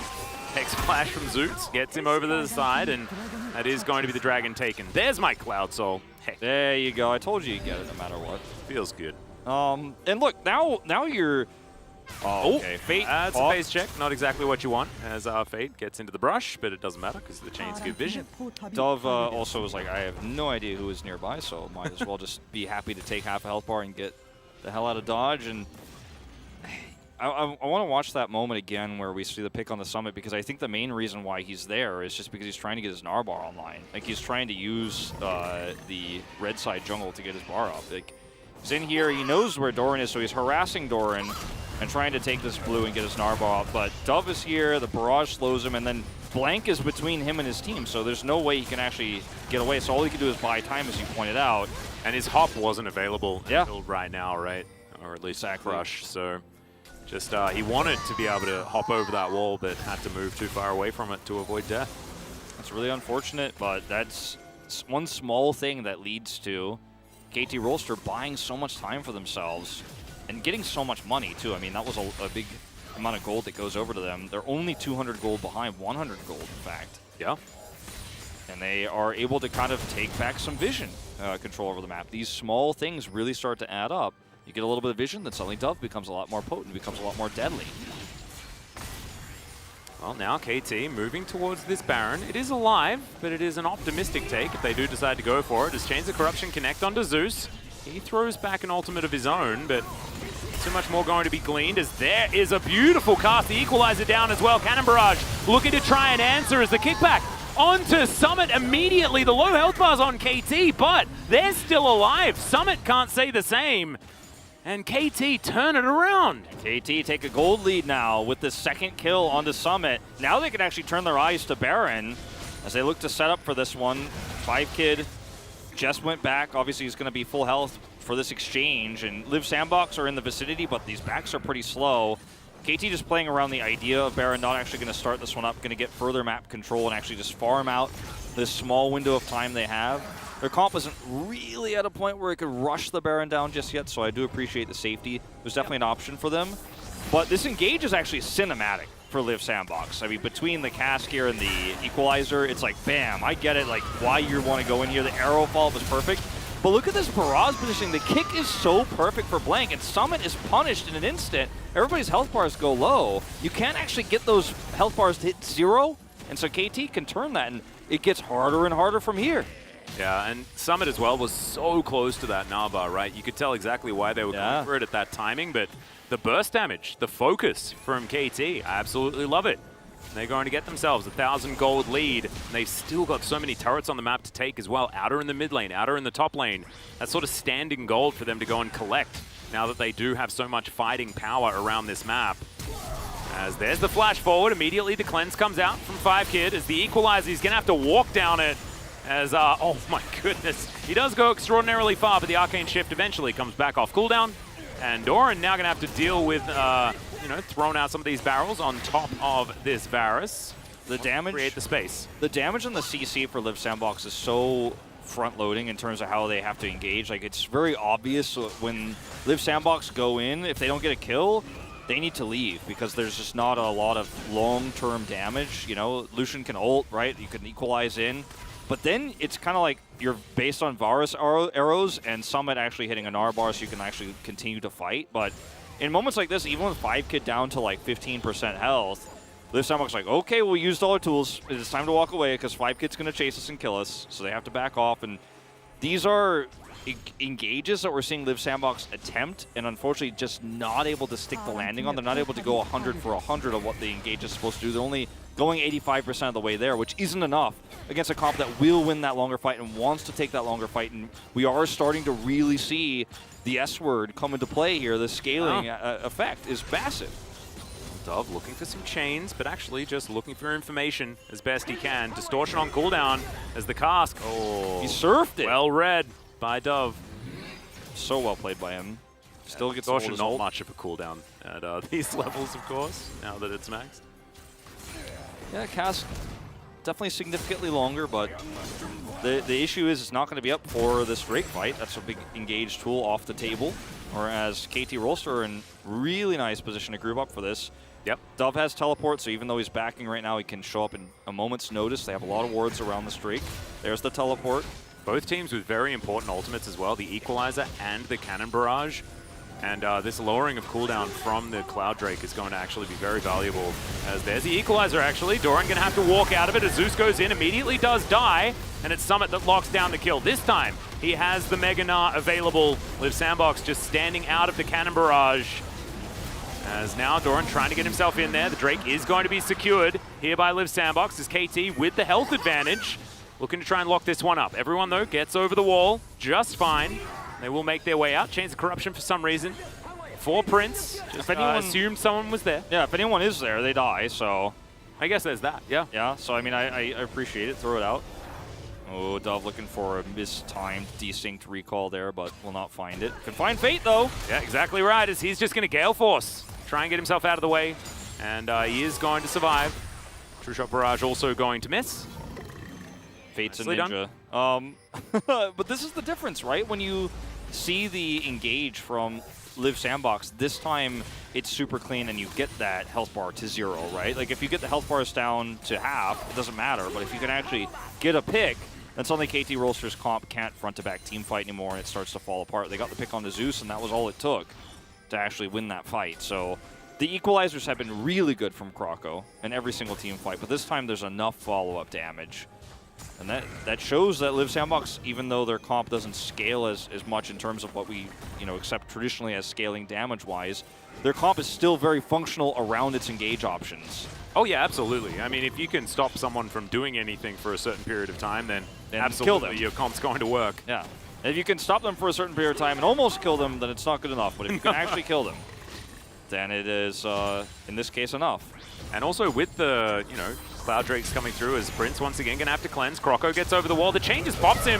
Goodbye. Now Prince caught in the barrage, but he flashes to get himself out of the way. The cask is going to be a bit of a party there from Effort as the culling is going to dissuade them as Blank's just going to get body slammed so beautifully from Effort, but it doesn't matter. He lands another Q. Can he make it out alive? The answer is absolutely yes, as he soaks as much damage as possible before making his exit. Summit gets the Mega Gnar, but can he actually do anything with it is the question. As Vision goes down, Doran avoids the drill house, and now Summit gets back in there. The Wallop not going to connect, and Dove takes this as his opportunity to get in there, and Doran is going to pop him once again.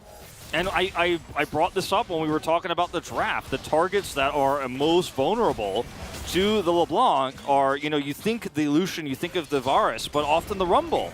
And Croco is just cleared out in one single combo. Yeah. From Dove, he's dead instantly, and that means you just don't have a lot of the damage that Liv Sandbox is going to need. Plus the fact that they're in a bad position, they have to kind of try to retreat. And this is going to be a Baron for KT Rolster. They have such a nice lead in this game now. I like that equalizer. Just comes in just to say goodbye. Yeah. On a low cooldown, you could do that. But Croco's on the wrong side of this Baron pit. Look at how quickly he dies. The chain's tethered to him right before he goes over the wall. And Barrage means, okay, Prince is now in a really bad spot. He is able to flash and survive a little bit longer here. As the cast completely missing here is also a huge issue. As they handle this damage too super well. And Blank knows that if he actually hits this Q, it's all good. And he does. That's all he has to do, is actually land that Q, threads the needle, and all your damage is gone. All you have is a Lucian who's already used his culling. And yeah, Meganar comes up, but you're like, well, we don't have any damage because the Lucian doesn't have his ultimate, and it's a 2v5 fight. Yeah, and Summit had already used his flash, had to use it defensively, things like this. Like, just wasn't it for Sandbox, and now this snowball is just getting way too large for KT. As Cannon Barrage comes in once again, Solar Flare not quite going to find the value as the equalizer. Going to be layered on top as well. Made a little bit of a bomb shape there, I guess. Good between cast. the two teams. The cast buying a lot of time here. Yep. But still, the damage is rolling down the mid lane. Yeah, and Doran, look at him. Just able to get these barrel chains where we would like them. Dove just wrapping around the side. Distortion keeps him so mobile. Double siege minions. There's half the health bar already on this inhibitor turret. And the siege is relentless from KT. 5-Kid as well, just so comfortable right now. Fate below half health. Summit as well, forced out completely. No Naba, no chance of saving this turret as Blank is just lying in wait, waiting for his opportunity to get in behind and get someone out of position. No flash available, so he'd have to use it with a safeguard. It's a bit more avoidable as the culling comes through. A lot of damage onto Zeus there as Dove gets hit by the double tap. Equalizer comes down as now 5-Kid is the target. They're not quite able to get on top of him. In fact, he's arcane shifting forward. Croco goes golden with his Zhonya's, but now he's out of position. And he will get actually gets over the base gate, but Doran's going to be able to pick him up as they do pick up vision. And now Effort's going to have to flash to get himself out of the way. And I think we're going to a game 3, Wolf. It definitely feels that way. Now, if anybody else dies there, we're going right away. But I think we are going to a game 3, even with KT having to walk away, lick their wounds, use these empowered recalls to go buy their final items, heading into this next Drake fight. The Drake itself is going to be pretty low impact. In fact, Blank is just going to take it on his own on their way out here with the control they have. But these are the fights where you could see that the damage is so front-loaded. Like, Fate uses his ultimate, and then KT back away, and they're like, okay, yeah, there's Equalizer, we avoided that. You guys don't have any damage anymore, that's it. That's the end of your fight. That is your team fight. And then they could just walk forward and press their buttons. Like, it's just so simple, actually, how this works out at the late game for KT.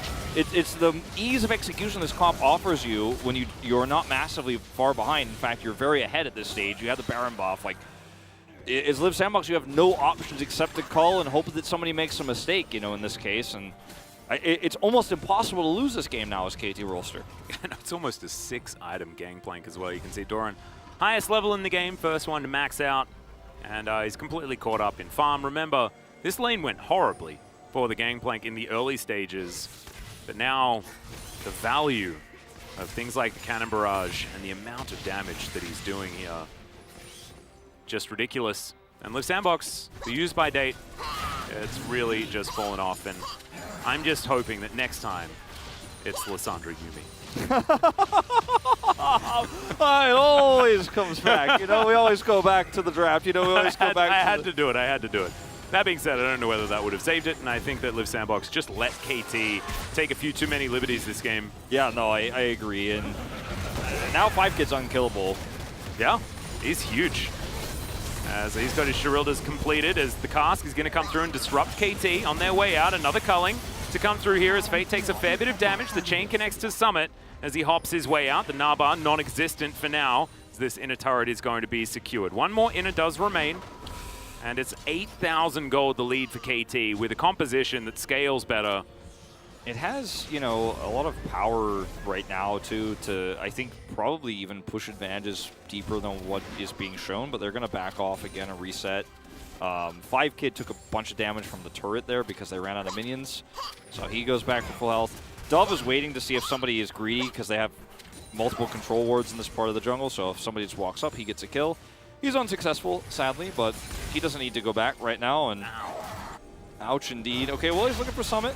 That's another chain that's going to go wide. Summit's just casually ignoring the LeBlanc. Is Fate going to get tagged by the Q? Blank looking for an opportunity to go in, but Zeus just decides that he doesn't want to back him up, and they don't have enough information. So if KT decide to just play this out really passively, like there does eventually become a limit to how much you can go, well, we just want to scale anyways. Like eventually, you know, this game you do have to like destroy the Nexus. The Nexus does have to go down in order for us to go to game 3. That is essentially what I'm saying, but at the same time, the longer this game goes, KT's lead actually becomes a liability with the death timers that they're going to see, you know, later on. If KT gets wiped, like Live Sandbox just walk through 5 turrets and win the game. Like they're actually able to do that if this game goes longer. So I mean, yeah, eventually it all comes down to one team fight, no matter what the advantages are. And you can see it's they are very, very large outside of that mid lane. Which is why I'm a little bit concerned that KT isn't pushing the issue a little bit further here with the comp they have.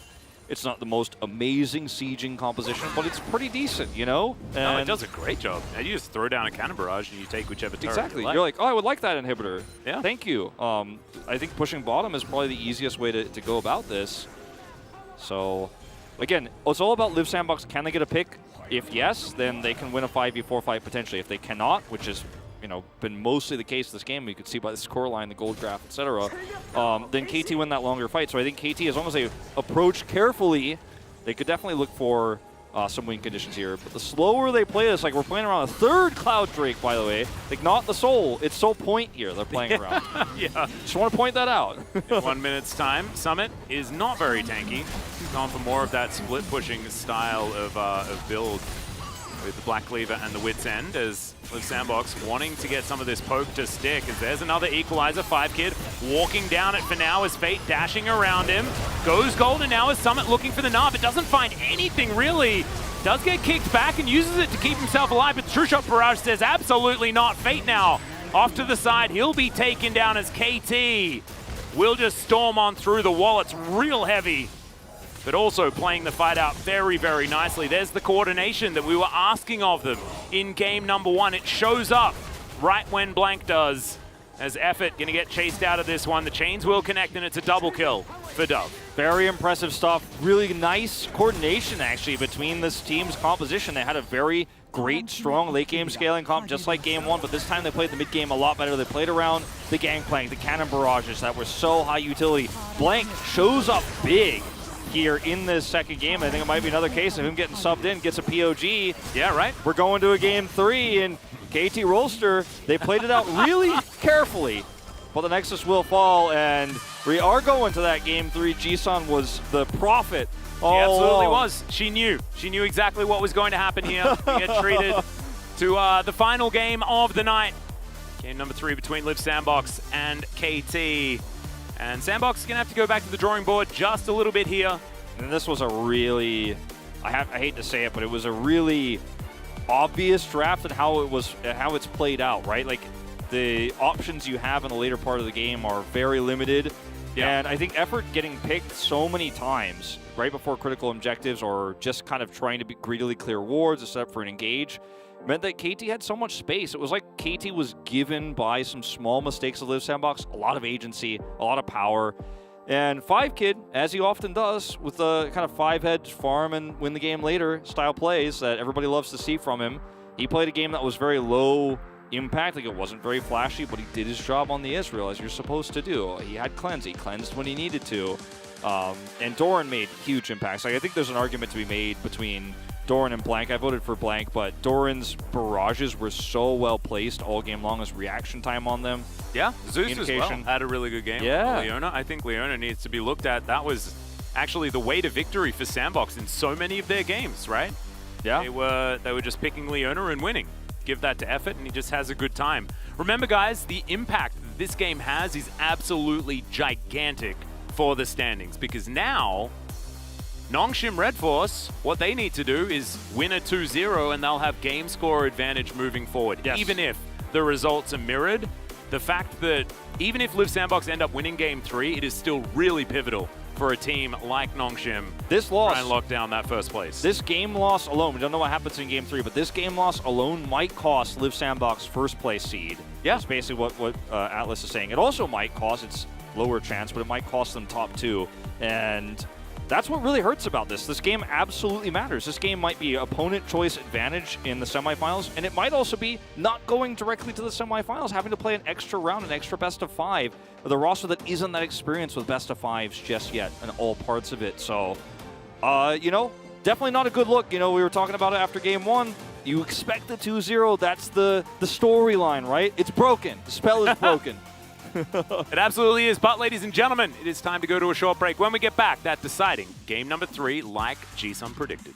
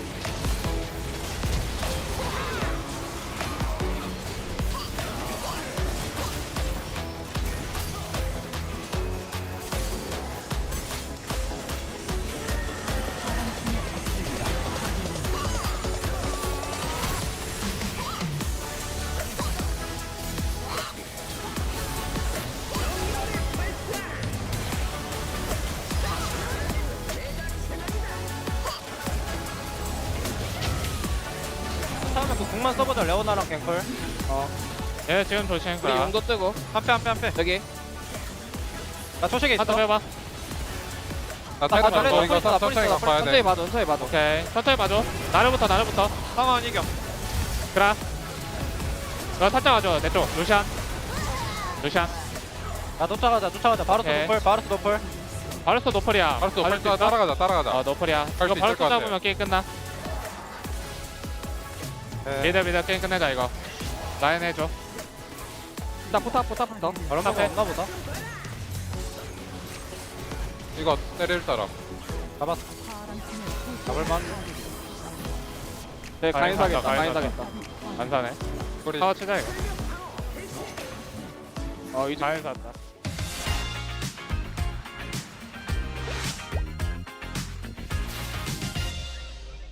In Week 9 LCK News, we recap the LCK's most popular champions in each position, a glance at the top teams from the 3 major regions across the world, and a look at the LCK teams confirmed for summer playoffs. Hello everyone, I'm Junghyun Lee, and this is the LCK Weekly Newsfeed. Now, as we head into the final week of summer, we take a look at the most popular champions by position so far this split.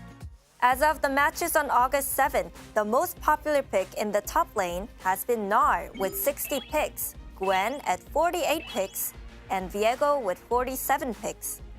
Jungle's most popular was Rumble with 80 picks, Diana with 75 picks, and Lee Sin with 60 picks. In the mid lane, Ryze made 56 appearances, Set 45, and Orianna 32.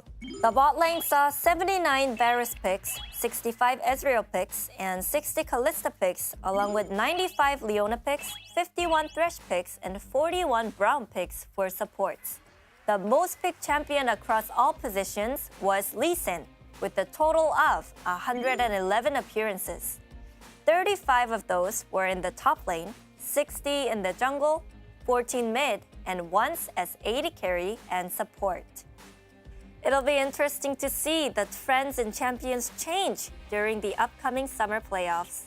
Next in international news, let's recap the top teams from the other 3 major regions across the world.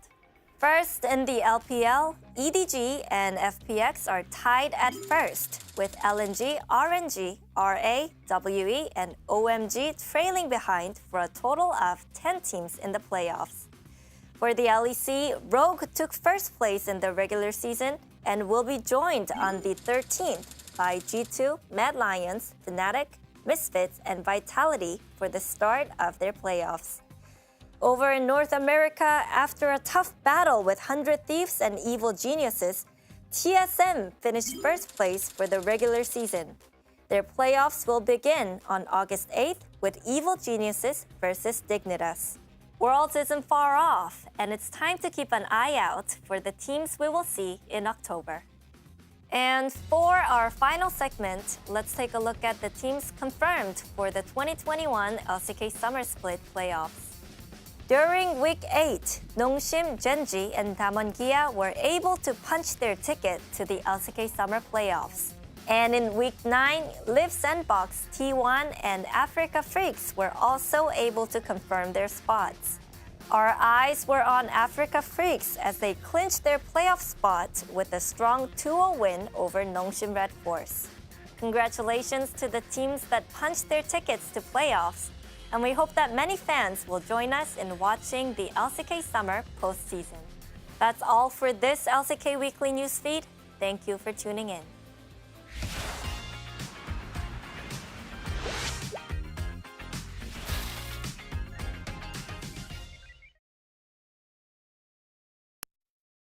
I'd like to introduce you to the Pog State's first sponsor, the LCK! Bring it back.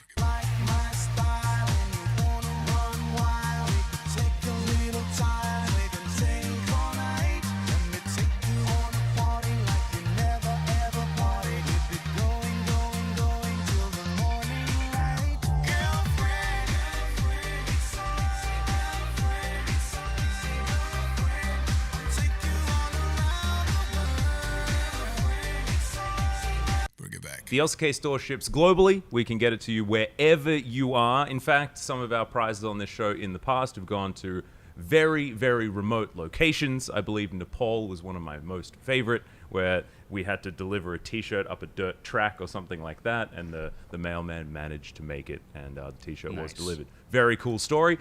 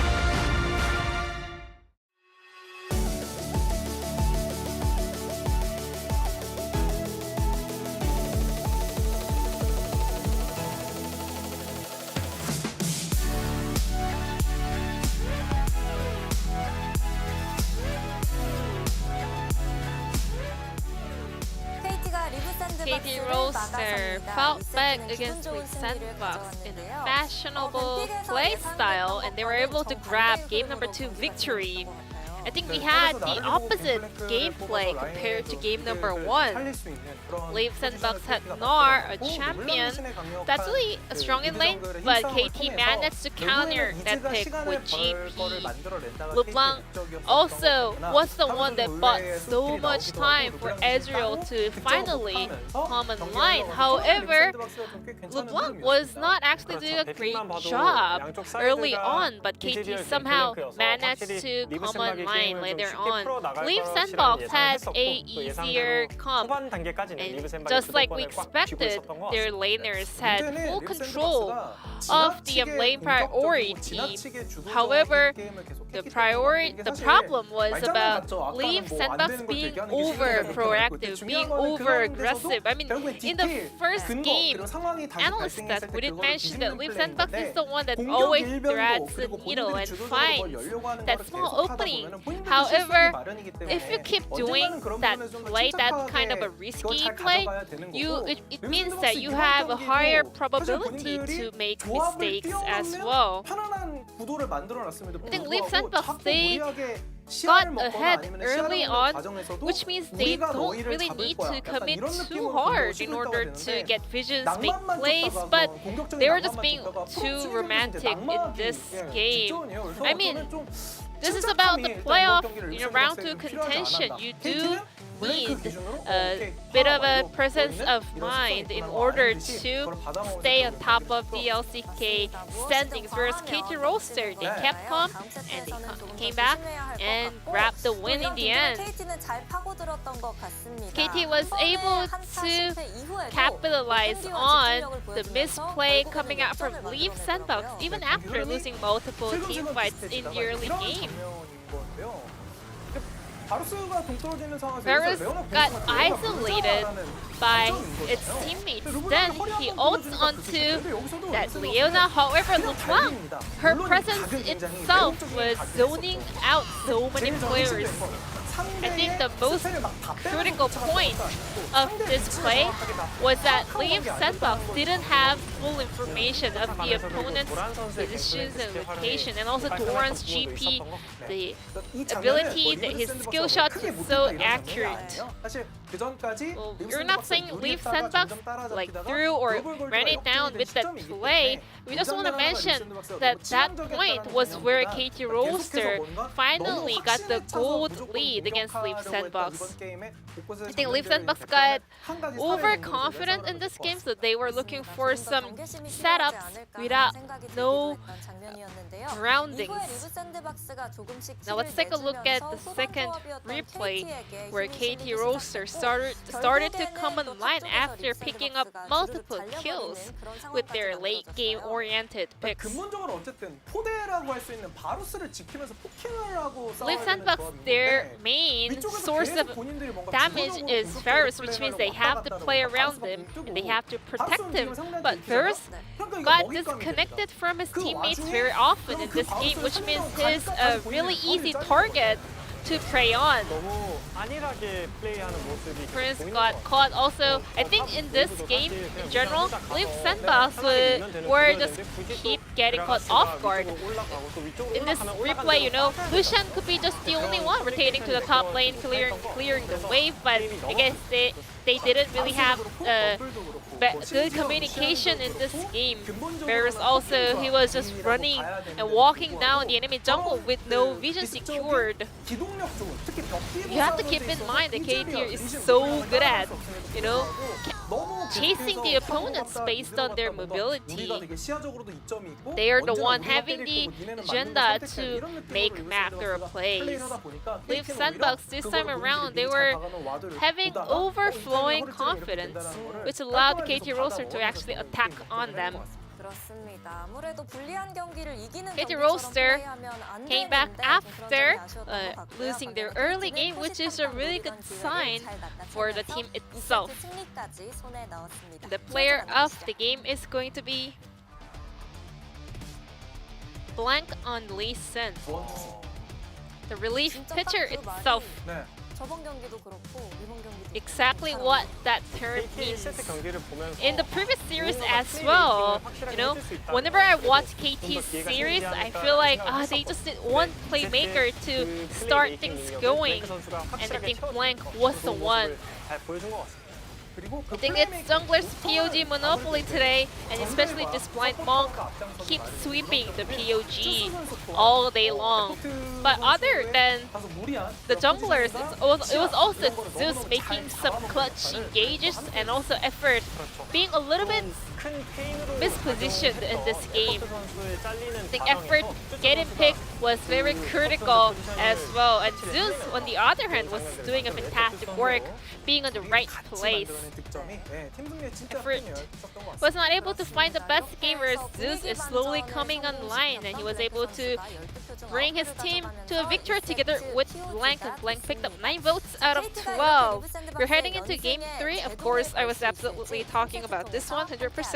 So let's see who will close out the night victoriously. Thank you so much, Ji-sun, for the exceptional translation of the analyst desk. And indeed, let us find out who the victor will be this evening.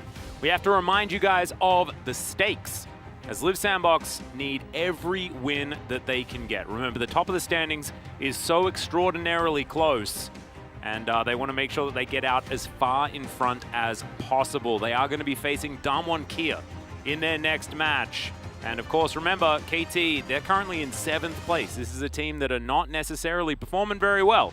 Here in the LCK, ㅣ2021 are expected to give up much more of a fight. If they drop this series, it's going to be very, very bad news for Live Sandbox. Yeah, it messes with your mentality, your motivation can get a little bit wrecked by this. This is, you know, the end of a winning streak. There's a lot to discuss, and it's all bad for Live Sandbox if they end up losing. They could plummet to game. 5th place. Yeah, right? Like it's very, very possible. Yeah, it's the end of the momentum, right? It feels like even losing that one game takes a lot of the wind out of your sails, and as mentioned before, could cost you first place over Nongshim, potentially, depending on how it all shakes down. If they can beat ㅣ2021, might not matter. Nongshim ends up taking both of their series 2-0. It just doesn't matter even if you win this 3rd game. So that's one thing that's now no longer in your hands, no longer in your control. But what you can control is how the end of this series goes. As for KT fans, you know, it's maybe a light at the end of what has been a very long and dark tunnel. If you could defeat the currently ranked first place team here in the LCK.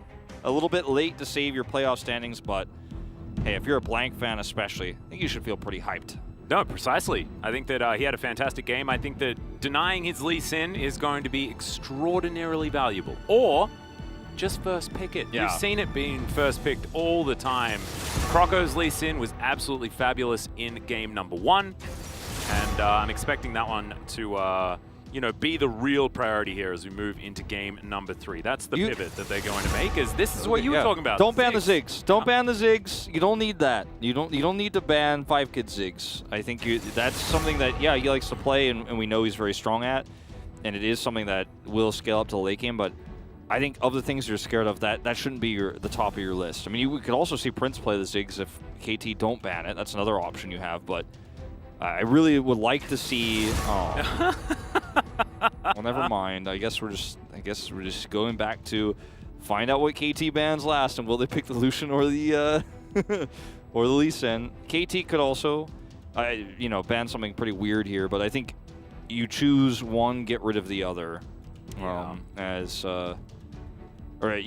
ban neither as KT, so you can get the other that Live Sandbox does not pick. I think they banned the Raz again, right? Yes. It worked out absolutely fine in game number 2, so they are going to do it here once again.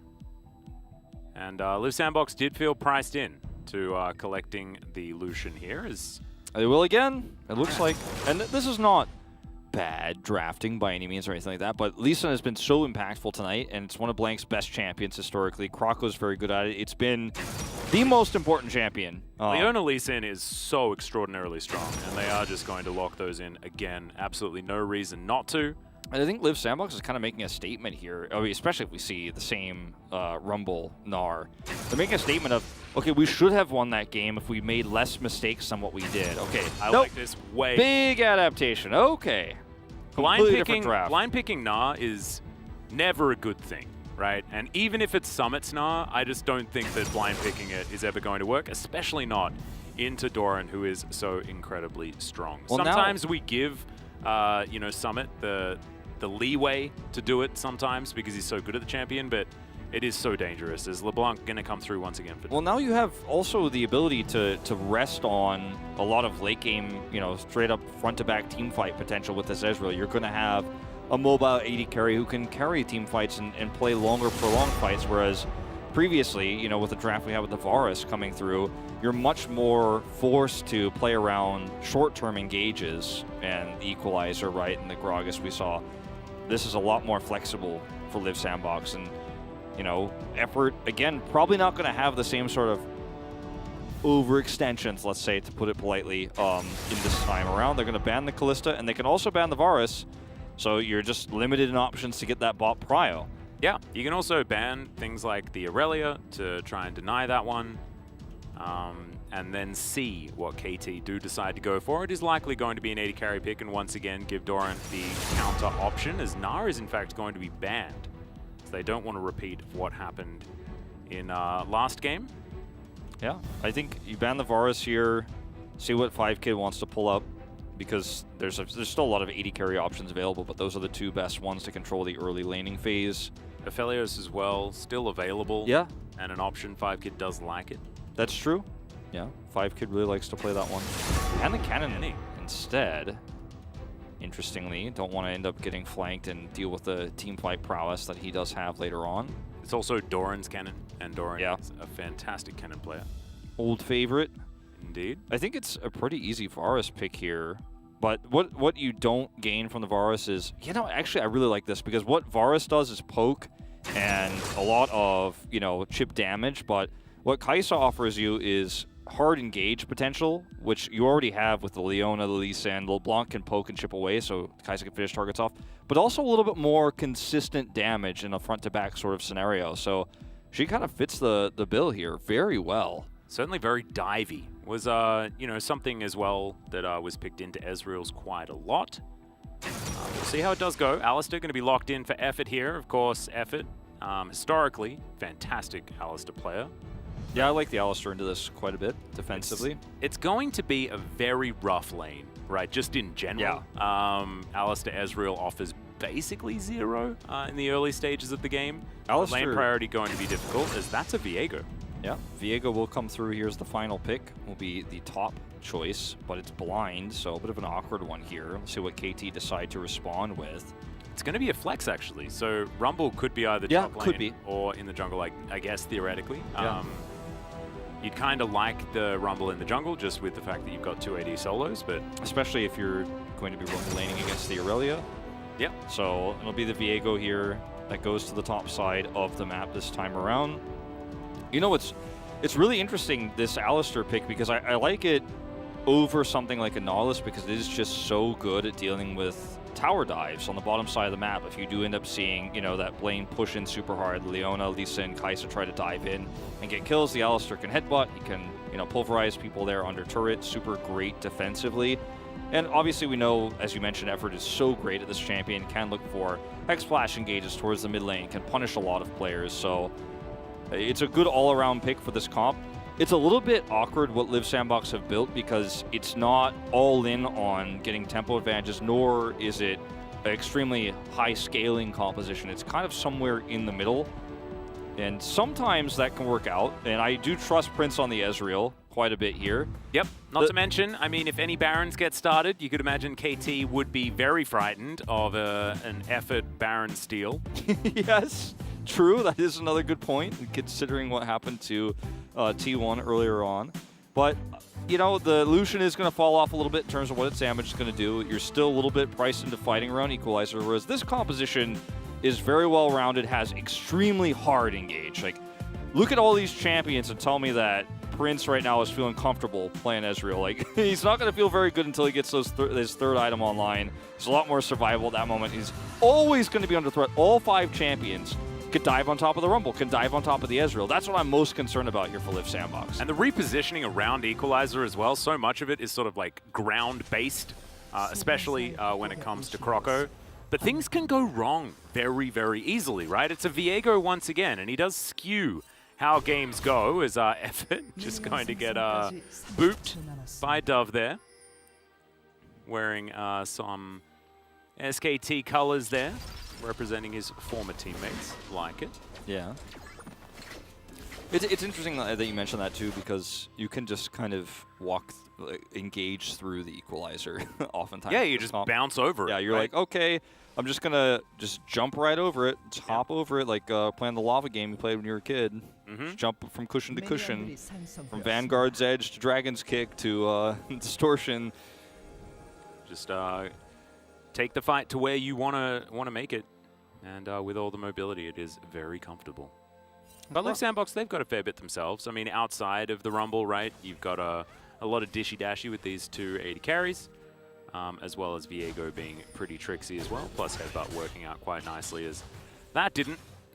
Good old LeBlanc being able to flip back to her Distortion pretty comfortably. Press the attack once again for Fate here, and I can see any sort of crazy runes here. Dark Harvest for Croco. Yep. It's been all the standard thing for the Rumble, certainly of late. Do see, looking at his win rates here, Prince 7-2 on the Ezreal. Again, one of the champions he started to make a name for himself on here in the LCK when he was just starting out for Live Sandbox, when he was a sub. Now he is the main starter. He's replaced Leo. Leo's moved to Afrika, etc. And he's looked really good on this. We haven't seen Live Sandbox really pull it out too much recently, part of which is because Ezreal has fallen off the meta a little bit, but I think part of it also is Live Sandbox trying to expand how they play, because they were a little bit one-dimensional for a while. As we saw this last time. Yeah, if at first you don't succeed, but Dove is going to miss the chain. Still, they're going to go for it as Blank chasing this one down. Q going to be avoided with some stutter step, and I like that. That was so well played, and both times the chain's not connecting means it's enough for Fate to walk out. Yeah. Exact same pathing we saw last game. I mean, this draft is so similar. I know everything's so similar. It's like kind of, maybe Jisun was predicting it, right? Because this game looks so similar to last game, and she said that it was game 3. Well, it's Groundhog's Day. It kind of is. Yeah. Bill Murray's about to pop out. Whoa. We thought that Jisun was 5-head, but maybe she's actually 10-head. I don't know. It's going to be when, like, Bill Murray comes in and starts speaking Korean. He's like, I've seen this game so many times. Is this lost in translation now as well? Like, what's happening? He's Wait, got that some was Japan, Hibiki, like... well, I do think that last game we talked about how KT's draft was really good. You removed the nameplates, looks amazing. I do kind of feel the same way about this game, too. I think if I wasn't looking at Live Sandbox here, I'd feel like KT have a really strong draft that is extremely well-rounded in terms of what it can do in team fights, but also in the mid-game. And some of these fights we're going to see around Drake, around the First Herald. Yep. It's really, really strong. It's so easy to pull it off, too. Like, the comp plays itself. Somebody calls out, we're going in, and people go in. Land some CC and, you know, get some void stuff on things. And then good old Kaiser's there to follow you up. And everybody else has about 1 million dashes, and so they can all catch up as well. I really like it, as Doran's going to find himself the stun. But you can see that Summit's having a pretty good time in this lane at this point. But Aurelia is only going to get scarier and scarier. And I imagine that Liv Sandbox probably want to get things started relatively soon and get onto that good foot that they are so good at doing. You know, their navigation of the early game into mid has just been what's created this surge in Liv Sandbox victories that they've picked up recently. Yeah, it has been pretty massive, the leads that we do see Liv Sandbox pick up and the control of the early game that they're so known for. And that's why picks like Lucian end up getting prioritized over the Lee Sin. Because it's going to give you that prio advantage, oftentimes not in every matchup. And, you know, obviously Dove had a little bit of extra control given to him by Blank's rotation over, etc. But these are the reasons why you see drafts like this. The Viego as well is really strong. If he can get some resets in the early game, it's going to be very, very happy. And then suddenly Summit can get strong enough to carry the game. But you have this Ezreal pick, which gives you a little bit more fallback than the last draft did. The last draft was very much a black and white. Okay, we didn't get enough of a tempo advantage, we lose. Yeah. This one's not so much the case. Yeah, and this is also Prince's Ezreal that is being so extraordinarily practiced, and he's angry. Because, of course, his Ezreal was taken away and then used to bring him to a final game. And you could imagine that, you know, he's got things to do. They don't want to be spending too much time. As there's another culling. This time, Dove is going to avoid it with the distortion. That's a great pulverize to deny Zeus there after the arcane shift from Prince. Really cute little play. Still going to lose out on the trade, but it looked really cool. Certainly did. It's going to be totally fine, though. And look at even with the harassment that we're seeing from Dove and how much he's, you know, annoyed Fate and put his health bar low, he's very far behind CS. Like, Fate is getting a pretty massive lead. Blank is waiting for a chance here. Yeah, Vanguard's Edge comes down. That's the stun as well as Heartbreaker gets Summit out of there. He goes into the mist. As the control ward goes down, now Croco turns up. Doran's in trouble. The flash comes through, immediately followed by Croco as they're looking for Doran, but the Q misses. Fate now looking for his opportunity, and oh no, they've been corralled. The minion wave is here as well, as there's the double tap. Blank gonna try and smite his way back to health, but Doran going to pick it up, and he's stacked up the passive, and Croco's now in trouble. Not going to get chased down because there are no more Blade Surges remaining, but damn, how did that not work? I mean, that was really well played from KT. Meanwhile, yeah, 5Kid could be in trouble here as he's exhausted. There's the flash, tries to get the stun, but Effort not quite able to. Just a little bit not working out. A little bit of an underestimation there on the top side of the map of KT's map awareness, their ability to rotate up. Like, that was such an aggressive play from Summit that got punished so early on. And then Fate comes up, but it's Aurelia under turret, so you're going to have a hard time there no matter what. We'll watch it again in a moment here, but this is such a nice lead.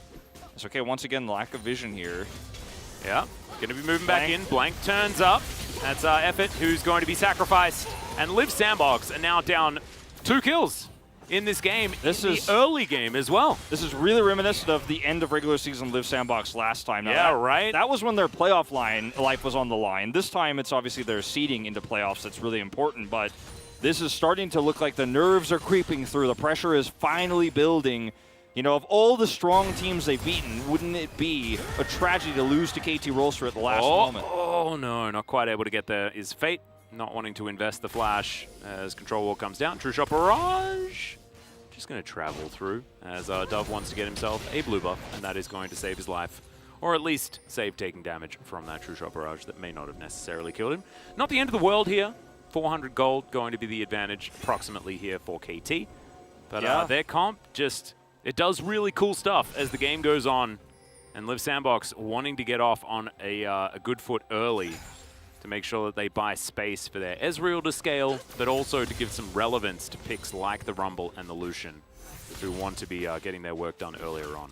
Blank is, you know, starting to get a massive lead here. He's involved in all 3 of the kills, you know, looking for a lot of power on the map. He's falling behind and farming as a result, but he's very happy with the gold he's gotten. during those 100% times. kill contribution and death contribution. Yeah. Which is pretty impressive. He's been involved with everything. Yeah. And he now finally has 6. He's like, well, you guys are just making me gank so much I can't get my experience.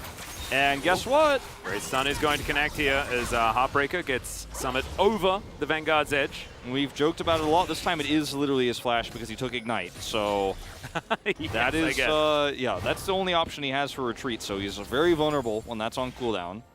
He's actually leading by 20 CS as well. I think that Ignite really has helped him for sure. lane pressure. For sure. Certainly good news.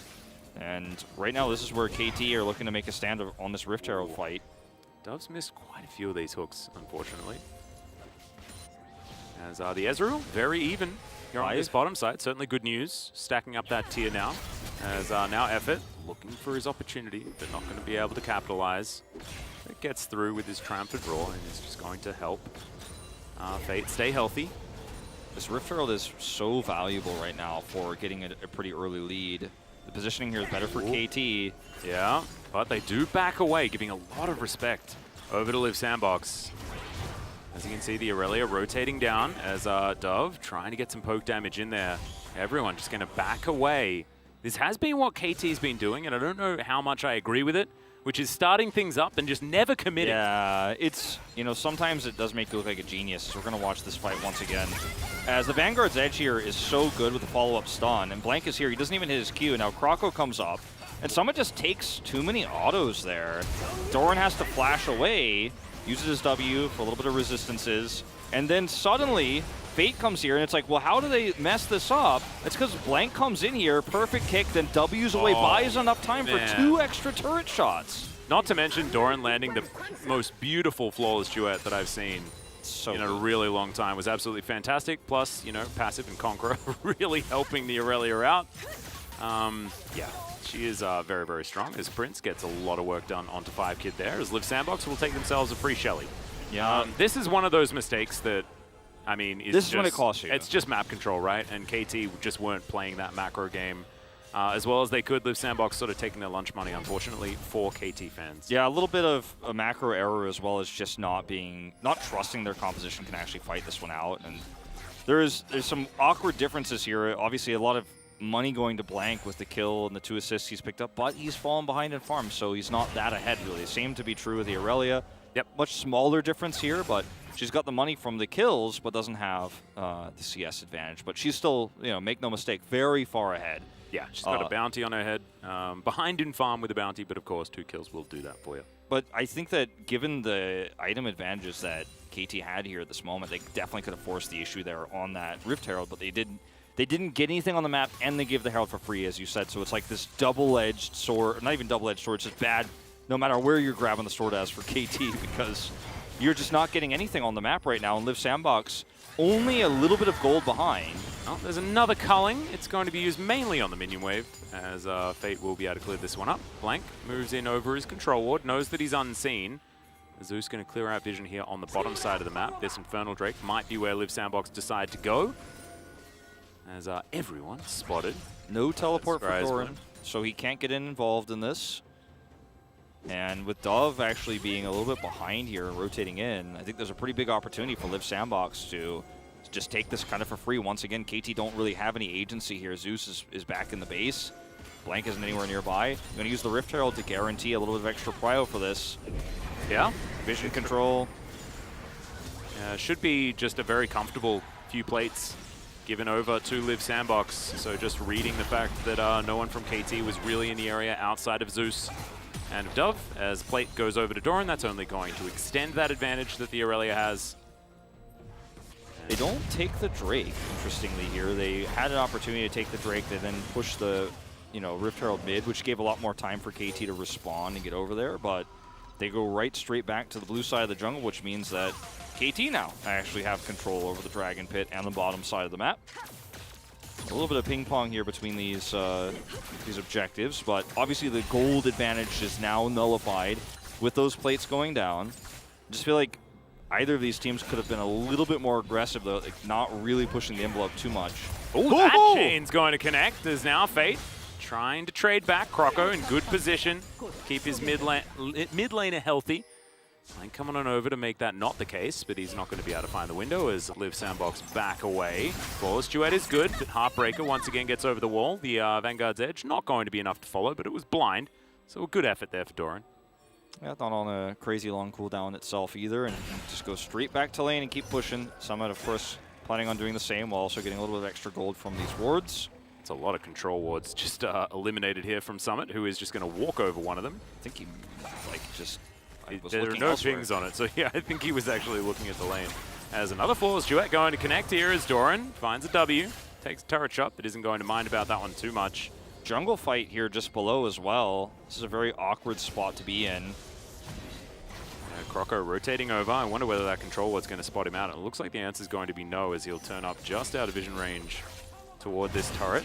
Both of these teams are playing so scared right now. Either team is really pulling the trigger on a lot of these fights where there's lack of vision, but there's a reasonable expectation about where someone will be and how the fight is going to go.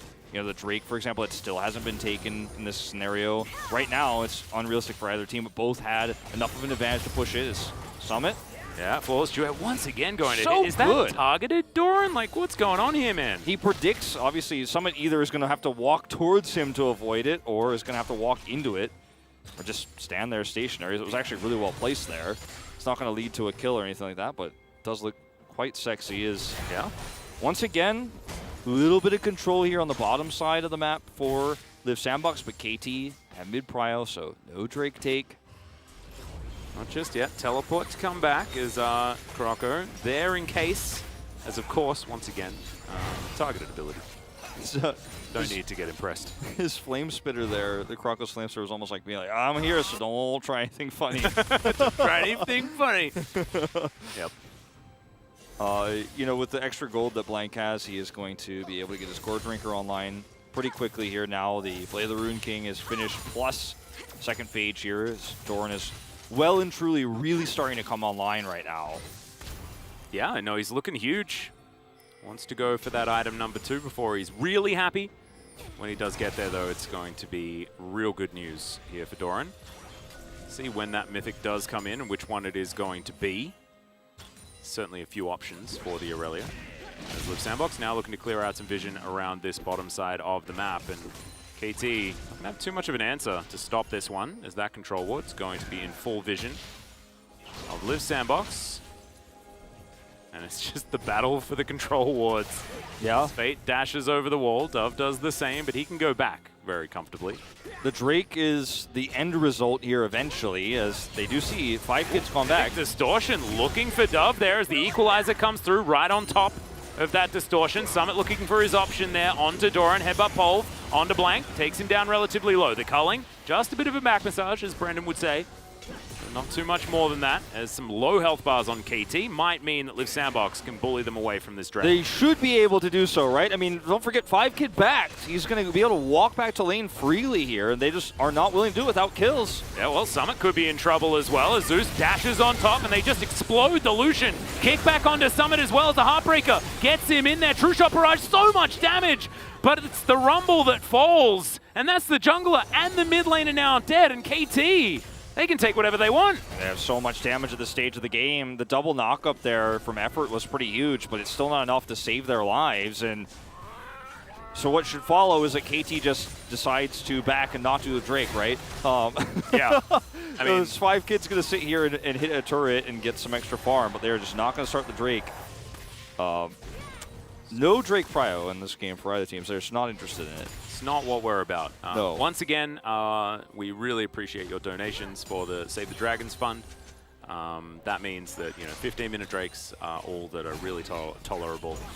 Summit is so far out here that look at the follow-up here from Zeus. It's amazing. And yes, Effort is here, ends up getting the 2-man knock-up, but it's just not enough to save anybody. The True Shot Barrage is, at this stage, not enough damage. So KT walk away with 2 practically free kills, and they're just going to keep pushing the lanes. Yeah. Who cares about Drakes? Not KT Roaster. They're going to get advantages on the bottom side of the map, going to get advantages in mid. The gold lead is starting to really slowly come online here again for KT. As Summit looking to push Blank out of this one, but not enough information has been gained. Prince is here in the mid lane, but the rest of the team nowhere near the area. now. Dove on the backside. Summit does spot him, but he can very mobile, just able to go wherever the heck he wants. As Yeah. Zeus getting completely chunked here by Liv Sandbox, who will just force down this mid-outer turret. I like that, getting a lot of value from just their position on the map. A lot of wards. KT have bought tons of wards this game. Even from the early game, everyone was carrying control wards. They've got them all over the map. Yeah, well, Dove, can Summit actually do anything as there's... Okay, finally, the actual pick comes through as Fate, along with his Gale Force, dashing on towards this Kai'Sa. But now Liv Sandbox think that they're going to be able to grab this streak, and I agree with them. Yeah, like if you can't take this one, I don't know what to say, but Blank is over here. He knows that KT cannot actually look to fight the Drake, so he's just going to try to get something else on the map with a massive amount of control wards, 3, 4 in the topside river. There's no way for Liv Sandbox to have any idea about who's nearby, so Blank can kind of flirt with this idea of the blue buff and then back off, and unfortunately Liv Sandbox just don't have enough vision to contest. The Drake does go their way. And another Cloud Soul. Yeah. Which is very exciting. As Hasn't been confirmed yet, but let's check this one out again. Now this one is really interesting. Zeus ends up taking a ton of damage, then you have the follow-up equalizer. And finally, Liv Sandbox are actually pulling the trigger and looking for these engages, which, you know, is something that doesn't happen easily with this comp, but when you have the opportunity to engage like that, it becomes very easy to follow up. And they do have, again, that combo of the Lucian and the equalizer where they could just say, okay, well, you got caught, you're dead. Yep. And that was exactly what happened to Zeus there, unfortunately. Now they have True Shot Barrage as well that can also respond. The problem that I see, though, is this 3-0-0 Aurelia in the hands of Doran, which is just very, very frightening. Yeah, it's an issue because this is a lot of side lane pressure that is going to have to be dealt with.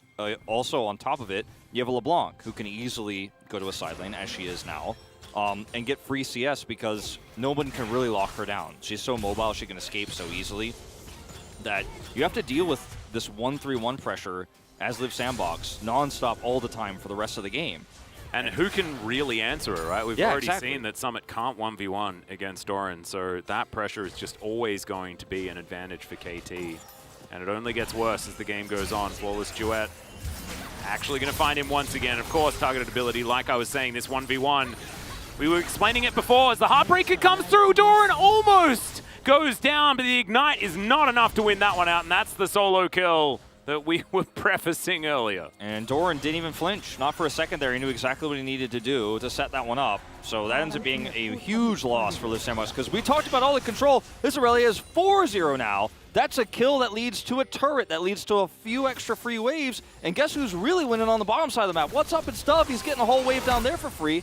And you're playing a game where your jungler will die to either of these side laners. So it's not a jungler that's tanky, it's not a jungler that's CC, it's Rumble. Rumble can't respond to this pressure. You're saying, like, who can respond? Nobody, really. Yeah. I mean, if Alistar and Rumble are there, you know, that's when we could talk. But that means you're sending 3 people to deal with a LeBlanc pushing. You're sending 3 people to deal with an Aurelia pushing, which means even if you kill her, which you won't, you're losing so much control somewhere else on the map. And KT's draft is just frankly better. They're executing on it well. And Doran is just going to win the game off of these really intense fights, right? Like, he just waits, he's hiding in the bush, and Summit meets the challenge. And yes, Conqueror's proc here, and the Heartbreaker is almost enough for the execution damage there and the Ignite, but it's not quite. Yeah, it was incredibly close, to be perfectly honest, for Summit, but just not quite enough. And taking that 1v1 in itself is a dangerous proposition, to say the least. You had a Mythic advantage, you don't anymore, because she's got 2 items. Yeah, that's Divine Sunder now completed as well for Doran. Whoa, it's a very scary time. As Zeus just keeping his eye on Liv Sandbox making their way up.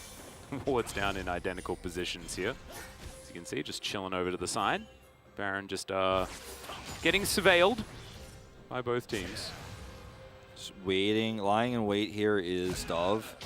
If Fate decides to be aggressive here and is greedy, then he will die. If he does not, then Dove can just take the wave, and that's exactly what happens. They're hovering around this top side of the map where they can both threaten the Lucian but also maintain vision control of the Baron pit. That's the idea here with KT's positioning. And the real issue is the Aurelia, right, who's getting a free push bottom. Will basically be able to always maintain teleport. So easy for her to have that ultimate control over team fights. It's never, it looks like it's a 5v5, you know, sometimes if Summit's going to be aggressive and look for a fight, but she can be there in a moment's notice. I like how Effort was walking so purposely that KT backed away. They're like, nope, he must have a million friends around. Because he's just walking in with so much swagger. Yeah, no, it's a good read. We'll see the Blade of the Rune King, who, you know, the owner of which is Viego, will actually buy his item here a little bit second. Kind of ironic how that works out. No, he paid off his loan. I thought he had two, but no, he paid off his loan that he used in order to get the Blade of the Rune King earlier. Can't put that in your inventory until you pay that off. Yeah, exactly. So now he actually officially has it. He's got his license. Yeah, this game is now canon. As the center blade not going to quite find Effort. Yeah. He was just, the old one was just for show. Nobody called him out on it though, because it's Viego. It was made out of balsa wood, but no one wanted to make him upset because he does very strange things if you've read the lore. When he gets upset, as okay, bit of an engage here as Heartbreaker is going to be used. Good equalizer, but doesn't quite get the damage that they really want. As Liv Sandbox, remember the damage is front loaded. Yeah, it's good damage here. The follow-up is going to have to be really nice though, because in this longer fight, you know, you're so vulnerable with these health bars starting to fade away from Liv Sandbox. You didn't get the kills, and now, can you win the longer fight? You're so reliant on this Ezreal. Yeah, the Prince is just so important for Liv Sandbox. Cooldown's available again, though, for Effort. He's also important to this. But the Drake now going to be started up. They just surrender control because they know that they can't win this fight anymore. Prince isn't online yet. He's getting close, but he isn't at a stage where he can do a ton of damage. He does have his first two items, but his survivability isn't there. He doesn't actually finish the Frozen Heart yet. They're going to let Fate split push. And actually, KT Rolster don't make a decisive call here. They get neither the Drake, nor will they be able to likely find a pick here as Croco lies in wait. It's getting to the point where Drakes don't really mean too much, as Croco's going to have to break his stopwatch.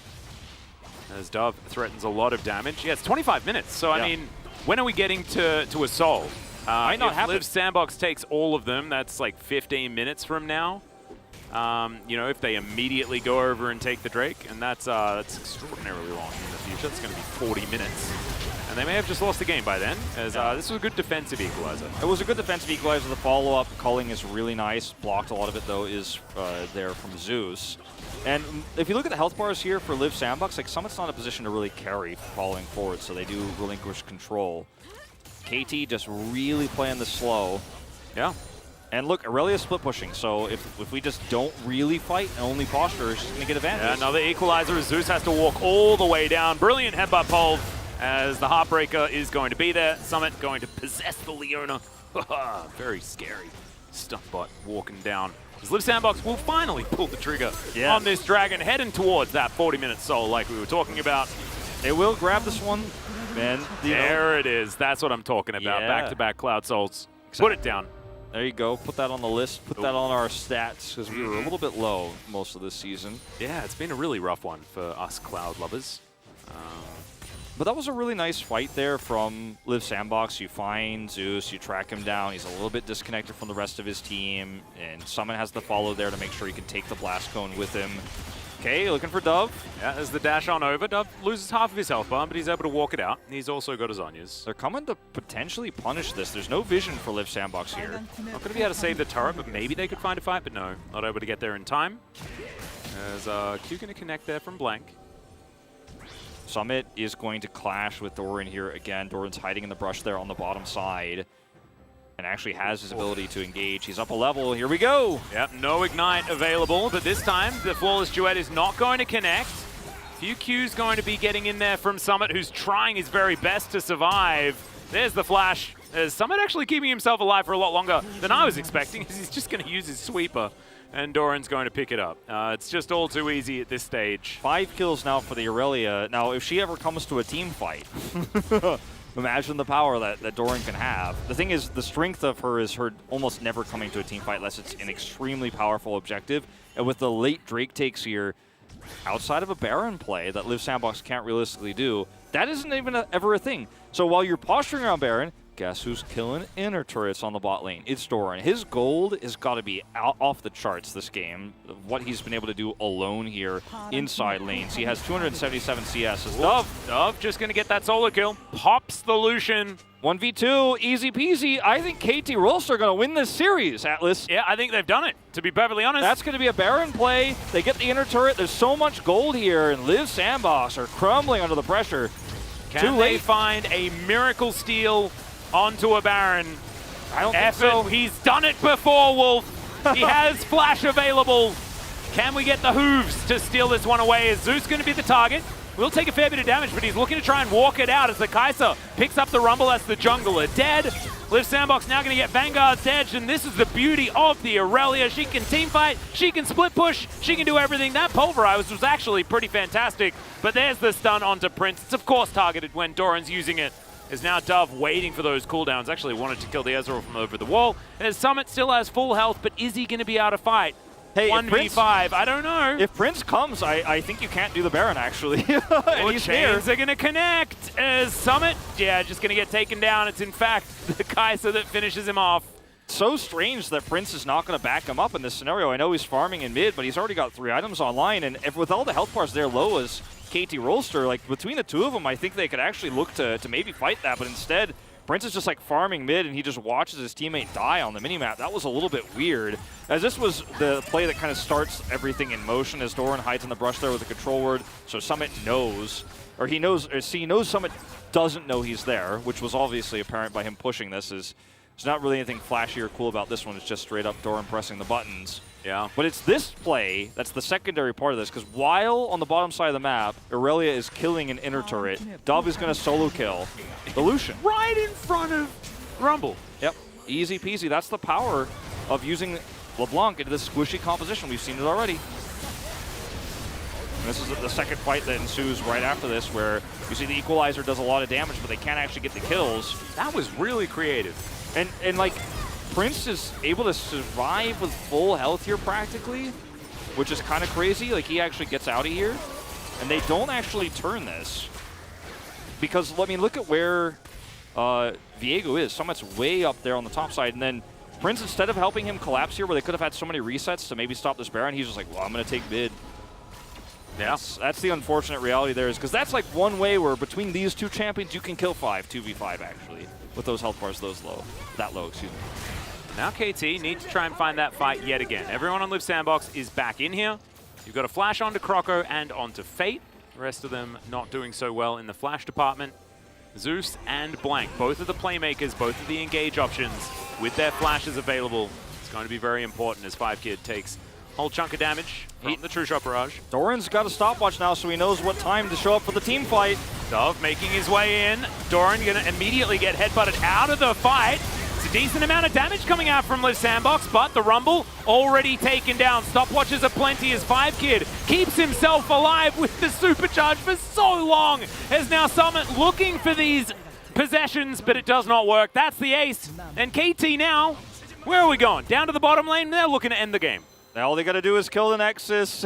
Doran doesn't even use his stopwatch in that fight, but he spent the entirety of this game getting solo kills inside lanes and farming to a massive lead. 7-0-4 this game. Croco had in his hands, because this is the loss that is going to cost you first place. Not going to be possible anymore. It's completely out of your control. And top 2 definitely looking a lot less likely now for Liv Sandbox. Huge upset here for KT Rolster. Not enough to guarantee them playoffs. It's too late for that. But you can crush the dreams of Liv Sandbox so you can play spoiler, and that is exactly what they do. It looked absolutely hilarious at the end there. But yes, huge congratulations here to KT. Some high spirits despite the fact that they have no chance of getting towards playoffs.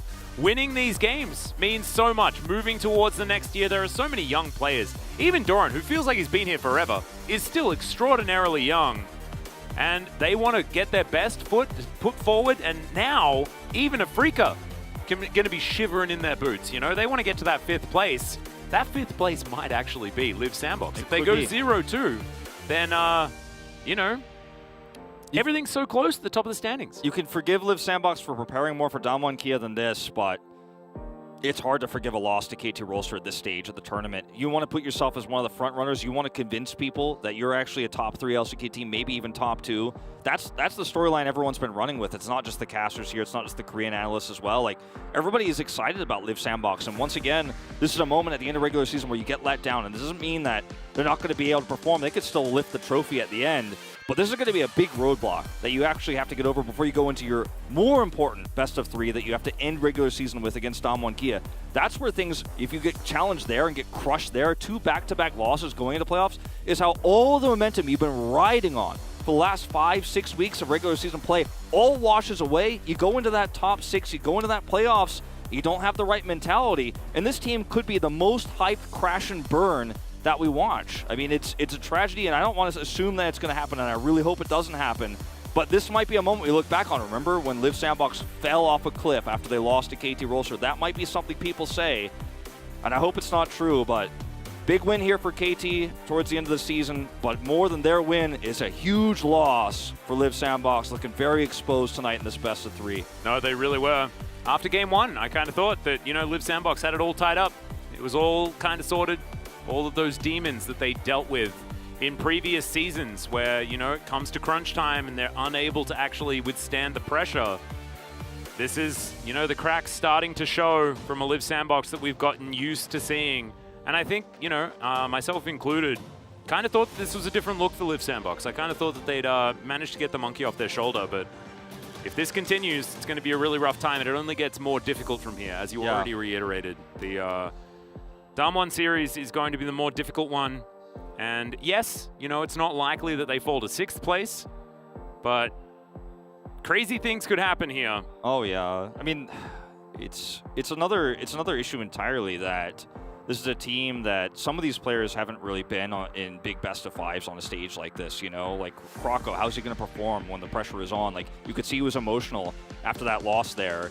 And a lot of it wasn't his fault, but I think a lot of it was KT actually outdrafting Live Sandbox, which is a sentence I thought I'd never say tonight. Like, of the sentences I'd be saying, I really didn't think it was going to be this one, but they got outdrafted in a lot of ways, and we're getting an update that, all right, it we says got a screen not quite working. It is not a 1-1. It is in fact a 2-1. 1-2. We're going to game 3. Jisun did We're it again. going to game 3 again. How many times we're actually stuck? We need to call Bill Murray. He knows how to solve it, right? He hunts down ghosts and translates and likes groundhogs and all that sort of cool stuff that we were talking about before. It's a reference to a former joke that wasn't great then and was even worse now. But yeah, that is going to be a 1-2 scoreline in favor of KT. Even production couldn't believe it. Yeah. It just wasn't something that we were expecting.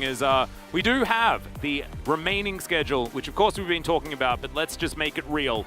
As the next matchup for KT Rolster will be Freaka Freaks. It's actually really funny because I was like, no, it's ㅣ2021 Kia, this is a mistake, but it's actually KT Rolster's schedule. Because we only show the winner's schedule. But yeah, this one is actually important for Freaka more than it is for KT Rolster. And KT Rolster, I mean, they're a roller coaster that's out of control. I mean, they might look like Team Rocket, but we all remember that in there somewhere is that roller coaster that went missing at the beginning of the year.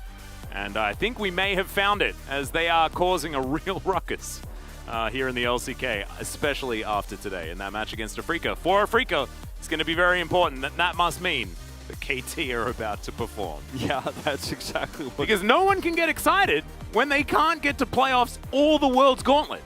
They're completely immune to any sort of excitement. Yeah, no. And therefore, feel free to get as excited as you want. KT, they're probably just going to win anyway. No consequences. Ludicrous. Yeah, this is quite unprecedented that we would go to a game 3, but then in games 2 and 3, Live Sandbox would just get stomped. Yeah. I really just didn't see this one coming. To be totally honest with you guys, I would have actually, put, if the odds were, I would have bet like all my life savings is what I'm trying to say. Like, I'm trying to even like put into a sentence how confident I was that Live Sandbox was going to win this series. I'm super confident that the highlights coming up right now. Let's get into those and check some of those out.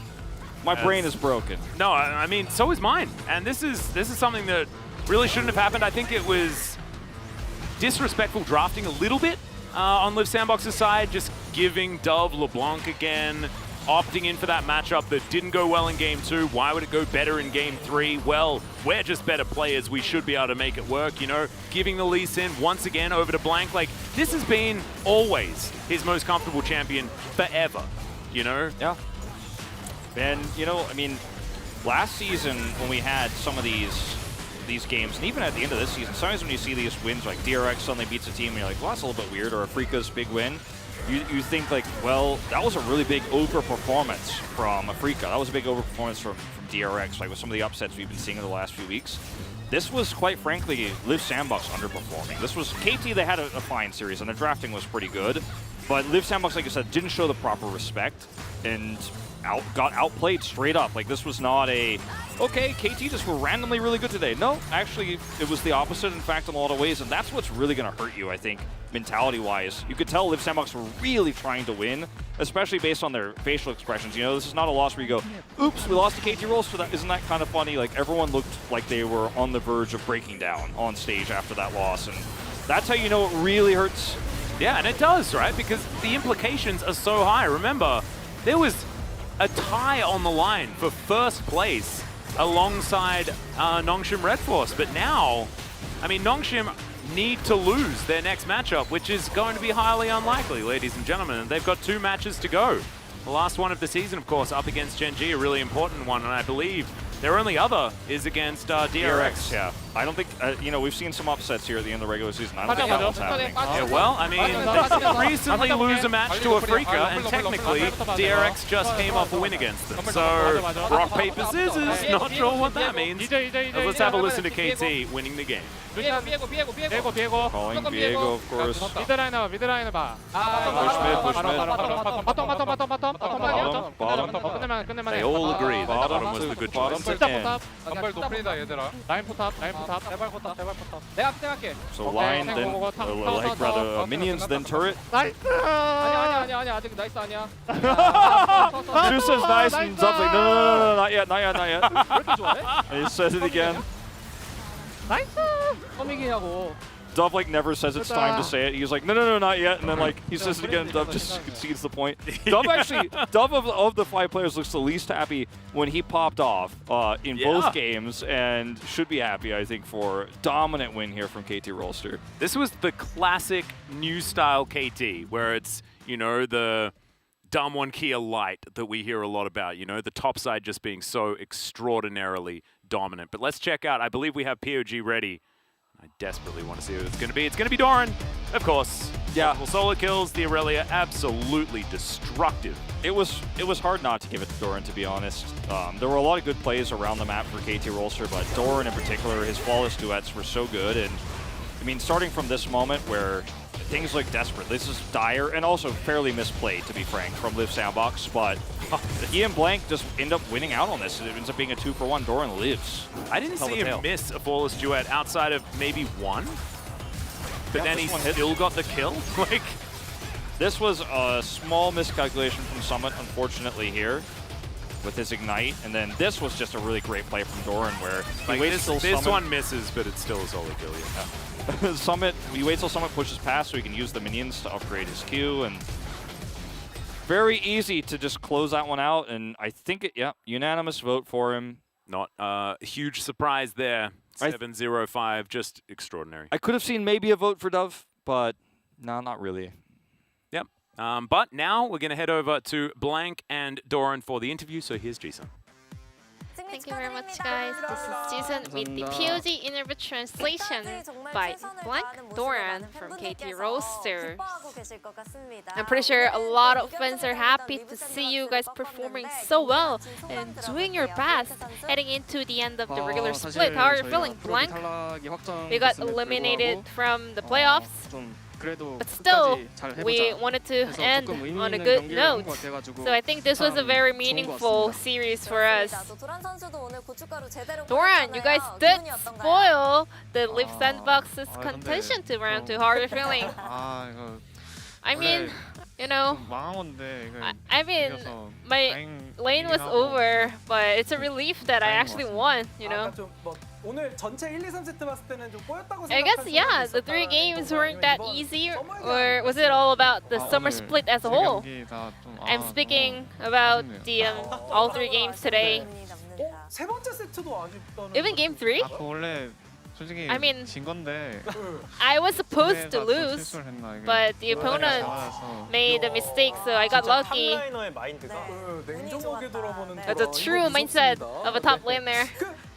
Showcased by Doran. The fun thing was that even though the opponents were so good at playing around Lucian, you guys decided to let it through and blank you together with Zeus. You guys were able to shut them down so well. What was the concept of today's series against Lip Sandbox? I think the characteristics of Lip Sandbox is about opening team fights and skirmishes around their top and mid laner, but our top and mid are also strong, so we, prepared a strategy according to their playstyle.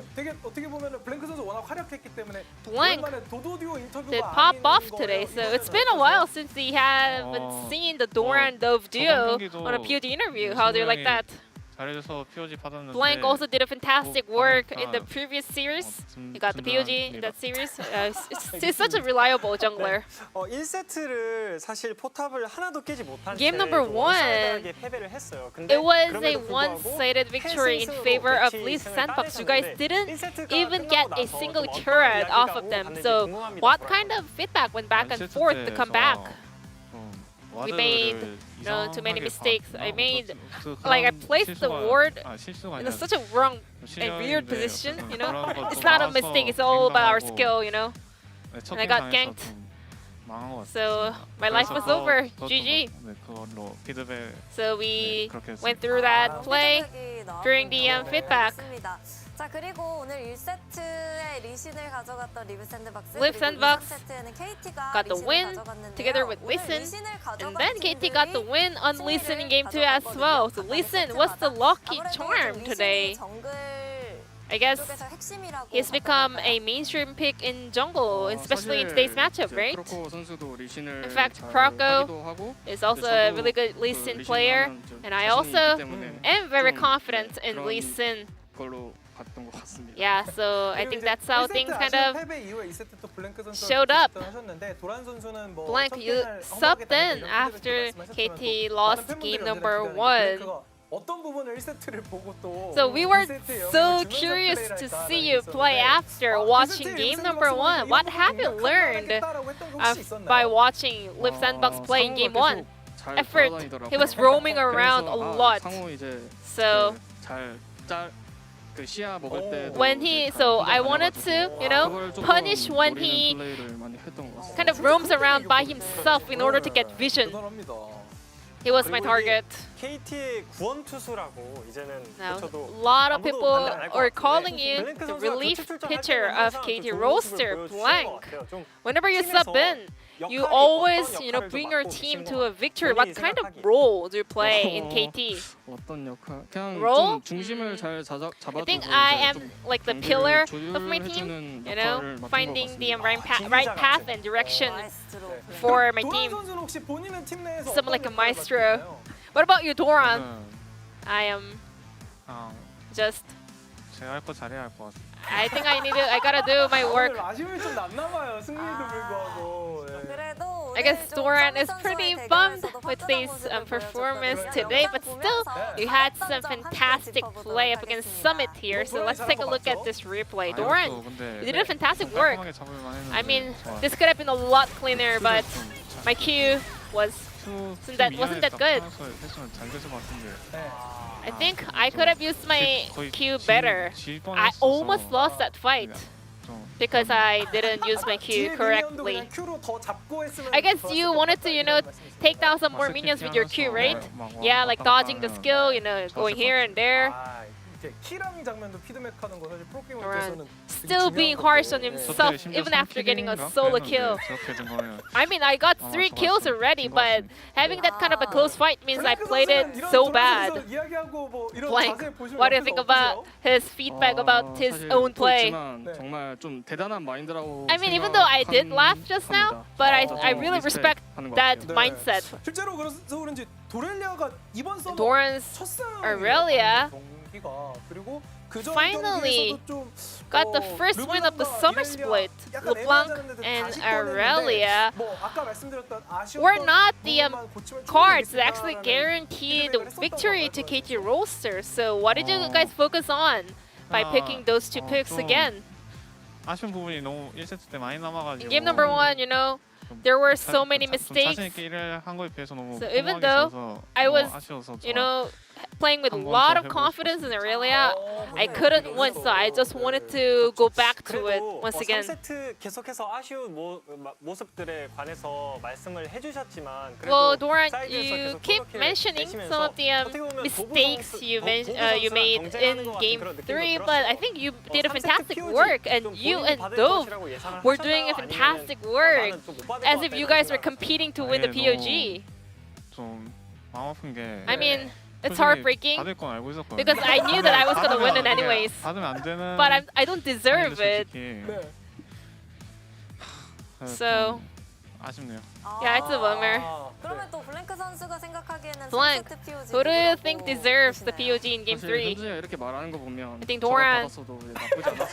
After hearing Doran speaking like this, I guess I should have won the Game 3 POG as well, you know, being the solo POG. 서머 마지막 기회예요. 단독 POG를 노리고 있어요. So Blank, your next series will be your final chance to be the solo POG on the side of KT Roaster. It's gonna be a Frika. That is the only game left, but I'm gonna just put in all the effort I can put in. And also, looking forward to becoming the solo POG in that series. What about you, Doran? 마지막 경기가 아프리카고 이게 Our final match will be a Frika Freaks, and the final boss Keen awaits. I think that's a must-win matchup for me. I think I gotta play well. Looking forward to seeing a huge clash in the top lane as well.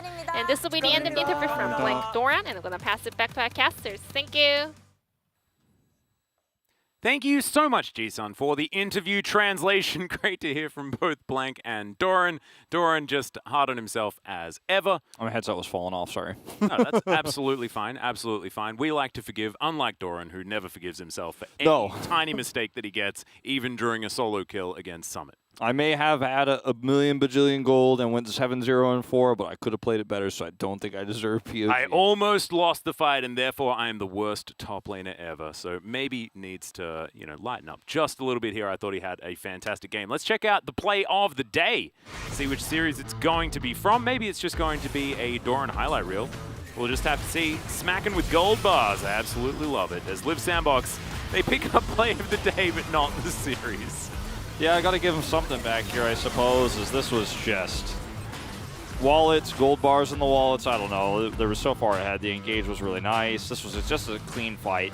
And this is what you expect to see from start to finish in this series, is Live Sandbox just absolutely clean team fighting, good drafting, you know, 2-0 start to their last week here of the LCK. But was not to be. As it feels almost a little bit tragic to like dangle this POD in their faces after the loss. It's a little bit sad, but it's good to remember the potential of this team. Look at this though, like T1 actually, if Live Sandbox lose to Dam1 Kia and T1 win their last match against Hanwha Esports, they will get top 2. And tomorrow, we actually get to see Nongshim face off against DRX, and they may just be our first team to get to 12 victories, as we indeed do. Genji as well, going to be playing one of their last remaining matches as well, and we get to have a look at 2 teams. They're going to be facing off in the final match of the week. Yeah. Genji versus Nongshim could be absolutely massive, depending on the things that do occur in our next few days. So the LCK only getting more and more exciting. I believe there's still some LPL to go. Of course, that first playoff match, it's at Game 5 right now. Make sure you check out Suning versus LNG, which is happening over at the LPL. But for us, for the LCK, it is now time to say goodnight.